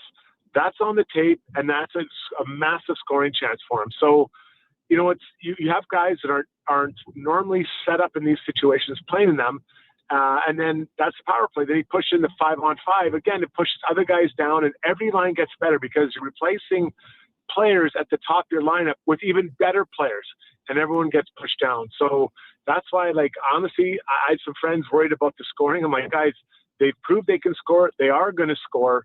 I'm worried about the defending and the net minding, and that is trending in a much better direction. Well, yeah, Ingram was great. Now he didn't like his shootout. He didn't like his playing the shootout. You know, and I don't mind the passion because he's got no one else to blame in that regard, right? He looks and says, "Hey, man, I can be mad because everybody knows he's only mad at himself in that point, right? Like you don't do that after you give up a breakaway goal or something, of course, because people think you're mad at your teammates. In this case, you know, he's like, hey, I got to make a save. And I know he really didn't like the first goal. He thought that that's the one he probably should have got a piece on. You can say, hey, really nice shot for Nichushkin. So there's always one side will say nice shot. The other side will say, no, I should have had it. But the Oilers, you know, you look at Colorado and the point last night, Struds, barring a major collapse against Vancouver, pretty much puts them in a position where they don't have to meet Colorado now until the third round. And that's massive. Oh, it's huge. And really anyone from that division, you know, they've got, you know, Dallas and Minnesota. It looked like Dallas was going to push for a while. They kind of fell off, but they've got 2 40-goal scorers. They've got a good group to play against. And Minnesota, we know they're a pretty big and heavy team. Yeah, they're skilled. And people think about Boldy or Kaprizov or Faber and obviously Hughes, but they're a big, heavy team that likes to play heavy as well. So let those guys knock each other around in the first round, then Colorado gets them in the second round. And then the path through the Pacific is a lot easier for them. So, yeah, I anticipate the Oilers finish somewhere, you know, where they don't have to play the crossover at all. And then I like to think the Oilers are only going to get better as they go, right? And we've seen that happen before. Last year, they lost the first 2 games against the Kings, and they kind of got on the bitter roll. Think about when they, dismantled Dallas in 5. So I'm really looking forward to see what this team can do. Obviously health is a huge thing, and it sounds like Leon's going the right way. Hyman as well. Dickinson, I think it's important that he comes back, and I'm a little worried about that situation there. I think he's an important player for this group. Oh God, yes. No, he took the shot off the ankle, Struddy, and it could be a bone bruise, which can be brutal, but the bone bruise, when the swelling goes down, might turn into a hairline fracture. That's what happened to Wallman earlier in the season. And I think that's kind of what's happening with Dickinson. That's why the coach couldn't give you a definite timeline, because they don't really know, right? Like I'm sure you played with a bad bruise where it didn't break anything, Struddy, but it's just painful, right? And so it's like, man, can I put my foot in my skate and can you play with it? Like there's certain injuries, you got a bad rib. Okay, it hurts to move, but I can play through it because I can freeze it a little bit. I was told that it's really difficult to freeze the ankle because now your mobility and your ankle flexion is so vital to skating that it's hard to do. Yeah, I mean, luckily I was such a good skater, Grace. It didn't really affect me too much. Me and Leon Draisaitl. But you know what? I've been through situations where you block a shot with your foot and it kills, and you do not want to take your boot off. And then after the game, you take it off, and it's so sore that night. It's got its own heartbeat. In that area got hit, and then you're just cringing the next day. You're like, I don't want to put this back in my boot, and you put it in, and it is just so much pain. And then it slowly warms up, and it gets a little better, but you don't really want to move. And then the game gets you excited, but it lingers, and that's without a break. So, I don't know. I just the way he reacted, like he's a pretty tough guy, and for him to have to get helped off like he did, like it didn't even walk off. Right? He didn't, usually guys kind of hobble off. Yes. Looks like maybe you stubbed the toe. Well, this was not a stubbing of the toe. So I have no idea. I'm not a doctor. I don't want to paint a grim picture, but just from experience seeing things, it looked like he was, struggling quite a bit. You look ahead now, Struddy, to that game against Vancouver, and the Oilers will know what's at stake, second place, third place, maybe first, I guess, if Seattle can do them a favor against Vegas on Wednesday night. But either way, how do you approach that game when you got playoffs? The game's going to mean something. So is it just kind of like, okay, this is no different than game 45. We just got to go out and we got to play well. Or the fact that if you win, it guarantees you home ice advantage. Like I'm assuming the latter is easier because it just gives you that extra motivation. How do you think the approach is for players going into the final game, knowing where there's a part of you that just wants to get through it, but you can't really think that way, can you? No, and you got to look at the other side. Like Vancouver, literally, some of those guys will probably have flights out of Edmonton to home. Like they're just like, let's get the hell out of here. That's been a disaster of a season for that whole group, and the management. It's just a disaster. So their head is gone. So you can't give them a reason to believe that they have a chance tonight. Don't give them any hope to be ready to go. Now on the Oilers side, let's assume they have they have a chance to play for something that matters. Well, you set yourself up because you also want to prepare for the playoffs. So you want to go in there with a good feeling. You also got Connor McDavid. I feel like he's probably got Art Ross locked up, but maybe 50 is interesting for him. I think he's 2 or 3 off 50. So, you're playing against a team that probably isn't highly motivated, and that's something that gets you excited as well. And then, do you need to get Stastny in there? The guy hasn't seen a game, and I'm going to say a month. Griggs, you may know more than I, but does he need to get in there? Because if there's an injury, if you want to roll in as a guy who hasn't played in a while, now he skates well, and I'm sure he's been doing all the stuff he has to with to stay ready. But does game action matter for him? Now you brought up Howard. I thought you might play Stastny the other day, but maybe they think they might need Howard in the playoffs, depending on where everything's at. Maybe more skilled player than that. So I'd like to see Stastny get in there. I don't know if there's a space for that to happen, but I would sure like for him to get some action heading into the playoffs, knowing he'll probably have to play at least sometime if it's a long run.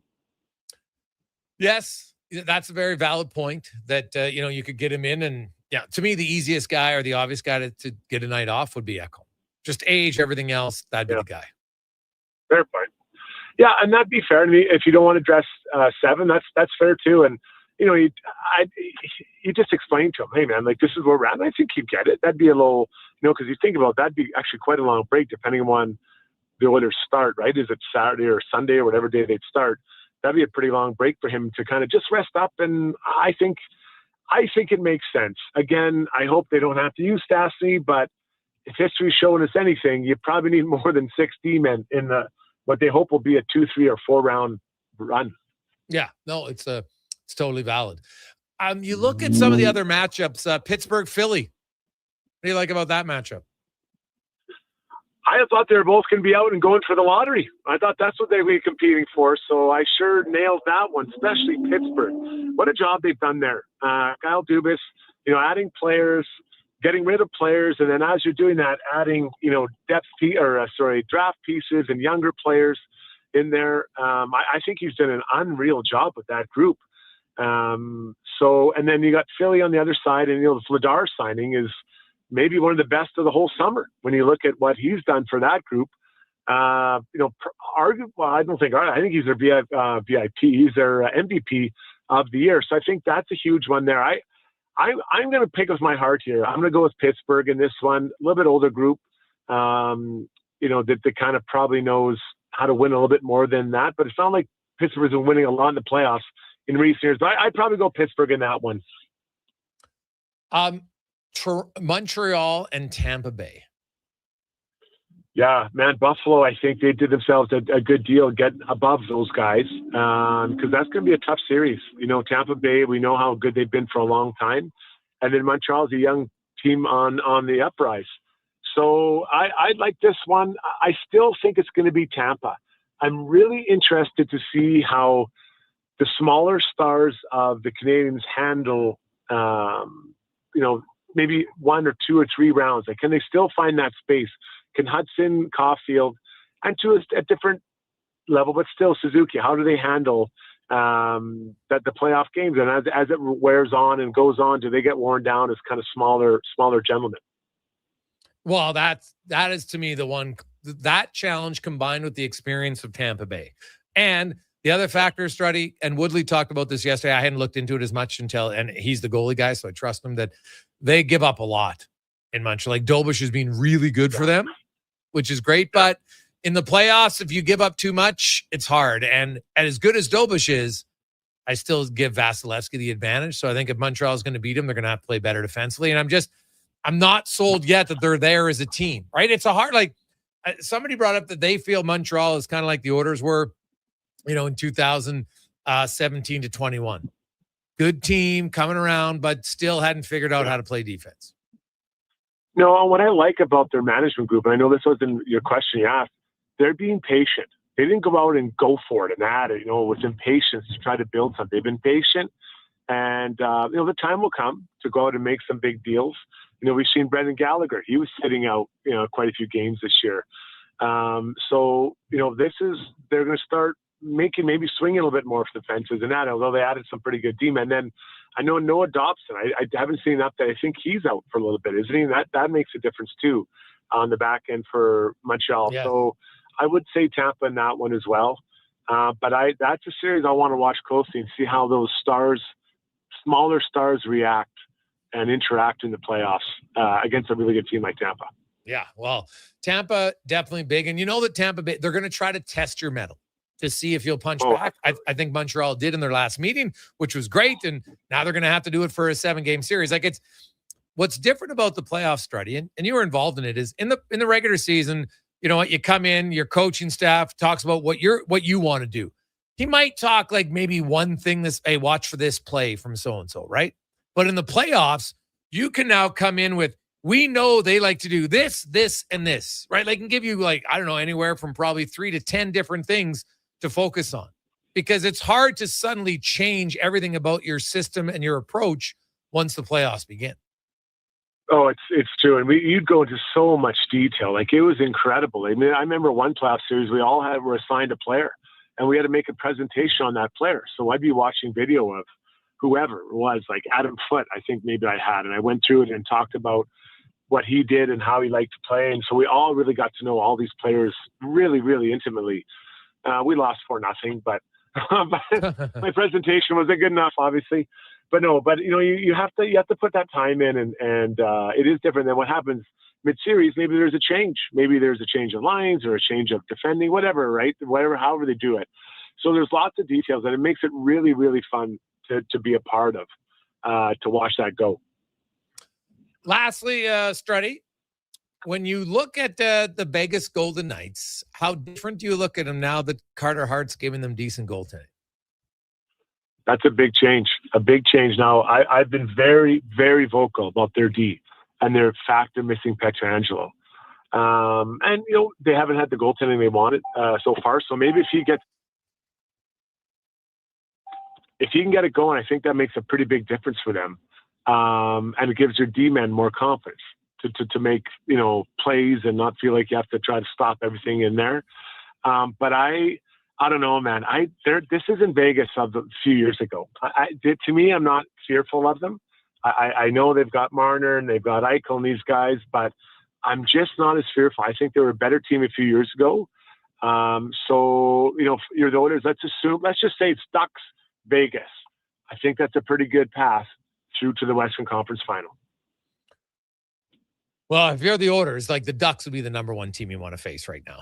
And, you know, there's a decent chance. The Ducks got to win a game, though, right? They play Minnesota and then they play Nashville. Now, Nashville might be easier now. Nashville, they went close and then had their heart broken. And now they're out and they might be like, God, just get us over. But Minnesota rested all their guys last night, Struds. And by the sounds of it, they're going to ice most of their guys tonight. And that could be a tough one for the Ducks. Now, maybe those guys are all in the lineup, but they're like, we got nothing to play for. Let's just, you know, we'll play without playing, you know what I mean? So you don't want to risk injury. Yeah. So whereas the Ducks say they're in the playoffs, but they should be motivated to avoid finishing 8th. So chop for the Ducks tonight. And if they get a win, Edmonton beats Vancouver. That obviously improves the chances of those two meeting in the first round. So we'll see. Strutty? Oh, absolutely. Yeah, should be good. Have yourself a wonderful Tuesday evening. We will we'll chat with you. What do you got in store? What's coming up on the Strudwick D camp this weekend? Yeah, it's going to be a lot of fun. And we're going to work a lot on defending one-on-one. And I'm pretty passionate about it. One-on-one defending. I know a lot of times coaches don't have time to actually get into the details, so we'll get into it.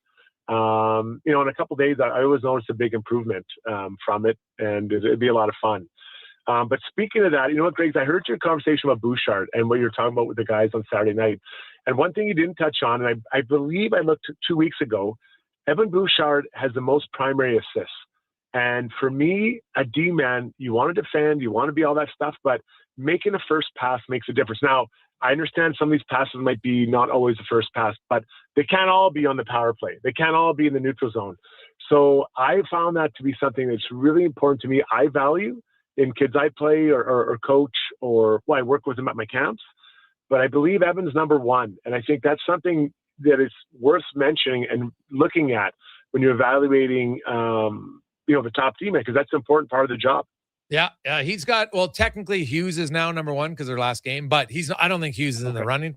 But Bouchard's at 32, Hudson's at 31, McCarr's at 30, Werenski's at 28. So yes, it is. It's definitely a factor, no question. And I do think the other factor when we're looking at points for D-men, Werenski is at a disadvantage because, you know, Hughes has Kaprizov and Boldy, Bouchard has Draisaitl and McDavid, Hudson has Caulfield and Suzuki, McCarr has McKinnon and Natchez.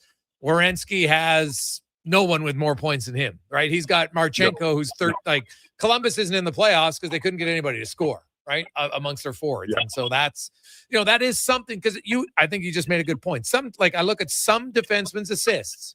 When you got a McKinnon or you got a McDavid or you got a guy who can go end to end, you pass it from, 3 feet inside your own zone. He goes end to end. You're like, sick assist, but I didn't really have to do much. Yeah.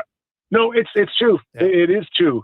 But you still got to make the plays because there's 5 other D-men on the Oilers that don't make the plays like that, and they're passing with 2 guys. So I think that, to me, that's a really important thing to also take a look at as part of your criteria. Awesome. Thanks, man. Appreciate it. Have yourself a great day. Thanks, buddy. We'll talk to you later. There you go. That is Jason Strudwick. Quick break. We'll return to Gregor Show presented by PlayAlberta.ca. Performance by Action Electrical today. Their projects team kicked things off, designing and building with unmatched skill. Then the service team swoops in for those crucial repairs and maintenance. And don't forget the testing team, ensuring everything's safe and sound before the solar team scores with sustainable energy. A complete team effort. Have Action Electrical bring home a win for you and your project. Visit actionelectrical.net. Booster Juice is going crazy for hazelnuts. No, not crazy. Nuts. Booster Juice is going bananas for hazelnuts. I mean, there are bananas in smoothies, but that's not the point. Banana juice is booster for hazelnuts. What? Just stop. Booster Juice is going nuts for hazelnut. Introducing the Nutty Monkey Smoothie, Holy Hazelnut Acai Bowl, and Nutty Booster Ball, all made with rich, creamy hazelnut spread. Try them today, only at Booster Juice. Canadian born, blending since 1999. On the Rocks, the party never stops. Check it out. Mondays, bingo tunes. Tuesdays, tacos and tequila. Wednesdays, it's wings and karaoke. Shake what your mama gave ya with salsa lessons on Thursdays and the best Latin DJs. Plus, live music every Friday, Saturday, and Sunday, along with DJ Kenny K. Hold on, let's not forget $5 happy hour, 7 days a week. Your bar, your party. You're on the Rocks. On the Rocks. Jeff Brab and 118th. Don't miss a moment of Blue Jays baseball this season. Join play-by-play announcer Ben Shulman for the games live on Sports 1440. The Toronto Blue Jays are on Edmonton's home for all things sports. Sports 1440. This summer, it's coming. An unstoppable force that will turn your home into the Sweatbox.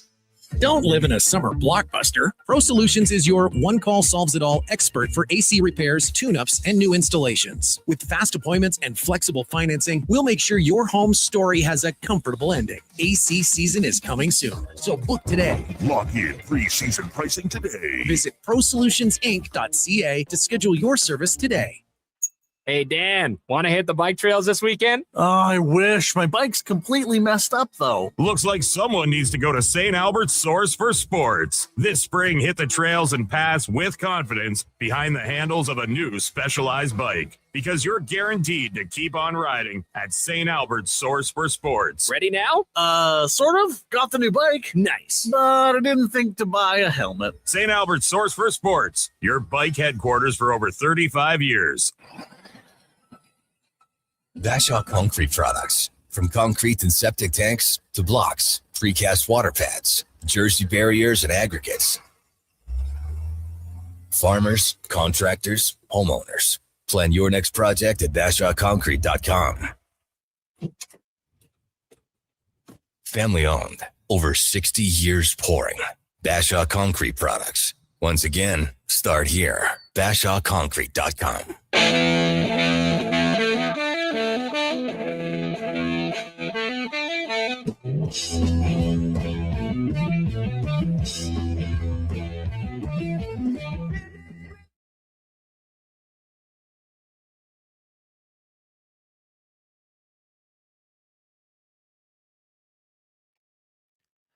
Portions of this hour brought to you by Elks Nation. Check the new website, elksnation.ca. Articles, podcasts, and more breaking down the green and gold. The most in-depth WE football coverage online, elksnation.ca. This is Sports 1440, where Edmonton talks sports. On YouTube, Facebook, and X. Here's Jason Gregor. Brought to you by playalberta.ca.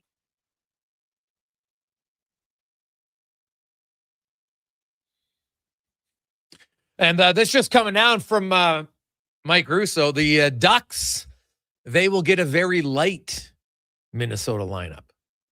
Jonas Brodin is going to play, but big guys, Faber, Hughes, Boldy, Eriksson, Kaprizov, no, they're all sitting out again. So the Wild are, they got nothing to play for. They're resting basically all their top guys, excluding Brodin, for a second night in a row. Wallstead will start in goal. So if you're Anaheim, you don't want to be motivated to not finish 8th. This could be it. So we'll see what happens in the final 3 days here. And the Oilers, that's why that game against Vancouver, you're going to need to win it. Make no mistake. The Oilers are going to need to win that game. Let's get to 5 questions now, brought to you by The Brick, where spring savings are here. Mattresses, appliances, furniture. You can get up to $1,800 off sofas and sectionals right now at The Brick and thebrick.com. It's time for 5 questions on the Jason Gregor Show. All right, Jason, question number 1. What was the biggest takeaway from the Oilers' loss last night in the shootout to the Avs?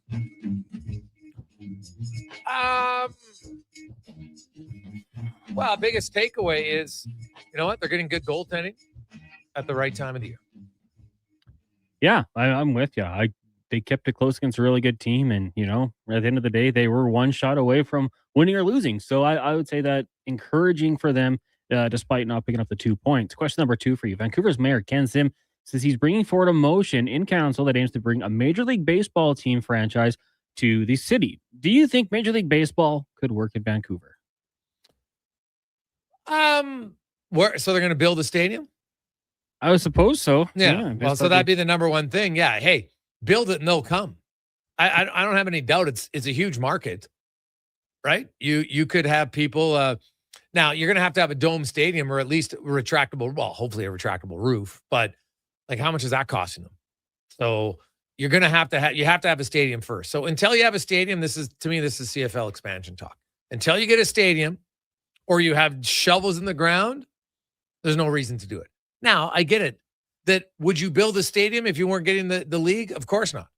So you probably need some approval. So I don't know. This is a conversation that's so far down the road because, you know, Major League Baseball, I have no idea if they're interested in wanting to expand to Vancouver. I'm sure they look at Toronto's success and they're like, hey, it's another big market.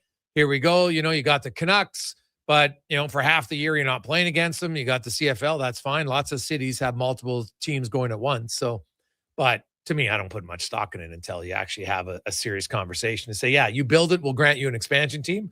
But if they did it, I think it would work. Yeah, I was looking into it. The metro area of Vancouver, 3.1 million people. That puts them right in between Minnesota and San Diego in terms of population. So you have the people that would get out there. I'm on board. I don't know how realistic it is. Like you said, until we get shovels in the ground and they start actually constructing this, it is kind of a catch-22 situation. But I'm going to say yes with the hope that it happens because why not? Give them another team in Canada would be cool. Question number 3 for you. Who is winning tonight in the play-in games in the association? Well, I guess I will stick with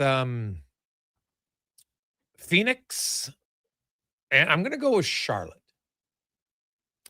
Yeah, they're coming in as the favorites in this one. I'll agree with you with the Suns, but Bam, he's going off tonight. Not 80 plus points, but I think he's going to do something tonight, and the Miami Heat win, taking the coaching there in that one. Question number 4 for you. Today is National Dolphin Day.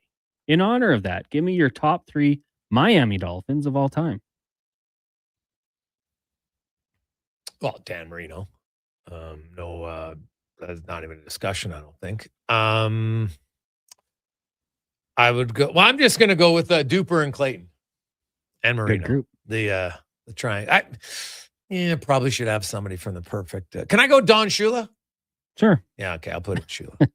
I'm going to go with guys that I got a chance to watch, but I'm going to throw Larry Zonka in there just because he was on the show and he was awesome. Honorable mention to Cameron Wake, who was great. If he didn't start in the NFL at 27, I think he'd be way higher up on the sack list. But my top three, Ricky Williams, Jason Taylor, and Zach Thomas. Those would be my top three Dolphins of all time. Final question for you today. On this day in history, in 1912, the Titanic hit the iceberg. Did go on to sink in the early hours of April 15th. So I think for those who were alive when it happened, probably something they'll always remember where they were. So my question for you, is there a moment in history that you will always remember exactly where you were when you found out? No. Yeah. Go first. Two for me, and it's tragic on both of them. Princess Diana. Yeah. I always remember watching a movie with my family when we found out. And then 9/11, of course. How old are you when Princess Di passed away? Oh, I don't know what year it was. I just remember we were watching a movie and my older sister was having a sleepover with a friend. 97, so I would have been 10. Okay. 9/11, my dad woke me up and said, "Hey, plane to the World Trade Center." No idea what it was. We ran over, saw the second plane hit live. Yeah, you were 14 then. Yeah, I'll never forget that one. So okay. those two for me, it sucks with they're obviously tragedies, but those ones stand out. Yeah, I know where I was. Living off of White Ave in 2001. But the one for me, for sure, and I know the date, August 9th, 1988. Wayne Gretzky trade. I remember exactly where it was. It was outside. I remember because we were kids and ran into my buddy Eric Fortin's place. I remember his house because it was like a yellow house. There wasn't very many yellow houses in Beaumont, but theirs was yellow. And it was right next door. Actually, sorry, Darren McKenna was there. And Darren McKenna were just sitting on the couch like teenagers, like, what? They traded Gretzky? What? That because to me, it's things that you're passionate about and kind of at that age where, you're influenced by a lot of different things. But that was a big one. Like, we're all sports fans and huge hockey fans. And you're like, Gretzky got traded? Like, what? He just won 4 cups in 5 years. Like, it was wild. And there was, like, if there was rumors, I hadn't heard of any of them back then. There wasn't social media or anything. I hadn't heard anything. So you're just kind of like, what? Like, I remember, I think his mom was the one who stepped out the door and was like, because we were playing on this, Gretzky got traded. And we're like, what? She doesn't even know what she's talking about. So that's the one I remember for sure. It was also my grandma's birthday. So there's a lot of reasons why I remember that date, but I know exactly where I was for that one. It was a big moment. Now, obviously, in the history of the world, but I do like Gretzky trade was so big back then that my brother was traveling in Switzerland and I remember when he got home, he was on a train and the guy, "Oh, where are you from?" Some county. He's like, "Oh, Edmonton." He goes, "Yeah, Gretzky got traded." And he was like, "Get the hell out of here." And so he didn't really believe the guy until he got to the major stop and had to look it up. And because the paper would come out the next day. And sure enough, like it was even on front page news in Switzerland that Gretzky got traded. So that was a pretty big deal. Yeah. In the sporting world, that was a big deal. So, yeah. I'm sure they're and a lot of like, teenager, that time of your life, it's a big deal for sure. There you go. Doug Waite getting traded. That was a big one for my group. When they acquired him for Essetikinen? Traded him away. No, but getting acquired, which is probably a little too, we didn't really know about him. But when he left, that shook our friends group for sure. Oh, yeah. No, that's fair. Well, yeah, when you cheer for a player and a team for a long time, it's, I get it. Right? Makes sense. So there's lots of ones that are emotional for people for sure. The other one, if you look at it from a local standpoint, was July 31st, 1987. Cons, you weren't even around. But I remember it for two reasons. Obviously, that was the tornado, which was brutal. But it was also growing up on a farm.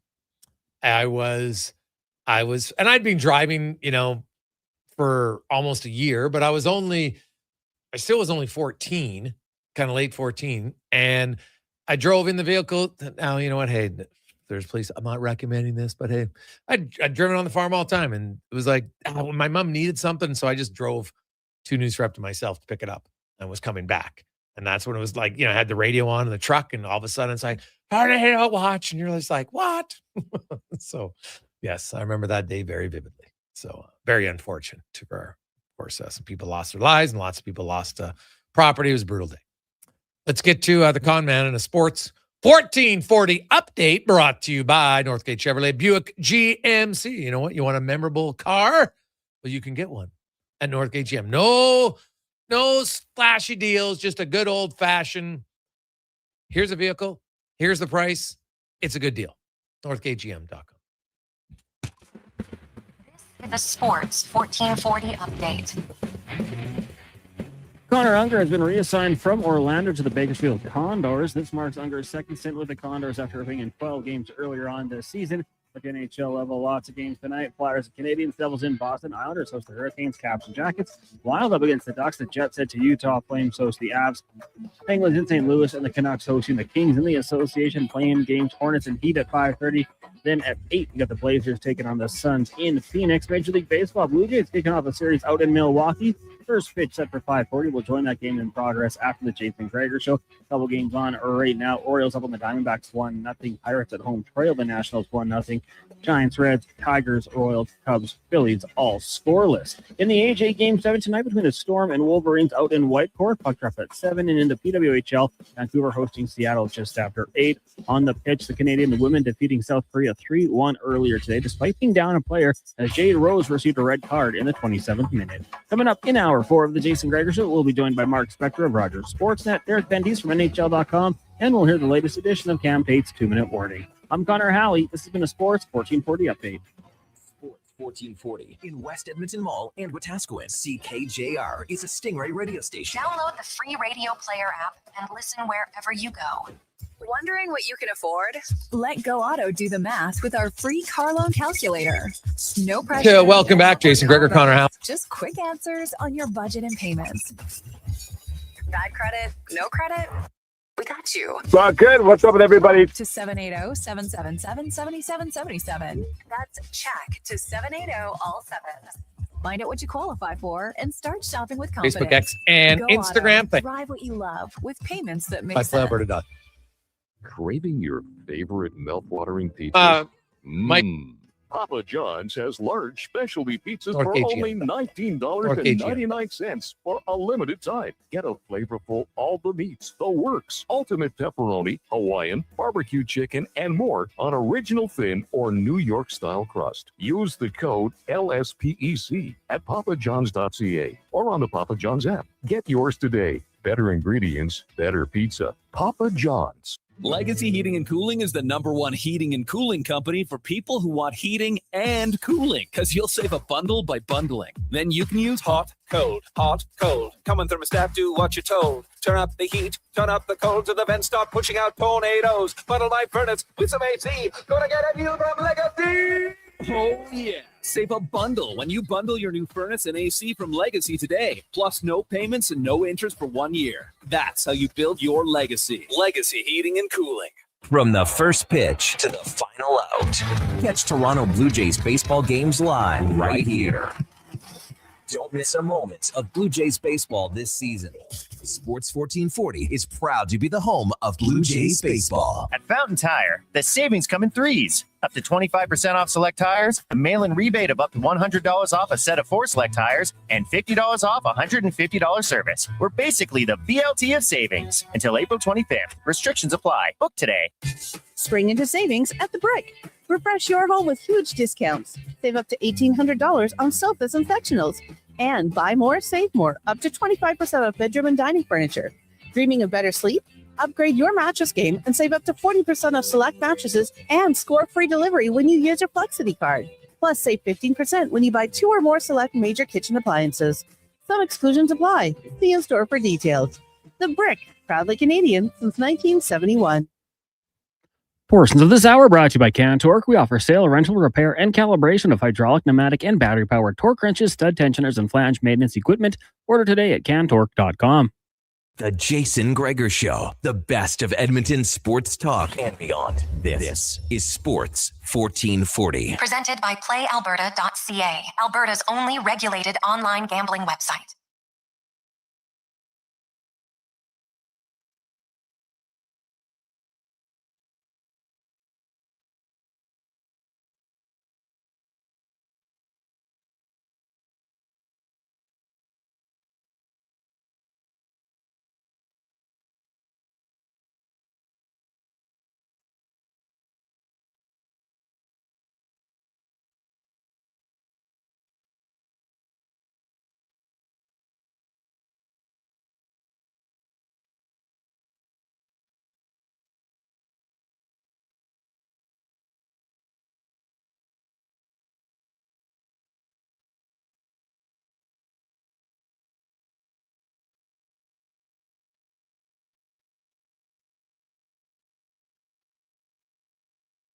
10. Welcome back. Jason Gregor, Connor Halley, Sports 1440, sports1440.ca, YouTube, Facebook, X, and Instagram. Hope you are having a lovely Tuesday. Only got a few days left. Playoffs begin on Saturday. Don't know yet who's playing when, but all we know are the 16 teams that are in, because last night, Anaheim, by not even playing, but by Nashville losing, punched their ticket. LA punched their ticket. Philly is in to join the other 13 that were already in. And now we'll wait for the next few days to sort out who's playing who. We got 3 matchups that we know, waiting for the other 5. The Montreal Canadiens will face off against Tampa Bay. Pittsburgh is going to take on Philly. Minnesota's taking on Dallas, and that's it. The Pacific Division is wide open. So, Vegas right now is in the driver's seat. If Vegas wins their game, they're automatically first. Even if they lose in regulation, they are first. So they just need a point, and they'll finish first. The Oilers, if they win their game, that guarantees that they'll be at least second or third. Because if Anaheim wins both their games, then they'll finish ahead of Edmonton. The Oilers would be third, and the LA Kings would be in the wild card spot. But the Kings could still pass Utah for the first wild card. So not a lock yet that Utah is going to get the winner of the Pacific Division. So still lots to be sorted out in the West. Gregor Show always brought to you by PlayAlberta.ca. Speaking of the odds, who do you think have his best odds to win the Cup? It's hard. Like, there's good teams, but we all know injuries and matchups. Like, I see why a lot of people like Colorado. I get it. But do you sleep on Minnesota or Dallas? And how hurt is Heiskanen? Right? Like, how healthy is Draisaitl going to be? What about Hyman? Like, injuries are playing a factor in the West for sure. In the East, we know Hedman is out for Tampa Bay. That's a big blow for them. Although he's only played 33 games all year, so they've kind of gotten used to playing without him. We'll see about some of the other potential injuries and stuff, matchups. Should be fun. Can't wait for the madness to begin on Saturday. Now let's get to the Spec Report, brought to you by GS Construction, your underground infrastructure specialist.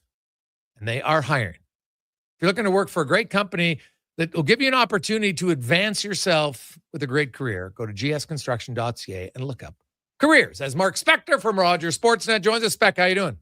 Oh, pretty fair. Pretty fair. You got her all sorted out. Who's finishing where? You got your tickets booked to round 1 already? Oh, I have no idea where they're playing. But right now, especially with who Minnesota is not playing tonight, the Anaheim Ducks got a good chance. Like, Edmonton, Anaheim, like, I'd probably have to look at mathematically. I think that's the best odds of who the Oilers will play. And we'll see if it comes. And realistically, if you're Edmonton, like, I know no one will ever say it publicly, but that would be the best matchup for them. Well, let's reverse engineer this thing. The Oilers, if the Oilers win against Vancouver on home ice in game 82, they're guaranteed to be at top 3 in their division. We'll know at puck drop where Vegas stands. First place might be out of reach. That's probably the case.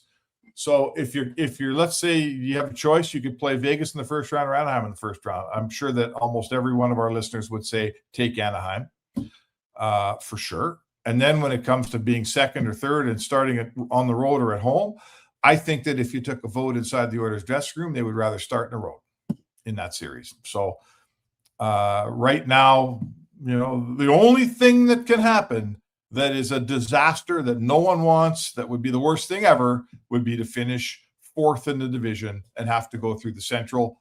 That would be a disaster. Yeah.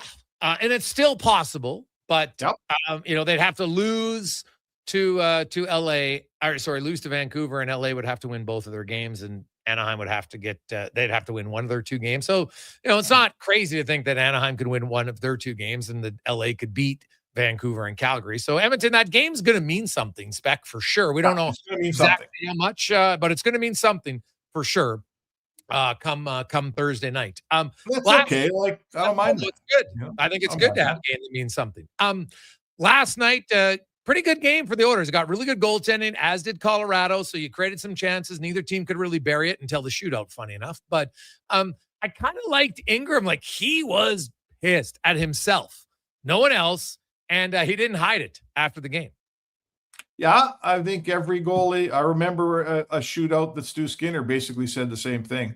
Don't talk to me about who shot. Don't talk to me about, how good the moves were or how great the plays were. I got to find a save in there somewhere. I can't let 3 guys shoot and 3 guys score. When you're a professional National Hockey League goalie, you don't want excuses. You don't want it. Well, it was McKinnon and Natchez. And I mean, good player. They don't want any of that garbage. And that's exactly where Ingram came from last night. I got to find a save in there somewhere, somehow. So sure, he's disappointed. His team, for a team to score 2 out of 3, like there's one you want to do the math on, Jay. Go find teams that scored 2 out of 3 and lost a shootout. I'll bet you it's less than 20%. So that's Ingram would tell you that he doesn't like that and he feels like he let his team down. Now, let's preface that by saying they're nowhere near a shutout if the guy doesn't play his rear end off for 60 minutes. So no one's blaming Ingram here. But you know what? I thought about last night and I thought, how it works, Jay, when you lose a couple guys. They lost Draisaitl and they still had a bunch of 5-goal games. Then they lost Hyman and they still managed enough goals for a while. But that always runs out. And I feel like it's run out. They've run out of support scoring. They've run out of scoring a bunch of goals with 2 of their top goal scorers out of the lineup. The taps kind of run dry here. It's time to get somebody back, and they've survived as long as they're going to survive. They can't continue to think they're going to win games 2-1 here. They're missing those guys. That's 80 goals in Draisaitl and Hyman, man. They're missing them. Oh God, no question about it, right? Like you can always get away with it for a few games, but eventually it's a problem. Like look at it. So McDavid went against San Jose, was crazy, but the other guys didn't score that game. Then the next game they didn't score a goal. Now this game they scored 1 goal with McDavid. So the last 3 games they don't have a goal without McDavid on the ice. So it is a small sample, sure, because the game before that, they scored a ton of goals. So, I'm not going to go crazy over a 3-game stretch, but you would like to have some guys get a goal before the playoffs. Yeah, it's time. Like something's got to break here. And I think, let's see what happens if Hyman comes back on Thursday. That, just having him in the lineup will help a little. Let's remember that the fact that those 2 guys are gone has been a big reason why the power play hasn't produced, and that the Oilers score a power play goal, almost 1 goal a night during the regular season, and that's a big part of their offensive game. They get a huge boost from their power play. That boost has been non-existent. So they're going to have to figure out a way to beat Vancouver here. This game will be important, and I would say this even spiritually. You don't want to go in the playoffs after having lost to the worst team in the league in a game you were trying hard to win. That's not a great launching pad into the playoffs. If that game's meaningful and the Oilers need to win it, they're going to want to win that game. They don't want to go in the playoffs saying, geez, we tried our best to beat the 32nd best team and we couldn't beat them. That's just bad karma. Yeah, no, that's totally fair. What do you make of you think of the the odds of Hyman being ready for game 1? Is he the guy you're most confident will be ready for the playoffs?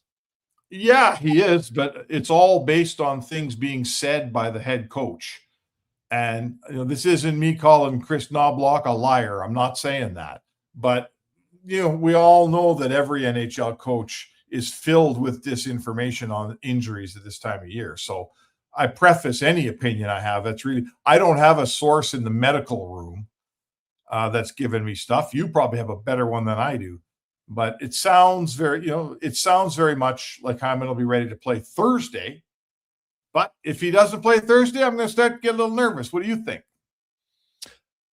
No, I don't think if he doesn't, hey, he doesn't have to play Thursday. If they think he's ready for the playoffs, you'd be like, hey, we'll just give you an extra 72 hours. Right. So, I think there's it depends maybe what's at stake in that game spec. I think that's if the order's like, hey, we just beat Vancouver. And honestly, if you can't beat Vancouver without Hyman, then you probably got a bigger problem. But I'm not too worried about that. It's to me is okay. First practice for the playoffs. Now depending if they play Sunday, do they get Friday off? I don't know. Like they might have a light skate, but then they'll definitely have a practice on Saturday. But to me, it's more so is Hyman on the ice on Friday. He's already been on the ice, but does he have a really good practice in a normal jersey? I think he's going to play in game 1 of the first round. Draisaitl, I'm probably leaning the other way. And Dickinson, I don't know anything. I don't know anything about Dickinson. Anything that's tangible to make me confident about it. I think they're uncertain because it's a deep bone bruise that they're hoping that's all it is. But until the swelling goes down, they don't know if there's a fracture underneath it. Because we saw that earlier in the year with Wallman. So I think they're being cautious because of that. Well, the rest of this team's going to have, all the role players, like you make the point, they've come down to a position here where they're not scoring any goals that McDavid doesn't produce for them. And the rest of this team's going to have to figure that out. Like, you can't just be going in the playoffs as a one-man team here. Someone's got Ryan Nugent-Hopkins got to pick his game up. I'll tell you that right now. He has not stepped to the forefront with all these guys out by any stretch. I don't watch a game and go, man, did Nuge ever? Boy, was he impressive tonight. He's got to play better. They need more out of him. Yeah. And I would say they're depth guys. Someone's, get to the net, kick a puck in. Like, low to high, get a point shot in and tip something in. Someone's got to make something happen here. Standing around waiting for McDavid to do it every time. That's getting old. And I think Vancouver's a good team to do it against because they're not a very good team. Yeah. What do you make? I asked this question, so I'll ask you, Spec. So yesterday, Winnipeg, Nashville, San Jose, Columbus, and Washington all got eliminated from the playoffs officially. Okay. Big day. Yeah.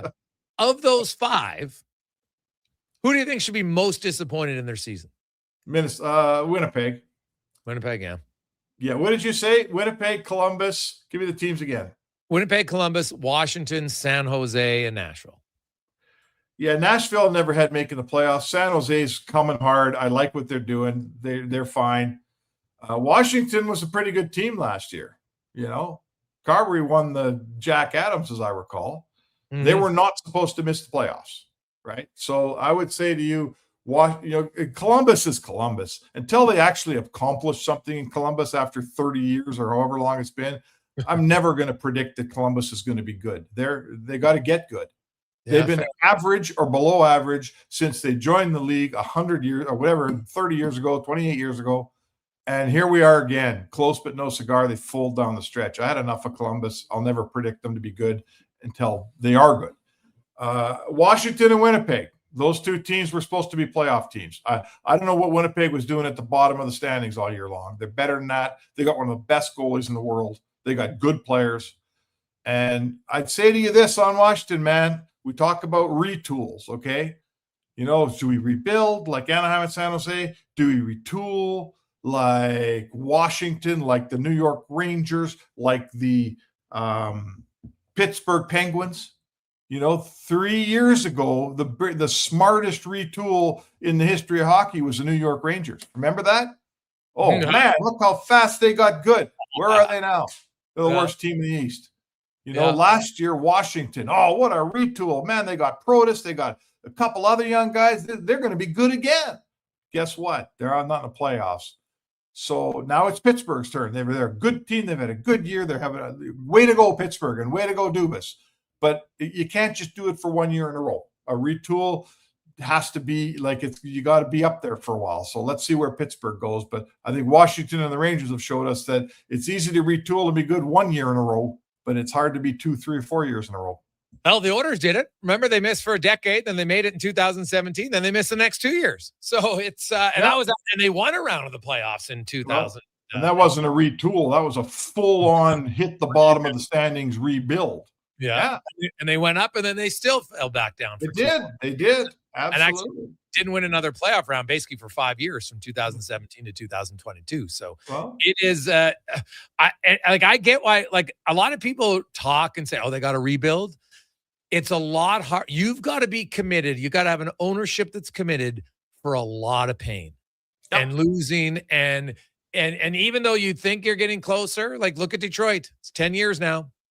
And I don't know if they're that much closer than they were 4 years ago, to be honest. I really don't. I don't know if I look at their team and say, okay, next year, okay, yeah, that'll be it. Honestly, I don't know what direction that organization's going in to say that for sure. I look at Montreal and I say, hey, I think Montreal's should be up now. Maybe you get bad. Good. But yeah, look, Buffalo.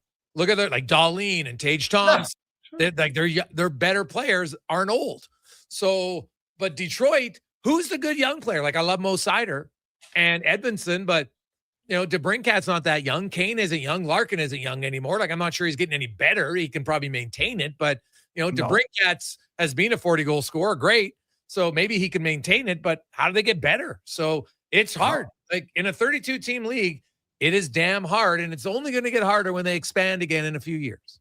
Well, it's funny, this is the Pacific's year to be the pillow fight, right? No one's saying the Pacific isn't the worst division in the league. It clearly is. But what I have in sort of quietly smiled at is I saw a guy on Twitter the other day out of Columbus instructing people on how bad the Pacific was, and I'm thinking, oh yeah, you're in Columbus and you're telling us what a good hockey team is, or all the guys in Toronto and Buffalo and wherever in that Atlantic division where they've had 4 rebuilds going on for 10 years in that division, right? Mm-hmm. Like, yeah, Florida, Tampa have been good. And then there's been the Leafs who are whatever they are, and 4 rebuilds at the same time. And now they're all ganging up on the Pacific because the Pacific's such a bad division. I'm thinking, oh yeah, what have you been doing for 10 years? You got Detroit and Buffalo and Ottawa and Montreal. We're all patsies for most of the last decade. And now all of a sudden they're good and everyone's flexing their muscles out there. So whatever, let's see what happens. But I'm with you on Detroit. Like, you know what? Sometimes the rebuild doesn't take, Jay. Sometimes you're the Leafs and you go rock bottom. You get your top pick in Matthews and you build a good team. But guess what? They just went through their whole cycle and they're on the back end of it and they won 2 playoff rounds. And now they got to start again somehow. And, it's tough. Sometimes that's what happens. Yeah, I agree. It's going to be challenging. Spec, have a good one, man. We will chat with you tomorrow. All right, sounds good. There you go. It's Mark Speck with the Spec Report, brought to you by GS Construction. We'll come back. DVD joins us. We got the play-ins. We got some early games in the National Hockey League to get to games that matter for Oiler fans tonight. The Ducks, because you might meet them in the playoffs. And I guess in a roundabout way, maybe the Utah Mammoth, just if you're in a protective mode, thinking that listen to Jason loses, then even if we lose, maybe you can finish 7th instead of 8th. So those are the 2 games that matter for the Oilers. Porter Martone scores again. Oh, that guy is on fire for the Flyers. He is a handful. And I'm telling you, don't sleep on the Flyers against the Penguins. We'll return on the Gregor Show, presented by PlayAlberta.ca. One app, triple the action. Play Alberta is proof that good things do come in threes. Whether you're into playing any of our exciting casino games, betting on your favorite professional sports teams from around the world, or buying into Canada's biggest lotteries, Play Alberta is the province's only app to do it all. Download today and discover a new way to play. Must be 18 plus to play. If you gamble, use your game sense. Craving your favorite mouth-watering pizzas? Papa John's has large specialty pizzas for only $19.99 for a limited time. Get a flavorful all the meats, the works, ultimate pepperoni, Hawaiian, barbecue chicken, and more on original thin or New York style crust. Use the code LSPEC at papajohns.ca or on the Papa John's app. Get yours today. Better ingredients, better pizza. Papa John's. Legacy Heating and Cooling offers no payments and no interest for 1 year on your new furnace. So when you wake up to no heat, call Legacy.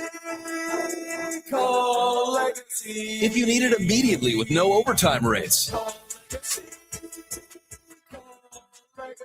If you need it immediately and want to combo it with AC. Call Legacy. Call Legacy. No payments and no interest for 1 year on your new furnace. It could only be Legacy Heating and Cooling. Who's that working on the underground utilities over there? All Star Construction, that's who. What about the street lighting? Yep, All Star Construction. And directional drilling, hydrovacking, neighborhood renewal, and telecommunication work? Yep. And yep. Since 2009, All Star Construction has been doing all that and more, shaping and building Edmonton communities for land developers all around Edmonton. That's what All Star Construction is all about. A Saskatchewan boy who grew up loving and playing sports. At least we think he grew up. Listen to Kevin Carius weekday mornings from 7 to 11 on Edmonton's home for sports. Sports 1440. The job isn't done until the last load is hauled, and having a semi-trailer out of commission is not an option. Whether replacing or adding to your convoy, Edmonton Trailer has a huge inventory of new and used semi-trailers, trusted by the gravel, logging, oil field, fluids, and freight industries. Find a trailer right for you online or at one of their 3 locations. For sales, service, parts, rental, and finance, when you're in it for the long haul, Edmonton Trailer. It's here. The Ford, it's a big Not yet. The Ford, it's a big deal. Oh, guys, just wait. The Ford, it's a big deal event is on. Really? Now. Hurry in to lease a 2026 F-150 STX with black adherence package from $237 bi-weekly at 0% APR for 36 months with $54.90 down. That's like $119 a week. The Ford, it's a big deal event. Visit your Alberta Ford store or Ford.ca. Fast track your financial goals with a special rate term deposit from Vision Credit Union. For a limited time, take advantage of a great rate on 1, 3, or 5-year terms. Plus, as a Vision Credit Union member, you can earn up to 25% more on your interest through profit shares. For details, contact your branch today or visit visioncu.ca. That's visioncu.ca.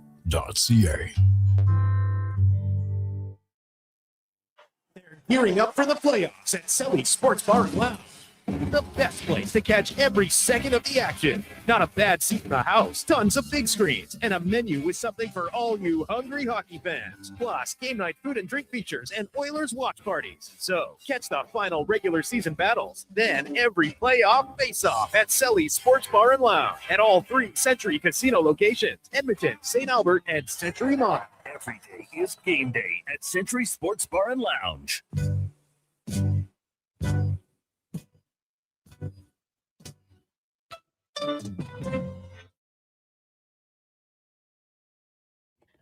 Portions of this hour brought to you by Sherbrooke Liquor, the best place for wine, cocktails, and beers from all over the world. Also a variety of excellent non-alcoholic options. See more at SherbrookeLiquor.com. This is Sports 1440, where Edmonton talks sports. On YouTube, Facebook, and X. Here's Jason Gregor. Brought to you by PlayAlberta.ca.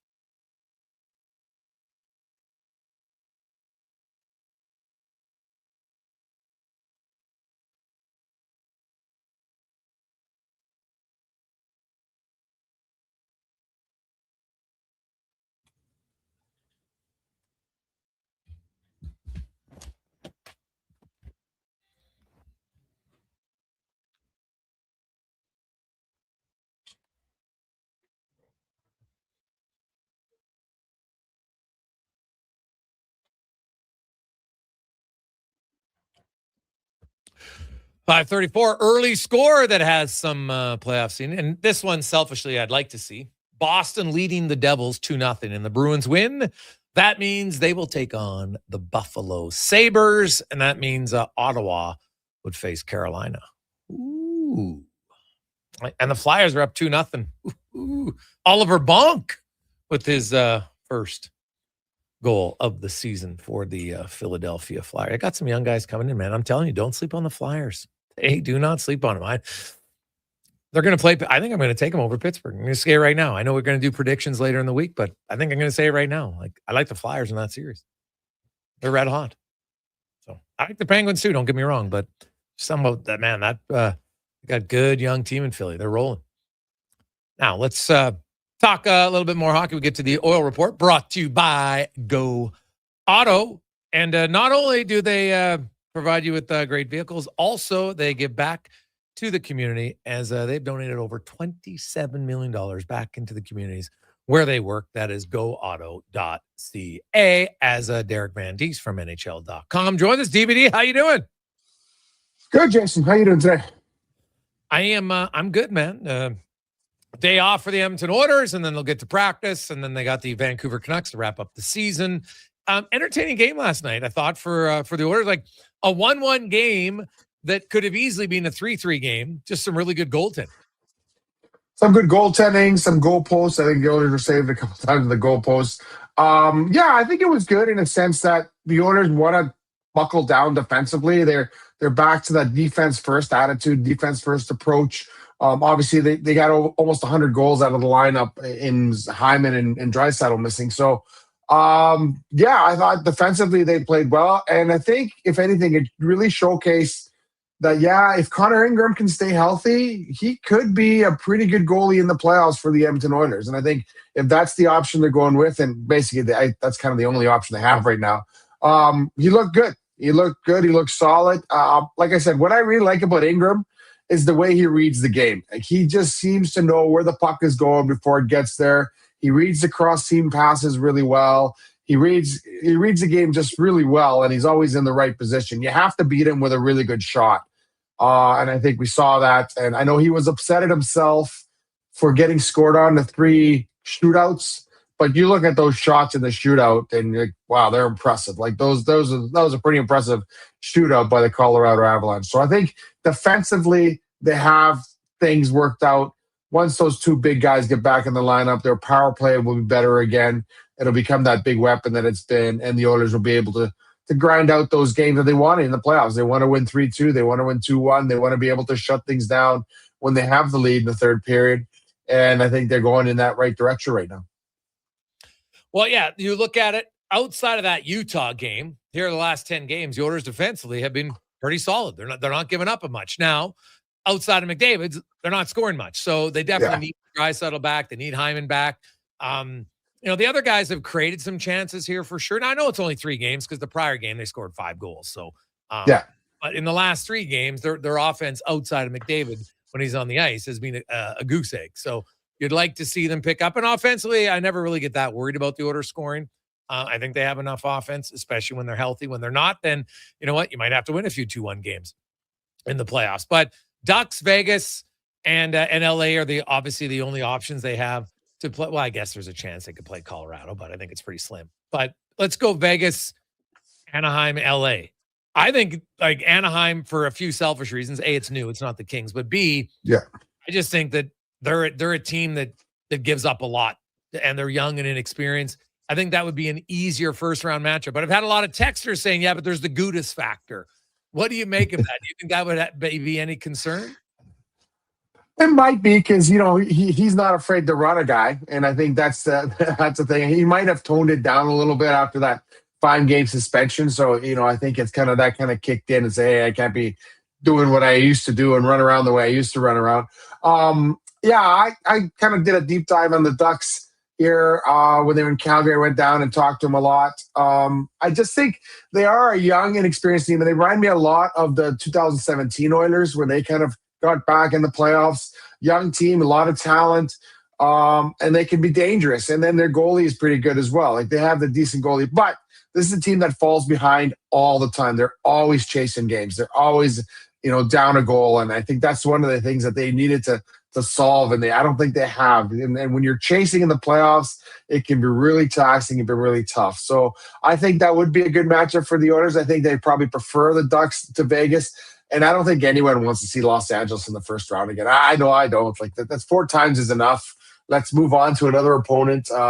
Getting a little fatigued with Los Angeles. I'm sure Los Angeles and their fans are getting fatigued with the Oilers as well. So I don't think anyone wants to see that matchup, but it'll be interesting to see what happens tonight when they're in I think they're in Vancouver tonight. So if they win that game, then they kind of leapfrog the Ducks if the Ducks lose. So I don't think anyone wants to see that matchup again, but I think that would be a good matchup. Vegas, that would be a really, really tough first round opponent because there's just so much history there. And Vegas is they have so much talent. Like, they may have not put it all together this year, but they just have so much talent and so much experience. And there's another team that's built to win now. Anaheim is built to win in the future. I think they surprised a lot of people with the way they played with those young guys. And they have kind of brought in some veterans there to help out. I think John Carlson was pretty good, bringing him in at the deadline to help on the blue line. So, yeah, I think if you're an Oilers fan, you're probably looking at Anaheim as maybe that team that you want to play. And if you're the Oilers, they're not afraid to start on the road. I think there's a little less pressure for them to start on the road. They can go out there and try and steal one and then kind of take control of the series there. So, yeah, I think they would prefer Anaheim. And if they start on the road, so be it. They'll go on the road and start the playoffs there. Derek Van Diest joins us. DVD, Connor Ingram, pretty didn't shy away from that. He didn't like his shootout performance, but man, you really liked his performance in regulation time. Like, it's clear he has taken over like the number one. So my question is, would Ingram's next contract, how much of it do you think is going to play in when I talk to term and AAV on the playoffs? Do you think he's done enough that he's automatically going to be re-signed? Well, I think it'll be a couple of things. One, how well he does in the playoffs. That's a big thing with him. Two, what are they going to do with Jari? Like, if he's gonna be your $5 million backup, like, my God, what's going to happen with him? And three, if there's another option out there in goal this summer, if there's something that they can kind of go for and look at, I think obviously the playoffs are going to be a big thing. And he said last night that he's played 50 games in the league before. He can handle the load. He's not afraid of the load. And I think he's kind of shown that. They've kind of given him the load and said, okay, can you put 2, 3, 4, 5 good starts together back to back? And he can. And he has done. And I think the Oilers are confident in him. They're confident in his abilities. And he's obviously a well-liked guy in the room. I'm not saying that Tristan Jarry isn't, but they like him. They're rooting for him. And I think right now, I wouldn't say their goaltending situation is better than it was a year ago. I think last year where they had Skinner and they had the Pickard option, you could go with both. Right now, I think it's Ingram or bust. Just the way Jarry has not been able to find his game here since he came back from that injury that he sustained 3 games into his Oilers tenure. So it looks like you're just going with one guy, and I think that's the only thing that probably hurts the Oilers a little bit, because I just right now I don't think they have any confidence in Tristan Jarry. And you mentioned that game in Utah. To me, that was 3 bad. He let in 3 really bad goals, and I think you could see the frustration in McDavid after he let in that shorthanded goal. Sure, McDavid was frustrated with Bouchard. He was frustrated with the goal. He was frustrated all around. But those are goals you can't let in the playoffs. So I think right now that they will go with Ingram, and as long as he's healthy and playing well, and they got to stick with him. So as far as next year goes, I think that's something that the Oilers are really going to have to take a deep dive into. Where do they want their goaltending to go? What do they want to do? Because they'll have some wiggle room this year. They'll have some money to spend, and they got to make some tough decisions. DVD, enjoy the last few days of the regular season, and then we get set for all the playoff previews. Should be fun. Have an awesome day. Yeah, I'm looking forward to it. Thanks a lot. Thanks for having me on. There you go. That's Derek Van Diest from NHL.com. We'll come back. We got Cam Tate, the 2-minute warning, and more on the Gregor Show, presented by PlayAlberta.ca. Action Electrical's projects team takes the field, folks, ready to execute the entire play for new commercial builds. Absolutely. They're masters of design build, sketching strategy from initial blueprints to core electrical infrastructure.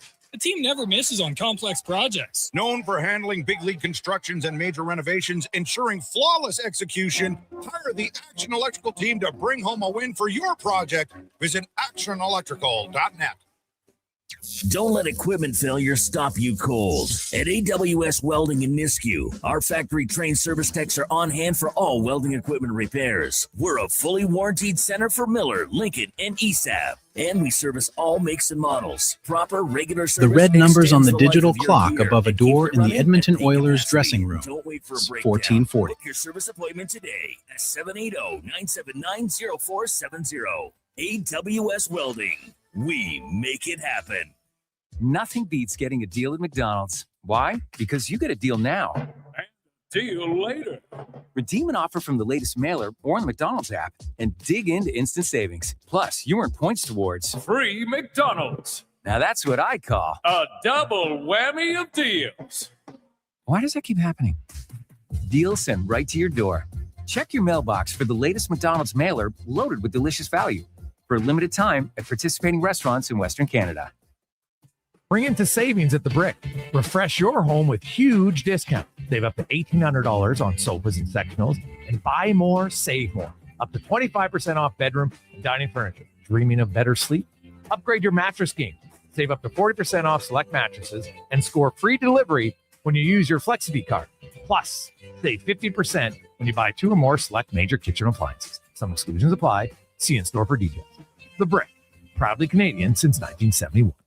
He's a legend in the booth and a master on the mic. Low Tide brings the banter weekdays from noon to 2. Sports 1440 is where Edmonton talks sports. Get in the game.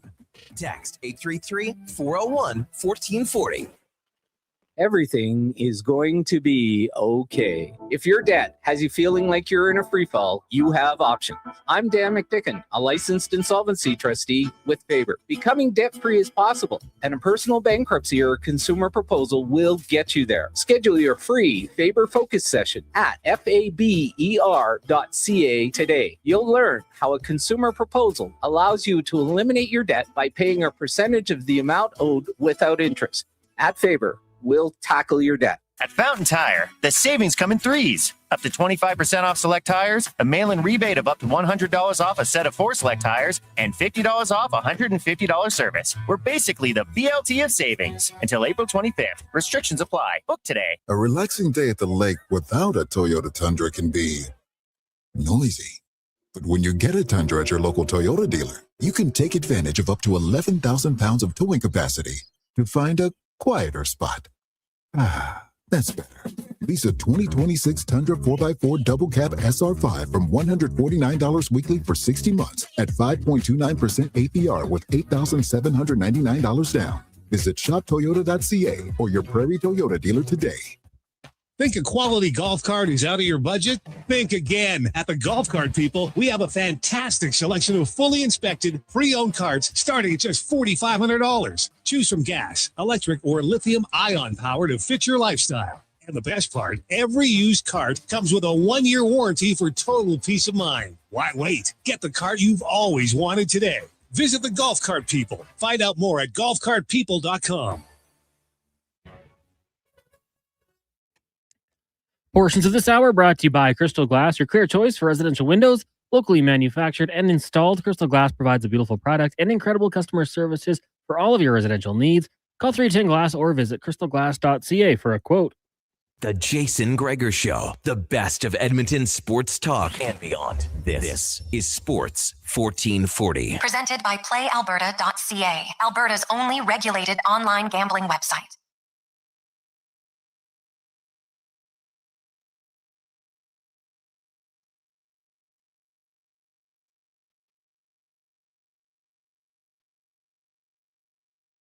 Well, the New Jersey Devils clearly want to get themselves the best possible odds in the draft lottery. They're losing 4-0. Arvidsson just scored with 7 seconds to go in the first period. So it looks like to me, good night, Irene, for the Devils and the Bruins. So it looks like Bruins, Sabres, which would mean Hurricanes, Senators. Boom. Woo-hoo. I like it. Like it. Let's get to 2-Minute Warning with Cam Tate, brought to you by Legacy Heating and Cooling. No overtime charges. That's how you build a legacy at legacyheating.ca. Cam Tate, of course, longtime journalist in town, 45 years. The Tate man's been writing. He's always wanted to be in radio. But Cam was born with the cerebral palsy. In a wheelchair wasn't possible until now. So the wonders of technology, Cam's words come to life in the 2-Minute Warning. The red numbers on the digital clock above a door in the Edmonton Oilers dressing room read 10:26. He stood in front of a fridge, plumb full of water bottles, in a pair of blue gym shorts, blue sweatshirt, bare feet.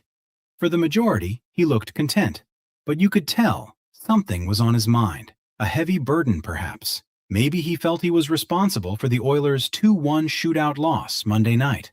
Perhaps, too, snapping his stick mere seconds after the game ended showed his personal disappointment. Yet, such an action, an emotional outburst, if you will, showed his passion and commitment to his craft. He grabbed the fridge's door handle, pried it wide open, then, slowly and methodically, fetched just the exact water bottle. He cracked it and took a long swig. Oilers head coach Chris Knobloch came up on his left side, probably a routine visit, like the silent check-ins parents make on their sleeping children to see that they are indeed okay. The man nodded. The two spoke for a few seconds, quietly. Then Knobloch gently put his right hand on the man's right shoulder. "Good job," Knobloch said. Then the coach walked away. With his water bottle in his left hand, the man looked straight away, a little downwards. He looked at the equipment a mere few minutes earlier he got out of, and he looked at the people formed in a semicircle. with cameras, recording devices, and endless questions. He knew he was next. They were coming, and when they moved the portable horseshoe form to right in front of his stall, he walked over to answer questions. Yes, the Oilers got beat 2-1 by the Colorado Avalanche in the aforementioned shootout. Goaltenders, the last man standing in shootouts. So he could have felt he was going to be scrutinized in his media availability. The man didn't put on a ghost costume to hide his disappointment, yet he was solid. He is improving, and I'm getting more and more confident of the Oilers marching into the playoffs with this man, Connor Ingram. 2-minute warning, Gregor, Halley, Kruger. This is Cam Tate, Sports 1440. Hey, man, it's fun. Tater giving a little inside look. I like it. It's awesome. The Oilers, there is one thing that's unique at times. In any sport in life, anything like the raw emotion, it's the one thing I kind of miss, Connor Halley, of a post-game show, is the raw emotion of your audience, of everybody else. Like right after the game, it's you win a big game, you lose a big game, you lose a hard game, whatever, like that emotion is just, it's hard to replicate. And I love, like in the room, I've been there to cover teams when they've lost. That's awful. I've been there when teams have won. And, it's always fun to see somebody excited. Like, doesn't change my life. I'm not celebrating. But when you see people happy, it's great at any level. I've been there. I've been like, I covered the Rush when they won the championship. I've covered other teams. I've seen teams when they lose. Obviously, being in the Elks room when they won. So, you see that. It's great. You see the devastation of being there when the Elks have lost, when the Rush have lost, when the Oilers have lost, covering the bubble. All right, saw that when Dallas lost. Like it's like the difference is stunning, of course, for anybody. But even in a regular season, man, like there are games when you just see that. I love that raw emotion that you get in postgame. Yeah, it's fantastic. I mean, you've done postgame, I've done postgame. You've been in the locker room for years. As you mentioned, there's just really nothing like it, right? It's absolutely awesome. And I really like what Taylor brought up there about Connor Ingram. Like, what do? You just take a glass of water. And I like to hear that Chris Knobloch goes up to him, few words.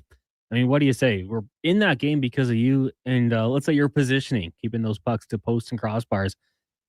Don't be too hard on yourself. Get him next time. Like, I think that's important to just kind of go reassure him that, hey, man, you played a good game. Let it go. I'm sure he's going to be the hardest critic of himself that most professional athletes are. But a good little in behind the scenes from Tater there. Yeah, like it. Coming up tomorrow on the show, we will have Chris Pronger will join us in hour number 1 and get into it. Saw online. I'll be curious. We might even get Kevin Lowe. There's lots of people. People are wondering about his conversation in the article about how he signed the contract with the Oilers when he was drunk and then spoke to his wife. And now Kevin Lowe comes back with a comment. So we'll get into that. Of course, we should have the Eastern playoff picture. It looks like Carolina, Ottawa, Pittsburgh versus Philly, Buffalo versus Boston, Tampa Bay versus Montreal. We just don't know who's the home team for Tampa and Montreal because the Bruins are killing the Devils 4-0 after one period. So barring a miracle comeback, that's what the East will look like. Let's get to the con man and a Sports 1440 update brought to you by Fountain Tire. Looking for a tire? I know you're dreaming about it. It's warming up. You need some summer tires? Get them right now, only at fountaintire.com. This is a Sports 1440 update. Busy night in the NHL after 20 minutes. Bruins up on the Devils 4-0. Islanders trail the Canes 1-0. Flyers have a 2-0 lead over the Montreal Canadiens. And the Caps and Jackets are scoreless. Later tonight, Ducks taking on the Wild, Mammoth host the Jets. Avs meet the Flames, Blues and Penguins, and the Kings in Vancouver. In the association, playing